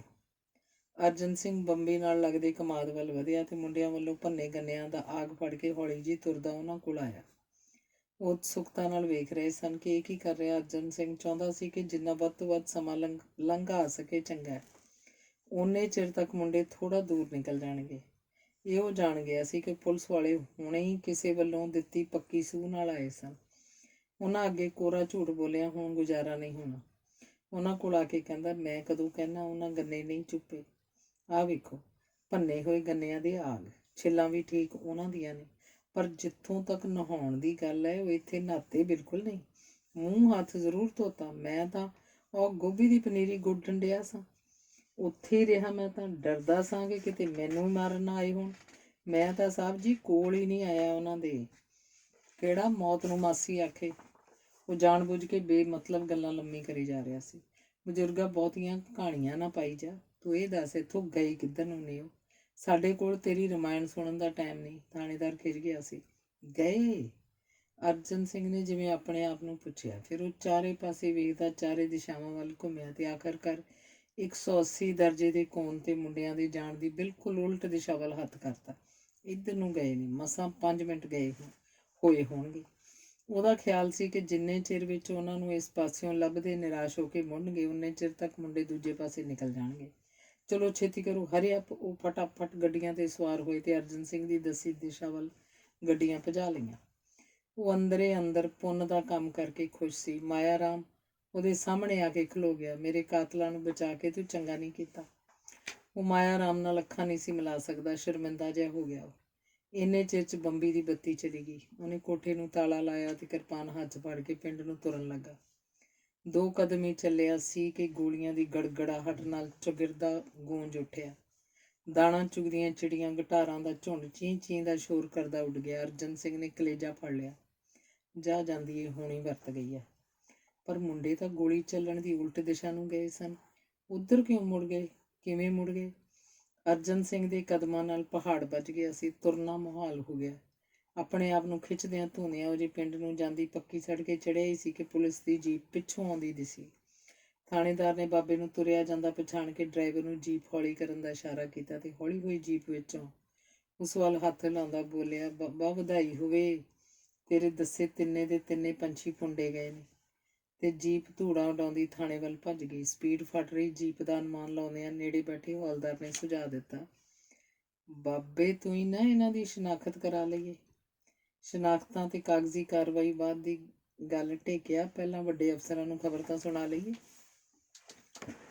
ਅਰਜਨ ਸਿੰਘ ਦੇ ਤਾਂ ਥਾਂ ਹੀ ਪੈਰ ਜੰਮ ਗਏ। ਥਾਣੇਦਾਰ ਦੇ ਬੋਲ ਗੋਲੀਆਂ ਦੀ ਗੜਗੜਾਹਟ ਵਾਂਗ ਹੀ ਉਹਦੇ ਅੰਦਰ ਗੂੰਜਣ ਲੱਗੇ। ਬਾਬਾ ਵਧਾਈ ਹੋਵੇ, ਤੇਰੇ ਦੱਸੇ ਤਿੰਨੇ ਦੇ ਤਿੰਨੇ ਪੰਛੀ ਫੁੰਡੇ ਗਏ ਨੇ। ਤੇਰੇ ਦੱਸੇ, ਤੇਰੇ ਦੱਸੇ, ਤੇਰੇ ਦੱਸੇ, ਮੇਰੇ ਦੱਸੇ, ਮੇਰੇ ਦੱਸੇ। ਪਰ ਮੈਂ ਕਦੋਂ ਦੱਸਿਆ ਸੀ? ਤੂੰ ਦੱਸਿਆ ਨਹੀਂ ਸੀ? ਕਦੋਂ ਨਹੀਂ ਦੱਸਿਆ? ਦੱਸਿਆ ਸੀ? ਨਹੀਂ। ਭੱਜੀ ਜਾਂਦੀ ਧੂੜਾ ਉਡਾਉਂਦੀ ਜੀਪ ਦਾ ਘੱਟਾ ਉਹਦੇ ਅੰਦਰ ਧੁੰਦੂਕਾਰ ਬਣ ਕੇ ਫੈਲ ਗਿਆ। ਜੀਪ ਦੀ ਆਵਾਜ਼ ਆਖੀ ਗਈ ਸੀ, ਅਰਜਨ ਸਿੰਘ ਸਾਡਾ ਮੁਖਬਰ, ਅਰਜਨ ਸਿੰਘ ਸਾਡਾ ਮੁਖਬਰ। ਇਤਿਹਾਸ ਦੇ ਸਾਰੇ ਮੁਖਬਰ ਉਹਦੀਆਂ ਅੱਖਾਂ ਅੱਗੇ ਘੁੰਮਣ ਲੱਗੇ। ਲੋਕਾਂ ਦੀਆਂ ਫਟਕਾਰਾਂ ਦੇ ਮਾਰੇ ਹੋਏ ਉਹਨਾਂ 'ਚ ਉਹ ਵੀ ਖਲੋਤਾ ਸੀ। ਉਹ ਬੌਂਦਲ ਗਿਆ। ਮੇਰਾ ਕੀ ਕਸੂਰ ਹੈ ਇਹਦੇ 'ਚ? ਮੈਂ ਤਾਂ ਨਹੀਂ ਦਿੱਤੀ ਉਹਨਾਂ ਦੀ ਸੂਹ। ਉਸ ਆਪਣੇ ਆਪ ਨੂੰ ਕਿਹਾ। ਸਾਰਾ ਤਾਣ ਲਾ ਕੇ ਜ਼ਮੀਨ ਨਾਲ ਚਿੰਬੜ ਗਏ, ਆਪਣੇ ਪੈਰ ਪੁੱਟੇ ਤੇ ਪਿੰਡ ਨੂੰ ਤੁਰਨ ਲੱਗਾ। ਅੱਖਾਂ ਅੱਗੇ ਬਾਰ-ਬਾਰ ਹਨੇਰਾ ਆਵੇ। ਇੰਨੇ ਚਿਰ 'ਚ ਇੱਧਰ ਮੁੜਦੀ ਸੜਕ ਤੇ ਥਾਣੇਦਾਰ ਜਾਂਦਾ ਜਾਂਦਾ 2 ਸਿਪਾਹੀ ਖੜੇ ਕਰ ਗਿਆ ਸੀ। ਉਹ ਪਿੰਡ ਵੱਲੋਂ ਇਸ ਰਾਹੇ ਜਾਣ ਵਾਲਿਆਂ ਨੂੰ ਰੋਕ ਰਹੇ ਸਨ। ਉੱਧਰ ਮੁਕਾਬਲਾ ਹੋਇਆ। ਨਾਕੇ ਤੇ ਡੱਕੇ ਖਲੋਤੇ 2-4 ਜਣਿਆਂ ਨੇ ਸਾਹਮਣਿਓਂ ਅਰਜਨ ਸਿੰਘ ਨੂੰ ਆਉਂਦਾ ਵੇਖਿਆ। ਇੱਕ ਗੱਭਰੂ ਨੇ ਪੁੱਛਿਆ, ਬਾਬਾ ਤੁਹਾਡੀਆਂ ਪੈਲੀਆਂ ਕੋਲ ਹੋਇਆ ਲੱਗਦਾ ਹੈ ਮੁਕਾਬਲਾ? ਉੱਥੇ ਇੱਕ ਖੜਾਕ ਸੁਣਿਆ ਸੀ ਗੋਲੀਆਂ ਦਾ। ਕੌਣ ਸਨ ਭਲਾ? ਅਰਜਨ ਸਿੰਘ ਨੂੰ ਜਾਪਿਆ ਜਿਵੇਂ ਗੱਭਰੂ ਨੇ ਵੀ ਉਹਨੂੰ ਟੇਢੇ ਤਰੀਕੇ ਨਾਲ ਇਹੋ ਕਿਹਾ ਹੋਵੇ ਕਿ ਤੇਰੇ ਦੱਸਣ ਤੇ ਤੇਰੀਆਂ ਪੈਲੀਆਂ ਕੋਲ ਮਾਰੇ ਗਏ ਨੇ ਮੁੰਡੇ। ਮੈਨੂੰ ਨਹੀਂ ਕੁਝ ਪਤਾ ਜਵਾਨਾ, ਉਹਨੇ ਖਿਝ ਕੇ ਆਖਿਆ ਤੇ ਪਿੰਡ ਦੇ ਰਾਹੇ ਪੈ ਗਿਆ। ਸਭ ਪਤਾ ਹੈ ਬਾਬੇ ਨੂੰ। ਉਹਨੂੰ ਪਿੱਛੋਂ ਆਵਾਜ਼ ਸੁਣੀ। ਇਹ ਨਾਕੇ ਤੇ ਖਲੋਤਾ ਸਿਪਾਹੀ ਸੀ ਜਿਹੜਾ ਕੁਝ ਚਿਰ ਪਹਿਲਾਂ ਪੁਲਿਸ ਦੀ ਜੀਪ 'ਚ ਉਹਨਾਂ ਦੀ ਬੰਬੀ ਦੀ ਪੁਲਿਸ ਨਾਲ ਗਿਆ ਸੀ। ਸਿਰ 'ਚ ਬੰਬ ਫਟਣ ਲੱਗੇ। ਤੇਰੇ ਦੱਸੇ ਤਿੰਨੇ ਦੇ ਤਿੰਨੇ ਪੰਛੀ ਫੁੰਡੇ ਗਏ ਨੇ। ਸਭ ਪਤਾ ਬਾਬੇ ਨੂੰ। ਲੱਗਾ ਹੁਣੇ ਸਿਪਾਹੀ ਨੇ ਨਾਕੇ ਤੇ ਖਲੋਤੇ ਬੰਦਿਆਂ ਕੋਲ ਸਾਰੀ ਗੱਲ ਖੋਲ ਦੇਣੀ ਹੈ ਤੇ ਸਵੇਰ ਤੱਕ ਉਹਦੀ ਕਰਤੂਤ ਤਾਂ ਬੱਚੇ ਦੀ ਜ਼ੁਬਾਨ ਤੇ ਹੋਏਗੀ। ਮੈਂ ਨਹੀਂ ਮੁੰਡਿਆਂ ਦਾ ਕਾਤਲ, ਉਹਨੇ ਜ਼ੋਰ ਨਾਲ ਆਪਣੇ ਆਪ ਨੂੰ ਆਖਣਾ ਚਾਹਿਆ, ਪਰ ਉਹਦੇ ਅੰਦਰਲੇ ਨੇ ਇਸ ਆਵਾਜ਼ ਨੂੰ ਸੁਣਨੋਂ ਇਨਕਾਰ ਕਰ ਦਿੱਤਾ।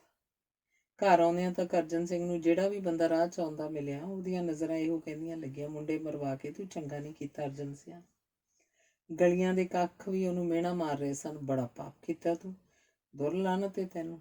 ਮੈਨੂੰ ਕਾਹਦੀ ਦੁਰਲਾਨਤ? ਦੁਰਲਾਨਤ ਉਹਨਾਂ ਨੂੰ ਜਿਹੜੇ ਬੇਦੋਸ਼ੀਆਂ ਦੇ ਖੂਨ 'ਚ ਨਹਾਉਂਦੇ ਨੇ ਹਰ ਰੋਜ਼, ਜਿਨ੍ਹਾਂ ਮਾਇਆ ਰਾਮ ਜੇ ਹਸਤੀ ਨੂੰ ਕਤਲ ਕਰ ਦਿੱਤਾ। ਨਾਲੇ ਮੈਂ ਤਾਂ ਆਪਣੇ ਵੱਲੋਂ ਉਹਨਾਂ ਨੂੰ ਬਚਾਉਣ ਦੀ ਕੋਸ਼ਿਸ਼ ਕੀਤੀ ਸੀ। ਥਾਣੇਦਾਰ ਦੇ ਬੋਲ ਉਹਦੇ ਟਿਕਣ ਦਾ ਯਤਨ ਕਰ ਰਹੇ ਸਨ। ਮਨ 'ਚ ਫਿਰ ਵਿਸਫੋਟ ਕਰਨ ਲੱਗੇ। ਬਾਬਾ ਵਧਾਈ ਹੋਵੇ, ਤੇਰੇ ਦੱਸੇ ਤਿੰਨੇ ਦੇ ਤਿੰਨੇ ਪੰਛੀ ਫੁੰਡੇ ਗਏ ਨੇ। ਤੇਰੇ ਦੱਸੇ। ਉਹ ਆਪਣੇ ਆਪ ਨੂੰ ਗੁਨਾਹਗਾਰ ਸਮਝਣ ਲੱਗ ਪਿਆ ਸੀ। ਅੱਜ ਸਿਪਾਹੀ ਨੇ ਦੱਸ ਦਿੱਤਾ ਸੀ, ਕੱਲ ਨੂੰ ਥਾਣੇਦਾਰ ਨੇ ਸਾਰੀ ਦੁਨੀਆ ਨੂੰ ਦੱਸ ਦੇਣਾ ਕਿ ਮੈਂ ਹੀ ਉਹਨਾਂ ਨੂੰ ਮੁੰਡਿਆਂ ਦੀ ਸੂਹ ਦਿੱਤੀ ਸੀ। ਗੱਲ ਬਾਹਰ ਆਉਣ ਤਾਂ ਰਹਿਣੀ ਨਹੀਂ, ਬਾਹਰ ਤਾਂ ਆਈ ਗਈ ਹੈ ਹੁਣ। ਪੁੱਤਰਾਂ ਉਹਦਿਆਂ ਬੜਾ ਸਮਝਾਇਆ, ਬਾਪੂ ਜੀ ਇਸ 'ਚ ਤੁਹਾਡਾ ਕਸੂਰ ਕੀ ਹੈ? ਪਹਿਲੀ ਗੱਲ ਤਾਂ ਤੁਸੀਂ ਉਹਨਾਂ ਨੂੰ ਨਾ ਫੜਵਾਇਆ ਤੇ ਨਾ ਮਰਵਾਇਆ, ਤੇ ਤੁਸੀਂ ਤਾਂ ਪੁਲਿਸ ਨੂੰ ਉਹਨਾਂ ਤੋਂ ਉਲਟ ਰਾਹੇ ਤੋਰ ਕੇ ਆਪਣੇ ਵੱਲੋਂ ਬਚਾਉਣ ਦਾ ਹੀ ਚਾਰਾ ਕੀਤਾ ਸੀ। ਇਹ ਤਾਂ ਉਹਨਾਂ ਦੀ ਮਾੜੀ ਕਿਸਮਤ ਕਿ ਉਸੇ ਪਾਸੇ ਮੋੜਾ ਕੱਟ ਗਏ ਤੇ ਪੁਲਿਸ ਨੂੰ ਟੱਕਰ ਗਏ। ਜੇ ਕਸੂਰ ਗਿਣੀਏ ਵੀ ਤਾਂ ਕਿਸੇ ਉਸ ਦਾ ਹੈ ਜਿਹਨੇ ਉਹਨਾਂ ਨੂੰ ਆਪਣੀ ਬੰਬੀ ਵੱਲ ਆਉਂਦਿਆਂ ਵੇਖਿਆ ਤੇ ਪੁਲਿਸ ਨੂੰ ਸੂਹ ਦਿੱਤੀ। ਤੁਸੀਂ ਤਾਂ ਬਿਲਕੁਲ ਨਿਰਦੋਸ਼ ਹੋ। ਉਂਝ ਵੀ ਉਹ ਕਿਹੜੀਆਂ ਕਰਤੂਤਾਂ ਕਰਦੇ ਸਨ ਜਿਨ੍ਹਾਂ ਉਹਨਾਂ ਦੀ ਕੀਤੀ ਦਾ ਫਲ ਕਿਸੇ ਨਾ ਕਿਸੇ ਦਿਨ ਤਾਂ ਮਿਲਣਾ ਹੀ ਸੀ ਉਹਨਾਂ ਨੂੰ। ਕੱਲ ਨਹੀਂ ਤਾਂ ਅੱਜ ਮਿਲ ਗਿਆ। ਪਰ ਅਰਜਨ ਸਿੰਘ ਦਾ ਮਨ ਧੀਰ ਨਹੀਂ ਸੀ ਧਰ ਰਿਹਾ। ਮੈਂ ਆਪਣੀ ਅਣਖ ਲਈ, ਖਾਨਦਾਨ ਦੀ ਇੱਜ਼ਤ ਲਈ ਆਪਣੇ ਪੁੱਤ ਤਾਂ ਮਰਵਾ ਸਕਦਾ, ਪਰ ਕਦੀ ਪੁਲਿਸ ਦਾ ਮੁਖਬਰ ਨਹੀਂ ਬਣ ਸਕਦਾ। ਤੇ ਉਹਦੇ ਪੁੱਤ ਜਗਜੀਤ ਸਿੰਘ ਨੂੰ ਉਹ ਦਿਨ ਚੇਤੇ ਆਏ ਜਦੋਂ ਉਹਨੇ ਆਪਣੀ ਜਥੇਬੰਦੀ ਦੇ ਫੈਸਲੇ ਅਨੁਸਾਰ ਮੁਲਾਜ਼ਮ ਮੰਗਾਂ ਦੀ ਪੂਰਤੀ ਲਈ ਚੰਡੀਗੜ੍ਹ 'ਚ 50 ਦਿਨ ਦੀ ਲੰਮੀ ਭੁੱਖ ਹੜਤਾਲ ਨਿਭਾਈ ਸੀ। ਉਦੋਂ ਤਾਂ ਅਜੇ ਬਾਪੂ ਇੰਦਰ ਸਿੰਘ ਵੀ ਜਿਉਂਦਾ ਸੀ। ਬਾਪੂ ਇੰਦਰ ਸਿੰਘ ਨੇ ਕਿਹਾ ਸੀ, ਸਾਡਾ ਮੁੰਡਾ ਗਲਤ ਫੈਸਲਾ ਲੈ ਬੈਠਾ। ਭੁੱਖ ਹੜਤਾਲ ਸਿਰੇ ਚੜਾਉਣਾ ਬੜਾ ਔਖਾ ਕੰਮ ਹੈ। ਅਸੀਂ ਕਰ ਕਰਕੇ ਵੇਖੀਆਂ ਨੇ। ਮਾਸਟਰ ਤਾਰਾ ਸਿੰਘ ਤੇ ਸੰਤ ਫਤਿਹ ਸਿੰਘ ਨੇ ਬਿਨਾਂ ਕੁਝ ਪ੍ਰਾਪਤ ਕੀਤਿਆਂ ਮਰਨ ਵਰਤ ਤੋੜ ਕੇ ਆਪਣੀ ਤੇ ਕੌਮ ਦੀ ਬੜੀ ਹੇਠੀ ਕਰਾਈ ਹੈ। ਇਹ ਤਾਂ ਫੇਰੂਮਾਨ ਰੱਖ ਵਿਖਾ ਗਿਆ ਤੇ ਇਹਨਾਂ ਵੱਲੋਂ ਲਬੇੜਿਆ ਕੌਮ ਦਾ ਮੂੰਹ ਧੋਤਾ ਗਿਆ। ਹੁਣ ਸਾਡਾ ਮੁੰਡਾ ਕਿਤੇ ਸਾਨੂੰ ਲਾਮਾ ਨਾ ਦਵਾ ਦੇਵੇ। ਮੇਰੇ 'ਚ ਤਾਂ ਇਸ ਉਮਰ 'ਚ ਜਾਣ ਦੀ ਹਿੰਮਤ ਨਹੀਂ। ਜਾਓ ਮੁੰਡੇ ਨੂੰ ਦਿਲਬਰੀ ਦੇ ਕੇ ਆਓ। ਜਿਸ ਦਿਨ ਉਹਦਾ ਪਿਓ ਅਰਜਨ ਸਿੰਘ ਪਿੰਡ ਦੇ 10 ਬੰਦਿਆਂ ਨੂੰ ਨਾਲ ਲੈ ਕੇ ਉਹਨੂੰ ਭੁੱਖ ਹੜਤਾਲ 'ਤੇ ਬੈਠੇ ਨੂੰ ਮਿਲਣ ਗਿਆ ਸੀ ਤਾਂ ਜਗਜੀਤ ਦੀ ਭੁੱਖ ਹੜਤਾਲ ਨੂੰ 32 ਦਿਨ ਗੁਜ਼ਰ ਚੁੱਕੇ ਸਨ। ਉਹ ਮਰਨਹਾਰ ਨਿਢਾਲ ਹੋਇਆ ਅੱਧ ਮੀਟੀਆਂ ਅੱਖਾਂ 'ਚੋਂ ਪਿੰਡ ਦੇ ਬਜ਼ੁਰਗਾਂ ਵੱਲ ਝਾਕਿਆ ਸੀ। ਬਾਪ ਅਰਜਨ ਸਿੰਘ ਦੀ ਚਿੱਟੀ ਹੋ ਗਈ ਦਾੜੀ ਵੱਲ ਵੇਖਦਿਆਂ ਉਹ ਸੋਚਿਆ ਸੀ, ਪਹਿਲਾਂ ਵੱਡੇ ਬਾਪੂ ਜੀ ਦੇ ਬਿਖੜੇ ਰਾਹੀਂ ਤੁਰਨ ਕਰਕੇ ਮੇਰੇ ਬਾਪੂ ਨੂੰ ਸਾਰੀ ਉਮਰ ਆਪਣੇ ਭੈਣ ਭਰਾਵਾਂ ਦਾ ਤੇ ਸਾਰੇ ਪਰਿਵਾਰ ਪਾਲਣਾ ਪਿਆ ਸੀ, ਤੇ ਹੁਣ ਭਾਵੇਂ ਮੇਰੇ ਮਰਨ ਤੋਂ ਬਾਅਦ ਉਹਨੂੰ ਮੇਰਾ ਪਰਿਵਾਰ ਵੀ ਪਾਲਣਾ ਪੈ ਜਾਏ।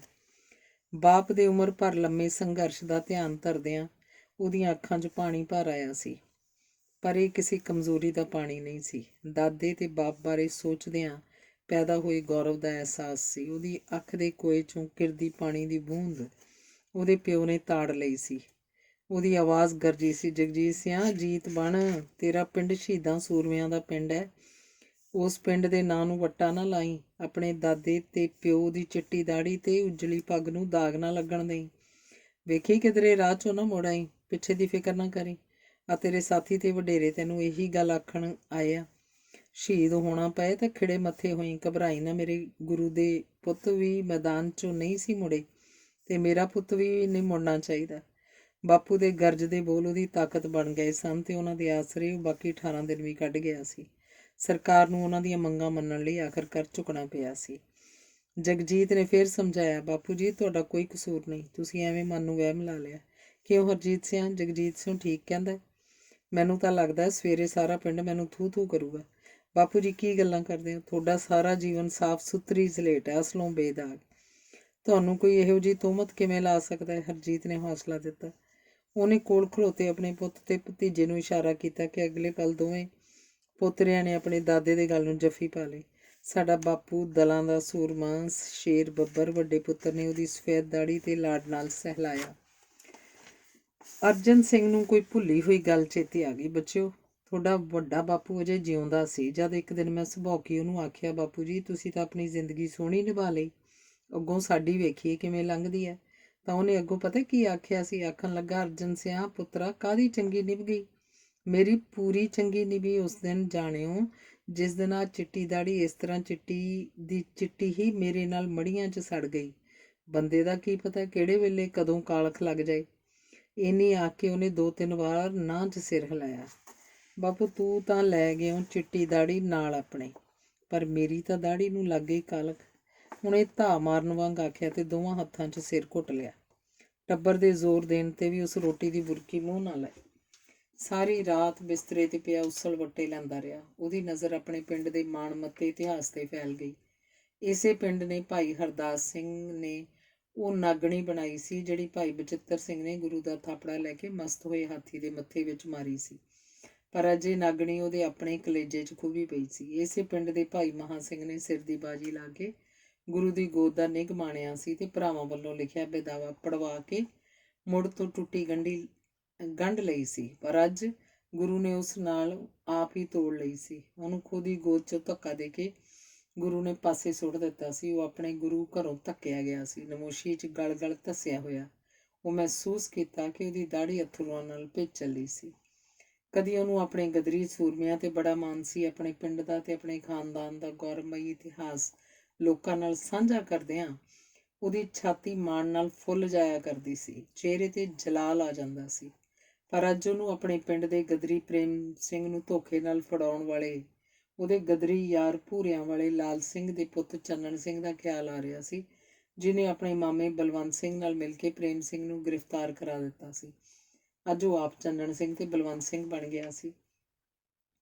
ਫਿਰ ਉਹਦੀ ਸੋਚ ਉਹਨੂੰ ਹੋਰ ਪਾਸੇ ਖਿੱਚ ਕੇ ਲੈ ਗਈ। ਉਹ ਤਾਂ ਐਵੇਂ ਆਪਣੇ ਪਿੰਡ ਦੇ ਮਾਣਮੱਤੇ ਇਤਿਹਾਸ ਤੇ ਗੌਰਵ ਦਾ ਰੌਲਾ ਪਾਉਂਦਾ ਰਿਹਾ। ਮਾਇਆ ਰਾਮ ਦੇ ਕਾਤਲੇ ਮੁੰਡੇ ਵੀ ਤਾਂ ਇਸੇ ਪਿੰਡ ਦੇ ਸਨ। ਕਿਸੇ ਗਰੀਬ ਜੱਟ ਦੀ ਕੁੜੀ ਦੀ ਇੱਜ਼ਤ ਰੋੜਨ ਵਾਲਾ ਅੱਜ ਦਾ ਸ਼ਹੀਦ ਸੂਰਮਾ ਵੀ ਤਾਂ ਇਸੇ ਪਿੰਡ ਦਾ ਸੀ। ਤੇ ਆਪਣੇ ਭਾਈਚਾਰੇ 'ਚੋਂ ਨਿਹਾਲ ਸਿੰਘ ਵੀ ਤਾਂ ਇਸੇ ਪਿੰਡ ਦਾ ਸੀ, ਜਿਹੜਾ ਪ੍ਰੇਮ ਸਿੰਘ ਹੋਰਾਂ ਦਾ ਸਾਥੀ ਸੀ ਤੇ ਜਿਹਨੇ ਪਿੱਛੋਂ ਵਾਅਦਾ ਮਾਫ ਗਵਾਹ ਬਣ ਕੇ ਪ੍ਰੇਮ ਸਿੰਘ ਹੋਰਾਂ ਨੂੰ ਫਾਹੇ ਲਵਾਇਆ ਸੀ। ਉਹਨੂੰ ਅਦਾਲਤ ਵਿੱਚ ਵਾਅਦਾ ਮਾਫ ਬਣਿਆ ਵੇਖ ਕੇ ਪ੍ਰੇਮ ਸਿੰਘ ਨੇ ਆਪਣਾ ਮੂੰਹ ਪਰਨੇ ਨਾਲ ਢੱਕ ਲਿਆ ਸੀ ਤੇ ਕਿਹਾ ਸੀ, ਮੈਂ ਇਸ ਗੱਦਾਰ ਦਾ ਮੂੰਹ ਨਹੀਂ ਵੇਖਣਾ ਚਾਹੁੰਦਾ। ਪ੍ਰੇਮ ਸਿੰਘ ਨੇ ਤਾਂ ਇਹ ਵੀ ਕਿਹਾ ਸੀ ਕਿ ਨਿਹਾਲ ਸਿਆਂ, ਜਿਹੜੀ ਮੌਤ ਤੋਂ ਡਰਦਿਆਂ ਤੂੰ ਵਾਅਦਾ ਮਾਫ ਬਣਿਆ, ਯਾਦ ਰੱਖੀ ਤੇਰੀ ਗੱਦਾਰੀ ਤੇ ਤੇਰੀ ਨਮੋਸ਼ੀ ਤੈਨੂੰ ਸਾਡੇ ਤੋਂ ਵੀ ਪਹਿਲਾਂ ਲੈ ਡੁੱਬੇਗੀ। ਸਾਡੇ ਤੋਂ ਪਹਿਲਾਂ ਮਰੇਗਾ ਤੂੰ। ਨਿਹਾਲ ਸਿੰਘ ਨਮੋਸ਼ੀ ਦਾ ਮਾਰਿਆ ਘਰ ਆ ਕੇ ਪਿਛਲੇ ਅੰਦਰ ਲੁਕ ਗਿਆ ਤੇ ਪ੍ਰੇਮ ਸਿੰਘ ਦੀ ਬੋਲੀ ਉਹਦੇ ਅੰਦਰ ਖੁੱਭ ਗਈ ਸੀ। ਜੇ ਕਿਤੇ ਹਨੇਰੇ ਸਵੇਰੇ ਬਾਹਰ ਅੰਦਰ ਜੰਗਲ ਪਾਣੀ ਜਾਂਦਾ ਵੀ ਤਾਂ ਕਿਸੇ ਨਾਲ ਅੱਖ ਮਿਲਾਉਣੋਂ ਡਰਦਾ। ਉਹਨੂੰ ਲੱਗਦਾ ਸੀ ਜਿਵੇਂ ਉਹਨੂੰ ਵੇਖਣ ਵਾਲਾ ਹਰ ਬੰਦਾ ਵੇਖਦੇ ਸਾਰ ਮੂੰਹ ਤੇ ਪਰਨਾ ਲੈਣ ਲੱਗਾ ਹੋਵੇ। ਸਾਰਾ ਦਿਨ ਉਹ ਪਿਛਲੇ ਕਮਰੇ ਦੇ ਹਨੇਰੇ 'ਚ ਲੁਕਿਆ ਰਹਿੰਦਾ। ਆਏ ਗਏ ਕਿਸੇ ਨੂੰ ਵੀ ਮਿਲਦਾ ਨਹੀਂ ਸੀ। ਪਿਛਲੇ ਦਿਨਾਂ ਵਿੱਚ ਤਾਂ ਉਹ ਘਰ ਦੇ ਜੀਆਂ ਨੂੰ ਵੀ ਕਹਿਣ ਲੱਗ ਪਿਆ ਸੀ, ਆਪਣੇ ਮੂੰਹ ਤੋਂ ਪਰਨਾ ਪਾਸੇ ਕਿਉਂ ਨਹੀਂ ਕਰਦੇ? ਕੀ ਵਿਗਾੜਿਆ ਮੈਂ ਤੁਹਾਡਾ? ਮੇਰੇ ਵੱਲ ਵਹਿੰਦੇ ਕਿਉਂ ਨਹੀਂ ਤੁਸੀਂ? ਕਿਉਂ ਮੂੰਹ ਮੋੜਦੇ ਹੋ ਮੇਰੇ ਤੋਂ? ਤੇ ਸੱਚੀ ਨਮੋਸ਼ੀ ਦਾ ਮਾਰਿਆ ਨਿਹਾਲ ਸਿੰਘ ਪ੍ਰੇਮ ਸਿੰਘ ਹੋਰਾਂ ਦੇ ਫਾਹੇ ਲੱਗਣ ਤੋਂ ਪਹਿਲਾਂ ਹੀ ਪ੍ਰਾਣ ਤਿਆਗ ਗਿਆ ਸੀ। ਉਹ ਕਿਸੇ ਵਲੀ ਔਲੀਏ ਪ੍ਰੇਮ ਸਿੰਘ ਦਾ ਸਰਾਪ ਨਹੀਂ ਸੀ। ਇਹ ਤਾਂ ਇੱਕ ਦੇਸ਼ ਭਗਤ ਅੰਦਰੋਂ ਗੱਦਾਰੀ ਕਰ ਗਏ ਆਪਣੇ ਹੀ ਸਾਥੀ ਲਈ ਸਹਿਜ ਸੁਭਾਅ ਨਿਕਲੀ ਦੁਰਅਸੀਸ ਸੀ, ਜਿਹਨੇ ਭੈ ਵਿੱਚ ਫਸ ਕੇ ਆਦਰਸ਼ੋਂ ਡਿੱਗ ਪਏ ਨਿਹਾਲ ਸਿੰਘ ਦੀ ਜ਼ਮੀਰ ਨੂੰ ਲਾਹਨਤ ਪਾਈ ਸੀ। ਆਪਣੇ ਅੰਦਰੋਂ ਪਈ ਇਸ ਫਟਕਾਰ ਨੇ ਉਹਦੀ ਜ਼ਮੀਰ ਢੇਰੀ ਕਰ ਦਿੱਤੀ ਸੀ ਤੇ ਨਾਲ ਹੀ ਸਰੀਰ ਵੀ। ਅੱਜ ਉਹ ਖੁਦ ਵੀ ਨਿਹਾਲ ਸਿੰਘ ਬਣ ਗਿਆ ਸੀ। ਸਵੇਰੇ ਕਿਸੇ ਨੂੰ ਕੀ ਮੂੰਹ ਵਿਖਾਏਗਾ ਉਹ? ਸਾਰੇ ਲੋਕ ਉਹਨੂੰ ਵੇਖ ਕੇ ਮੂੰਹ ਤੇ ਪਰਨੇ ਲੈ ਲੈਣਗੇ। ਕਿਵੇਂ ਕਰੇਗਾ ਉਹ ਉਹਨਾਂ ਦਾ ਸਾਹਮਣਾ? ਕੀ ਹੁਣ ਉਹ ਵੀ ਪਿਛਲੇ ਅੰਦਰ ਲੁਕ ਜਾਵੇ? ਜਗਜੀਤ ਤੇ ਹਰਜੀਤ ਤਾਂ ਬਾਰ-ਬਾਰ ਆਖਦੇ ਸਨ ਕਿ ਉਹਦਾ ਕੋਈ ਕਸੂਰ ਨਹੀਂ। ਮੁੰਡਿਆਂ ਦੀ ਮੌਤ ਤਾਂ ਬਾਜਾਂ ਨਾਲ ਲੜਾਈ ਦਾ ਫਲ ਸੀ। ਉਹਨੇ ਬਾਜਾਂ ਨਹੀਂ ਤਾਂ ਮਾਇਆ ਰਾਮ ਦਾ ਕਤਲ ਕੀਤਾ ਸੀ। ਮਾਇਆ ਰਾਮ ਦੇ ਕਾਤਲ ਪ੍ਰੇਮ ਸਿੰਘ ਦੀ ਥਾਂ ਕਿਵੇਂ ਲੈ ਸਕਦੇ ਸਨ? ਪ੍ਰੇਮ ਸਿੰਘ ਤੇ ਉਹ ਆਪ ਤਾਂ ਚਿੜੀਆਂ ਦੇ ਯਾਰ ਸਨ। ਠੀਕ ਹੀ ਤਾਂ ਸੀ, ਮਾਇਆ ਰਾਮ ਦੇ ਕਾਤਲ ਪ੍ਰੇਮ ਸਿੰਘ ਦੀ ਥਾਂ ਕਿਵੇਂ ਲੈ ਸਕਦੇ ਨੇ? ਪਰ ਥਾਣੇਦਾਰ ਹੱਸਦਾ ਹੋਇਆ ਆਖ ਰਿਹਾ ਸੀ, ਬਾਬਾ ਵਧਾਈ ਹੋਵੇ, ਤੇਰੇ ਦੱਸੇ ਤਿੰਨੇ ਦੇ ਤਿੰਨੇ ਪੰਛੀ ਪੁੰਡੇ ਗਏ ਨੇ। ਤੇਰੇ ਦੱਸੇ, ਤੇਰੇ ਦੱਸੇ, ਤੇਰੇ ਦੱਸੇ। ਉਹ ਇੱਕ ਤਰ੍ਹਾਂ ਆਪਣੇ ਮੁੰਡਿਆਂ ਤੇ ਚੀਕ ਪਿਆ। ਮਸਲਾ ਮਾਇਆ ਰਾਮ ਦੇ ਕਾਤਲ ਮਾਰੇ ਹੀ ਜਾਣੇ ਚਾਹੀਦੇ ਨੇ ਦਾ ਨਹੀਂ, ਸਗੋਂ ਮਸਲਾ ਮੇਰੇ ਸਹਿਬਨ ਹੀ ਮੁਖਬਰ ਬਣ ਜਾਣਦਾ ਹੈ, ਜਿਹਦੀ ਧੁੱਖ ਥਾਣੇਦਾਰ ਤੇ ਹੋਰਨਾਂ ਪੁਲਸੀਆਂ ਰਾਹੀਂ ਅੱਜ ਭਲਕ ਬਾਹਰ ਨਿਕਲ ਹੀ ਜਾਣੀ। ਉਹਨੇ ਫਿਰ ਤੋਂ ਸਿਰ ਫੜ ਲਿਆ। ਸਾਰੀ ਰਾਤ ਉਸ ਜਾਗਦਿਆਂ ਕੱਟੀ ਲੋ ਲੱਗੀ ਤਾਂ ਉਹਨੇ ਦੀਵਾਰ ਤੇ ਟੰਗੀਆਂ ਗੁਰੂ ਨਾਨਕ ਦੇਵ ਤੇ ਗੁਰੂ ਗੋਬਿੰਦ ਸਿੰਘ ਦੀਆਂ ਤਸਵੀਰਾਂ ਵੱਲ ਵੇਖਿਆ। ਮੇਰੇ ਬਾਬਾ ਨਾਨਕਾ, ਮੈਂ ਤਾਂ ਸਦਾ ਪਹਿਲਾਂ ਤੈਨੂੰ ਹੀ ਸਿਮਰਿਆ, ਤੂੰ ਹੀ ਹੁਣ ਰਾਹ ਦੱਸ ਕੋਈ। ਮੇਰੇ ਨਾਨਕ ਦੀ 10ਵੀਂ ਜੋਤ ਹੋਰਨਾਂ ਦੇ ਬਾਜਾਂ ਵਾਲਿਆ, ਪਰ ਮੇਰੀਆਂ ਚਿੜੀਆਂ ਵਾਲਿਆ, ਤੂੰ ਤਾਂ ਜਾਣਦਾ ਕਿ ਮੈਂ ਕਿਤਿਓਂ ਵੀ ਅੰਮ੍ਰਿਤ ਨਹੀਂ ਸੀ ਛਕਿਆ। ਮੈਂ ਤਾਂ ਜਦੋਂ ਫਾਤਮਾ ਨੂੰ ਛਡਾਉਣ ਲਈ ਘਰੋਂ ਕਿੱਲੀ ਨਾਲੋਂ ਬਾਪੂ ਦੀ ਕਿਰਪਾਨ ਲਾਈ ਤਾਂ ਕੇਵਲ ਤੇਰਾ ਹੀ ਆਸਰਾ ਤਕਾਇਆ ਸੀ। ਮੈਂ ਤਾਂ ਲੋੜ ਵੇਲੇ ਆਪਣੀ ਜ਼ਿੰਮੇਵਾਰੀ ਸਮਝਦਿਆਂ ਤੇਰਾ ਨਾਂ ਲੈ ਕੇ ਤੇਰੀ ਕਿਰਪਾਨ ਕਦੀ ਉਠਾ ਲੈਂਦਾ ਸਾਂ ਤੇ ਭਲੇ ਲੋਕ ਸਮਝਦੇ ਸਨ ਕਿ ਮੈਂ ਅੰਮ੍ਰਿਤ ਛਕਿਆ। ਲੋਕਾਂ ਲਈ ਮੈਂ ਅੰਮ੍ਰਿਤਧਾਰੀ ਸਾਂ। ਮੈਂ ਲੋਕਾਂ ਦੇ ਵਿਸ਼ਵਾਸ ਨੂੰ ਤੋੜ ਕੇ ਤੇਰੀ ਹੇਠੀ ਨਹੀਂ ਸੀ ਕਰਾਉਣਾ ਚਾਹੁੰਦਾ। ਇਸ ਲਈ ਅਣਛਕੇ ਅੰਮ੍ਰਿਤ ਦਾ ਭੇਦ ਮੈਂ ਕਦੇ ਕਿਸੇ ਤੇ ਉਜਾਗਰ ਨਹੀਂ ਸੀ ਹੋਣ ਦਿੱਤਾ। ਮੈਂ ਅਣਛਕਿਆ ਅੰਮ੍ਰਿਤ ਵੀ ਕਦੇ ਤੇਰੇ ਲਈ ਮਿਹਣਾ ਨਹੀਂ ਸੀ ਬਣਨ ਦਿੱਤਾ। ਹੁਣ ਤੂੰ ਦੱਸ ਤਾਂ ਸਹੀ, ਮੈਂ ਮਾਛੀਵਾੜੇ ਦੇ ਜੰਗਲ 'ਚੋਂ ਕਿਵੇਂ ਪਾਰ ਜਾਵਾਂ? ਫਸ ਗਿਆ ਮੈਂ ਤਾਂ ਭੁੱਲ ਭੁਲਈਆਂ 'ਚ। ਦੋਵੇਂ ਬਾਬੇ ਅੱਗੋਂ ਕੁਝ ਨਹੀਂ ਬੋਲੇ। ਉਹ ਪਰੇਸ਼ਾਨ ਹੋਇਆ ਆਪਣੇ ਪਿੰਡ ਨੂੰ ਪੁੱਛਣ ਲੱਗਾ। ਸਾਰੇ ਜਿਵੇਂ ਕਹਿ ਰਹੇ ਹੋਣ ਕਿ ਤੂੰ ਸਾਨੂੰ ਕੀ ਪੁੱਛਦਾ, ਆਪਣੇ ਮਨ ਨੂੰ ਪੁੱਛ। ਪਰ ਮੇਰੇ ਮਨ 'ਚ ਤਾਂ ਚਾਰ ਚੁਫੇਰੇ ਹਨੇਰਾ ਹੀ ਹਨੇਰਾ ਸੀ। ਉਹ ਬਾਰ-ਬਾਰ ਆਪਣੇ ਆਪ ਨੂੰ ਸਵਾਲ ਕਰਦਾ, ਬਾਰ-ਬਾਰ ਵੱਖਰੇ-ਵੱਖਰੇ ਜਵਾਬ ਮਿਲਦੇ ਤੇ ਫਿਰ ਜਿਵੇਂ ਉਹਨੂੰ ਅਚਨਚੇਤ ਰਾਹ ਦਿਸ ਪਿਆ ਹੋਵੇ। ਦਿਨ ਚੜ੍ਹੇ ਉਹ ਖੁਸ਼ੀ-ਖੁਸ਼ੀ ਸਾਰੇ ਟੱਬਰ ਨੂੰ ਮਿਲਿਆ, ਚਾਹ ਵੀ ਪੀਤੀ, ਨਾਸ਼ਤਾ ਕੀਤਾ, ਕਿਰਪਾਨ ਕਿੱਲੀ ਨਾਲੋਂ ਲਾਈ ਤੇ ਮਜ਼ਬੂਤ ਕਦਮੀ ਤੁਰਦਾ ਉਹ ਪਿੰਡ ਵਿੱਚ ਵੜਦੀ ਸੜਕ ਦੇ ਸਾਹਮਣੇ ਪੈਂਦੇ ਚੁਰਾਹੇ ਵਿਚਲੇ ਥੜੇ ਤੇ ਆ ਕੇ ਬੈਠ ਗਿਆ। ਉਹਨੂੰ ਪਤਾ ਸੀ ਪੁਲਿਸ ਇਸ ਵੇਲੇ ਰੋਜ਼ ਗਸ਼ਤ ਤੇ ਆਉਂਦੀ ਹੈ। ਪੁਲਿਸ ਦੀ ਜੀਪ ਆਈ ਤਾਂ ਉਹਨੇ ਹੱਥ ਦੇ ਕੇ ਰੋਕ ਲਈ। ਕੱਲ੍ਹ ਵਾਲਾ ਬਾਬਾ ਅਰਜਨ ਸਿੰਘ ਹੈ, ਹੌਲਦਾਰ ਨੇ ਥਾਣੇਦਾਰ ਨੂੰ ਆਖਿਆ। ਸੁਣਾ ਬਾਬਾ? ਥਾਣੇਦਾਰ ਨੇ ਆਪਣਾ ਬੰਦਾ ਜਾਣ ਕੇ ਚਾਚ ਖੱਬਾ ਪੈਰ ਜੀਪ ਤੋਂ ਹੇਠਾਂ ਲਾਉਂਦਿਆਂ ਉਤਸ਼ਾਹ ਨਾਲ ਪੁੱਛਿਆ। ਸੁਣਾਉਂਦਾ ਤੈਨੂੰ ਹਰਾਮੀਆਂ। ਉਹਨੇ ਮਿਆਨ ਸਣੇ ਕਿਰਪਾਨ ਉਹਦੀਆਂ ਬਾਹਾਂ ਤੇ ਮਾਰੀ। ਉਹਦੀ ਗਰਜ ਦੀ ਆਵਾਜ਼ ਦੂਰ ਦੂਰ ਖਲੋਤੇ ਲੋਕਾਂ ਦੇ ਕੰਨਾਂ ਤੱਕ ਜਾ ਗੂੰਜੀ। ਤੂੰ ਮੈਨੂੰ ਮੁਖਬਰ ਬਣਾਤਾ ਕੰਜਰਾ। ਮੈਂ ਦੁਨੀਆ ਸਾਹਮਣੇ ਕਿਤੇ ਮੂੰਹ ਦੇਣ ਜੋਗਾ ਨਹੀਂ ਰਹਿ ਗਿਆ। ਹਰਾਮੀਆਂ, ਕਲੰਕ ਲਵਾਤਾ ਤਾਂ ਹੀ ਮੇਰੇ ਮੱਥੇ ਤੇ, ਮੇਰੇ ਪਿੰਡ ਦੇ ਮੱਥੇ ਤੇ। ਮੇਰੀ ਉਮਰ ਭਰ ਦੀ ਕਮਾਈ ਮਿੱਟੀ 'ਚ ਰੋੜਤੀ। ਮੁੰਡਿਆਂ ਨੇ ਤਾਂ ਜੋ ਕਰਦੇ ਸਨ ਅੱਜ ਭਲਕ ਮਰਨਾ ਹੀ ਸੀ, ਪਰ ਤੂੰ ਉਹਨਾਂ ਦੀ ਮੌਤ ਮੇਰੇ ਲੇਖੇ ਕਿਉਂ ਪਾਤੀ? ਦੱਲਾ ਬਣਾਤਾ ਤੂੰ ਮੈਨੂੰ। ਪੁਲਿਸ ਦੇ ਬੰਦੇ ਭੱਜ ਕੇ ਬਾਹਰ ਨਿਕਲੇ। ਅਰਜਨ ਸਿੰਘ ਦਾ ਹਮਲਾ ਜੀਪ ਦੇ ਸਾਹਮਣੇ ਪਾਸਿਓਂ ਹੋਣ ਕਰਕੇ ਪਿਛਲੀਆਂ ਸੀਟਾਂ ਤੋਂ ਉਤਰੇ ਸਿਪਾਹੀਆਂ ਦੇ ਅੱਗੇ ਅਰਜਨ ਸਿੰਘ ਨਾਲ ਗੁੱਥਮ ਗੁੱਥਾ ਹੁੰਦਾ ਥਾਣੇਦਾਰ ਆ ਗਿਆ। ਉਹ ਪਾਸਾ ਵਲ ਕੇ ਹਰਫਲੀ ਕਾਹਲੀ ਨਾਲ ਅਰਜਨ ਸਿੰਘ ਵੱਲ ਵਧਣ ਲਈ ਲੱਪਕੇ। ਅਰਜਨ ਸਿੰਘ ਪਹਿਲਾਂ ਤਾਂ ਤਲਵਾਰ ਨੂੰ ਮਿਆਨੋਂ ਕੱਢਣ ਲੱਗਾ, ਪਰ ਫਿਰ ਕੁਝ ਸੋਚ ਕੇ ਉਹਨੇ ਥਾਣੇਦਾਰ ਦੀ ਪੇਟੀ ਨਾਲੋਂ ਲਮਕਦੇ ਰਿਵਾਲਵਰ ਨੂੰ ਹੱਥ ਪਾ ਲਿਆ। ਥਾਣੇਦਾਰ ਨੇ ਉਹਨੂੰ ਧੱਕਾ ਮਾਰ ਕੇ ਨਾਲੋਂ ਤੋੜਨਾ ਚਾਹਿਆ, ਪਰ ਉਹਦੇ ਹੱਥ ਤਾਂ ਲੋਹੇ ਦੇ ਬਣੇ ਹੋਏ ਸਨ। ਜੀਪ ਤੋਂ ਭੱਜ ਕੇ ਉਤਰੇ ਸਾਹੂ ਸਾਹ ਹੋਏ ਹੌਲਦਾਰ ਨੇ ਉਹਨੂੰ ਪਿੱਛੋਂ ਹੀ ਜੱਫਾ ਮਾਰਨ ਦੀ ਕੋਸ਼ਿਸ਼ ਕੀਤੀ, ਪਰ ਉਹ ਝਟਕੇ ਨਾਲ ਉਹਦੇ ਜੱਫੇ 'ਚੋਂ ਨਿਕਲ ਗਿਆ। ਪੂਰੇ ਜ਼ੋਰ ਨਾਲ ਉਹਨੇ ਥਾਣੇਦਾਰ ਦਾ ਰਿਵਾਲਵਰ ਖਿੱਚ ਲਿਆ। ਫੜੋ ਇਹਨੂੰ, ਜਦੋਂ ਮੈਨੂੰ ਮਾਰ ਹੀ ਦਊਗਾ ਉਦੋਂ ਹੀ ਕੁਝ ਕਰੋਗੇ। ਥਾਣੇਦਾਰ ਦੀ ਕੰਬਦੀ ਵਿਲਕਦੀ ਚੀਕ ਗੂੰਜੀ। ਕੁੱਤਿਆ, ਮੈਂ ਤੈਨੂੰ ਮਾਰਨਾ ਨਹੀਂ, ਪਰ ਮੈਂ ਤੈਨੂੰ ਸੁੱਕਾ ਵੀ ਨਹੀਂ ਛੱਡਣਾ। ਤੇਰੇ ਲਹੂ ਨਾਲ ਮੈਂ ਆਪਣੇ ਮੱਥੇ ਤੇ ਲੱਗ ਗਈ ਕਾਲਖ ਧੋਣੀ ਹੈ। ਉਹਨੇ ਖੱਬੇ ਹੱਥ 'ਚ ਕਿਰਪਾਨ ਸੰਭਾਲੀ, ਸੱਜੇ ਹੱਥ ਨਾਲ ਰਿਵਾਲਵਰ ਦਾ ਬੱਟ ਪੂਰੇ ਤਾਣ ਨਾਲ ਥਾਣੇਦਾਰ ਦੇ ਮੱਥੇ 'ਚ ਮਾਰਿਆ। ਲਹੂ ਦੀਆਂ ਘਰਾਲਾਂ ਵਗਣ ਲੱਗੀਆਂ। ਬਸ ਇੰਨੀ ਕਰਕੇ ਉਸ ਤਸੱਲੀ ਦਾ ਡੂੰਘਾ ਸਾਹ ਲਿਆ ਤੇ ਰਿਵਾਲਵਰ ਨੂੰ ਹਵਾ 'ਚ ਉੱਚਾ ਉਛਾਲ ਕੇ ਦੂਰ ਸੁੱਟਦਿਆਂ ਜੇਤੂ ਖੁਸ਼ੀ 'ਚ ਕਿਹਾ, ਹੇ ਆ ਲੈ। ਮੀਚੀ ਮੁੱਠੀ ਵਾਲਾ ਉਹਦਾ ਸੱਜਾ ਗੁੱਟ ਮਜ਼ਬੂਤੀ ਨਾਲ ਅੱਗੇ ਵਧਿਆ, ਵੰਗਾਰ ਰਿਹਾ ਸੀ, ਲਓ ਫੜ ਲਓ ਮੈਨੂੰ। ਦੋ ਪੁਲਸੀਆਂ ਨੇ ਅਰਜਨ ਸਿੰਘ ਨੂੰ ਜੱਫਾ ਮਾਰ ਲਿਆ। ਲਹੂ ਚੋਂਦੇ ਮੱਥੇ ਨੂੰ ਪੂੰਝਦਿਆਂ ਘਰਕਦੇ ਹੋਏ ਥਾਣੇਦਾਰ ਦੇ ਨਾਲ ਦੇ ਸਾਥੀਆਂ ਨੂੰ ਲਲਕਾਰਿਆ, ਹੁਣ ਮਾਰੋ ਵੀ ਗੋਲੀ ਇਹਨੂੰ। ਪਿਓ ਨੂੰ ਜੱਫੀਆਂ ਕਾਹਦੇ ਪਾਉਣ ਡਏ ਹੋ? ਜੱਫਾ ਪਾਉਣ ਵਾਲਿਆਂ ਅਰਜਨ ਸਿੰਘ ਨੂੰ ਧੱਕਾ ਦੇ ਕੇ ਇੱਕ ਪਾਸੇ ਕਰ ਦਿੱਤਾ। ਸਿਪਾਹੀ ਨੇ ਸਟੇਨ ਗਨ ਸਿੱਧੀ ਕੀਤੀ ਤੇ ਨਿਸ਼ਾਨਾ ਬੰਨ੍ਹ ਕੇ ਗੋਲੀ ਚਲਾਤੀ। ਗੜਗੜ ਹੋਈ ਤੇ ਅਗਲੇ ਪਲ ਅਰਜਨ ਸਿੰਘ ਜ਼ਮੀਨ ਤੇ ਡਿੱਗਾ, ਲਹੂ 'ਚ ਲੱਥ-ਪੱਥ ਤੜਫ ਰਿਹਾ ਸੀ। ਪਲਾਂ 'ਚ ਲੋਕਾਂ ਦੀ ਭੀੜ ਜਮ੍ਹਾਂ ਹੋ ਗਈ। ਇਹ ਕੀ ਭਾਣਾ ਵਰਤ ਗਿਆ ਸੀ? ਰੁਮਾਲ ਨਾਲ ਮੱਥੇ ਤੋਂ ਲਹੂ ਪੂੰਝਦਾ ਹੋਇਆ ਥਾਣੇਦਾਰ ਕਦੇ ਮੁੱਠ-ਭੇੜ ਵਿੱਚ ਪਾਟ ਗਈ ਤੇ ਤਿਪ-ਤਿਪ ਡੁੱਲਦੇ ਲਹੂ ਨਾਲ ਲਿਬੜ ਰਹੀ ਆਪਣੀ ਵਰਦੀ ਵੱਲ ਵੇਖ ਰਿਹਾ ਸੀ। ਕਦੀ ਜ਼ਮੀਨ ਤੇ ਡਿੱਗੇ ਅਰਜਨ ਸਿੰਘ ਵੱਲ, ਲਹੂ ਚੋ ਕੇ ਉਹਦੇ ਚਿਹਰੇ ਤੇ ਅੱਖਾਂ ਨੂੰ ਭਿਉਂ ਰਿਹਾ ਸੀ। ਪੁਲਿਸ ਨੇ ਦਬਕਾ ਮਾਰ ਕੇ ਭੀੜ ਨੂੰ ਪਾਸੇ ਹਟ ਜਾਣ ਲਈ ਕਿਹਾ। ਲੋਕ ਦੂਰ ਜਾ ਕੇ ਖੜੇ ਹੋ ਗਏ। ਜਿਨ੍ਹਾਂ ਕੁਝ ਇੱਕ ਜਣਿਆਂ ਨੇ ਆਪਣੀ ਹਾਜ਼ਰੀ 'ਚ ਘਟਨਾ ਵਾਪਰਦੀ ਵੇਖੀ ਸੀ, ਉਹ ਡਰੇ ਸਹਿਮੇ ਵੀ ਸਨ ਤੇ ਉਹ ਹੁਲਾਸ ਵਿੱਚ ਵੀ ਸਨ। ਕੰਬਦੇ ਸਹਿਮੇ ਤੇ ਉਤਸ਼ਾਹੀ ਬੋਲਾਂ ਨਾਲ ਉਹ ਘਟਨਾ ਦਾ ਬਿਆਨ ਕਰ ਰਹੇ ਸਨ, ਵਧਾ ਚੜ੍ਹਾ ਕੇ ਅਰਜਨ ਸਿੰਘ ਦੀ ਬਹਾਦਰੀ ਤੇ ਜਵਾਂਮਰਦੀ ਦੀ ਕਹਾਣੀ ਸੁਣਾ ਰਹੇ ਸਨ। ਨਹੀਂ ਓਏ ਰੀਸਾਂ ਸਾਡੇ ਸੂਰਮੇ ਬਾਪੂ ਦੀਆਂ, ਉਸ ਬੱਬਰ ਸ਼ੇਰ ਦੀਆਂ, ਕਿਸੇ ਨੇ ਜੋਸ਼ 'ਚ ਭਰ ਕੇ, ਪਰ ਪੁਲਿਸ ਤੋਂ ਡਰਦਿਆਂ ਹੌਲੀ ਜਿਹੀ ਆਖਿਆ। ਭੀੜ ਤੋਂ ਪਰੇ ਇੱਕ ਪਾਸੇ ਆ ਖਲੋਤਾ ਅਕਾਲੀ ਭਜਨ ਸਿੰਘ ਆਪਣੇ ਨਾਲ ਖਲੋਤੇ ਸਾਥੀ ਨੂੰ ਹੌਲੀ ਜਿਹੀ ਕਹਿੰਦਾ, ਉਹ ਇਹੋ ਜਿਹੇ ਇੰਜੀ ਕੁੱਤੇ ਦੀ ਮੌਤ ਮਰਦੇ ਹੁੰਦੇ ਨੇ ਜਿਹੜੇ ਨਾ ਇੱਧਰ ਦੇ ਹੋਣ ਨਾ ਉੱਧਰ ਦੇ। ਸ਼ਰਮ ਕਰ ਓਏ ਭਜਨ ਸਿਆਂ, ਉਂਝ ਅਕਾਲੀ ਬਣਿਆ ਫਿਰਦਾ। ਨਾਲ ਦੇ ਨੇ ਗਾਲ ਕੱਢਣ ਵਾਂਗ ਆਖਿਆ। ਥਾਣੇਦਾਰ ਨੇ ਤਾਂ ਆਪਣੀ ਡਿਊਟੀ ਨਿਭਾਉਣੀ ਸੀ, ਪਹਿਲਾਂ ਮੁੰਡਿਆਂ ਦੀ ਸੂਹ ਨਾ ਦਿੰਦਾ ਇਹ। ਭਜਨ ਸਿੰਘ ਅਜੇ ਵੀ ਆਪਣੀ ਗੱਲ ਤੇ ਕਾਇਮ ਸੀ। ਕੋਈ ਨਹੀਂ, ਉਹਨੇ ਵੀ ਆਪਣੀ ਡਿਊਟੀ ਨਿਭਾ ਦਿੱਤੀ ਆ। ਭਜਨ ਸਿੰਘ ਦੇ ਮੋਢੇ ਤੇ ਕਿਸੇ ਨੇ ਹੱਥ ਰੱਖਿਆ। ਇਹ ਪਿੱਛੇ ਆ ਖਲੋਤਾ ਬਾਬੇ ਦਾ ਮੁੰਡਾ ਜਗਜੀਤ ਸੀ, ਜਿਹੜਾ ਕਿਸੇ ਦੁਕਾਨ ਤੋਂ ਹਾਦਸੇ ਦੀ ਖਬਰ ਸੁਣ ਕੇ ਭੱਜਾ ਆਇਆ ਸੀ। ਜਗਜੀਤ ਕਾਹਲੀ ਨਾਲ ਖੂਨ 'ਚ ਲਿਬੜੇ ਬਾਪੂ ਦੀ ਲਾਸ਼ ਵੱਲ ਵਧਿਆ। ਲਹੂ ਦਾ ਛੱਪੜ ਲੱਗਿਆ ਹੋਇਆ ਸੀ। ਛਾਤੀ ਗੋਲੀਆਂ ਨਾਲ ਛਲਣੀ ਹੋਈ ਪਈ ਸੀ ਤੇ ਛਾਤੀ ਦੇ ਨਾਲ ਹੀ ਖੱਬੇ ਪਾਸੇ ਉਹਦੀ ਮੁੱਠ ਵਿੱਚ ਘੁੱਟੀ ਉਹਦੇ ਬਾਬੇ ਦੀ ਕਿਰਪਾਨ ਪਈ ਸੀ। ਚੜ੍ਹਦੇ ਸੂਰਜ ਦੀਆਂ ਕਿਰਨਾਂ ਦੇ ਸੁਨਹਿਰੀ ਚਾਨਣ ਵਿੱਚ ਬਾਬੇ ਦੀ ਚਿੱਟੀ ਦਾੜੀ ਲਿਸ਼ ਕਰ ਰਹੀ ਸੀ।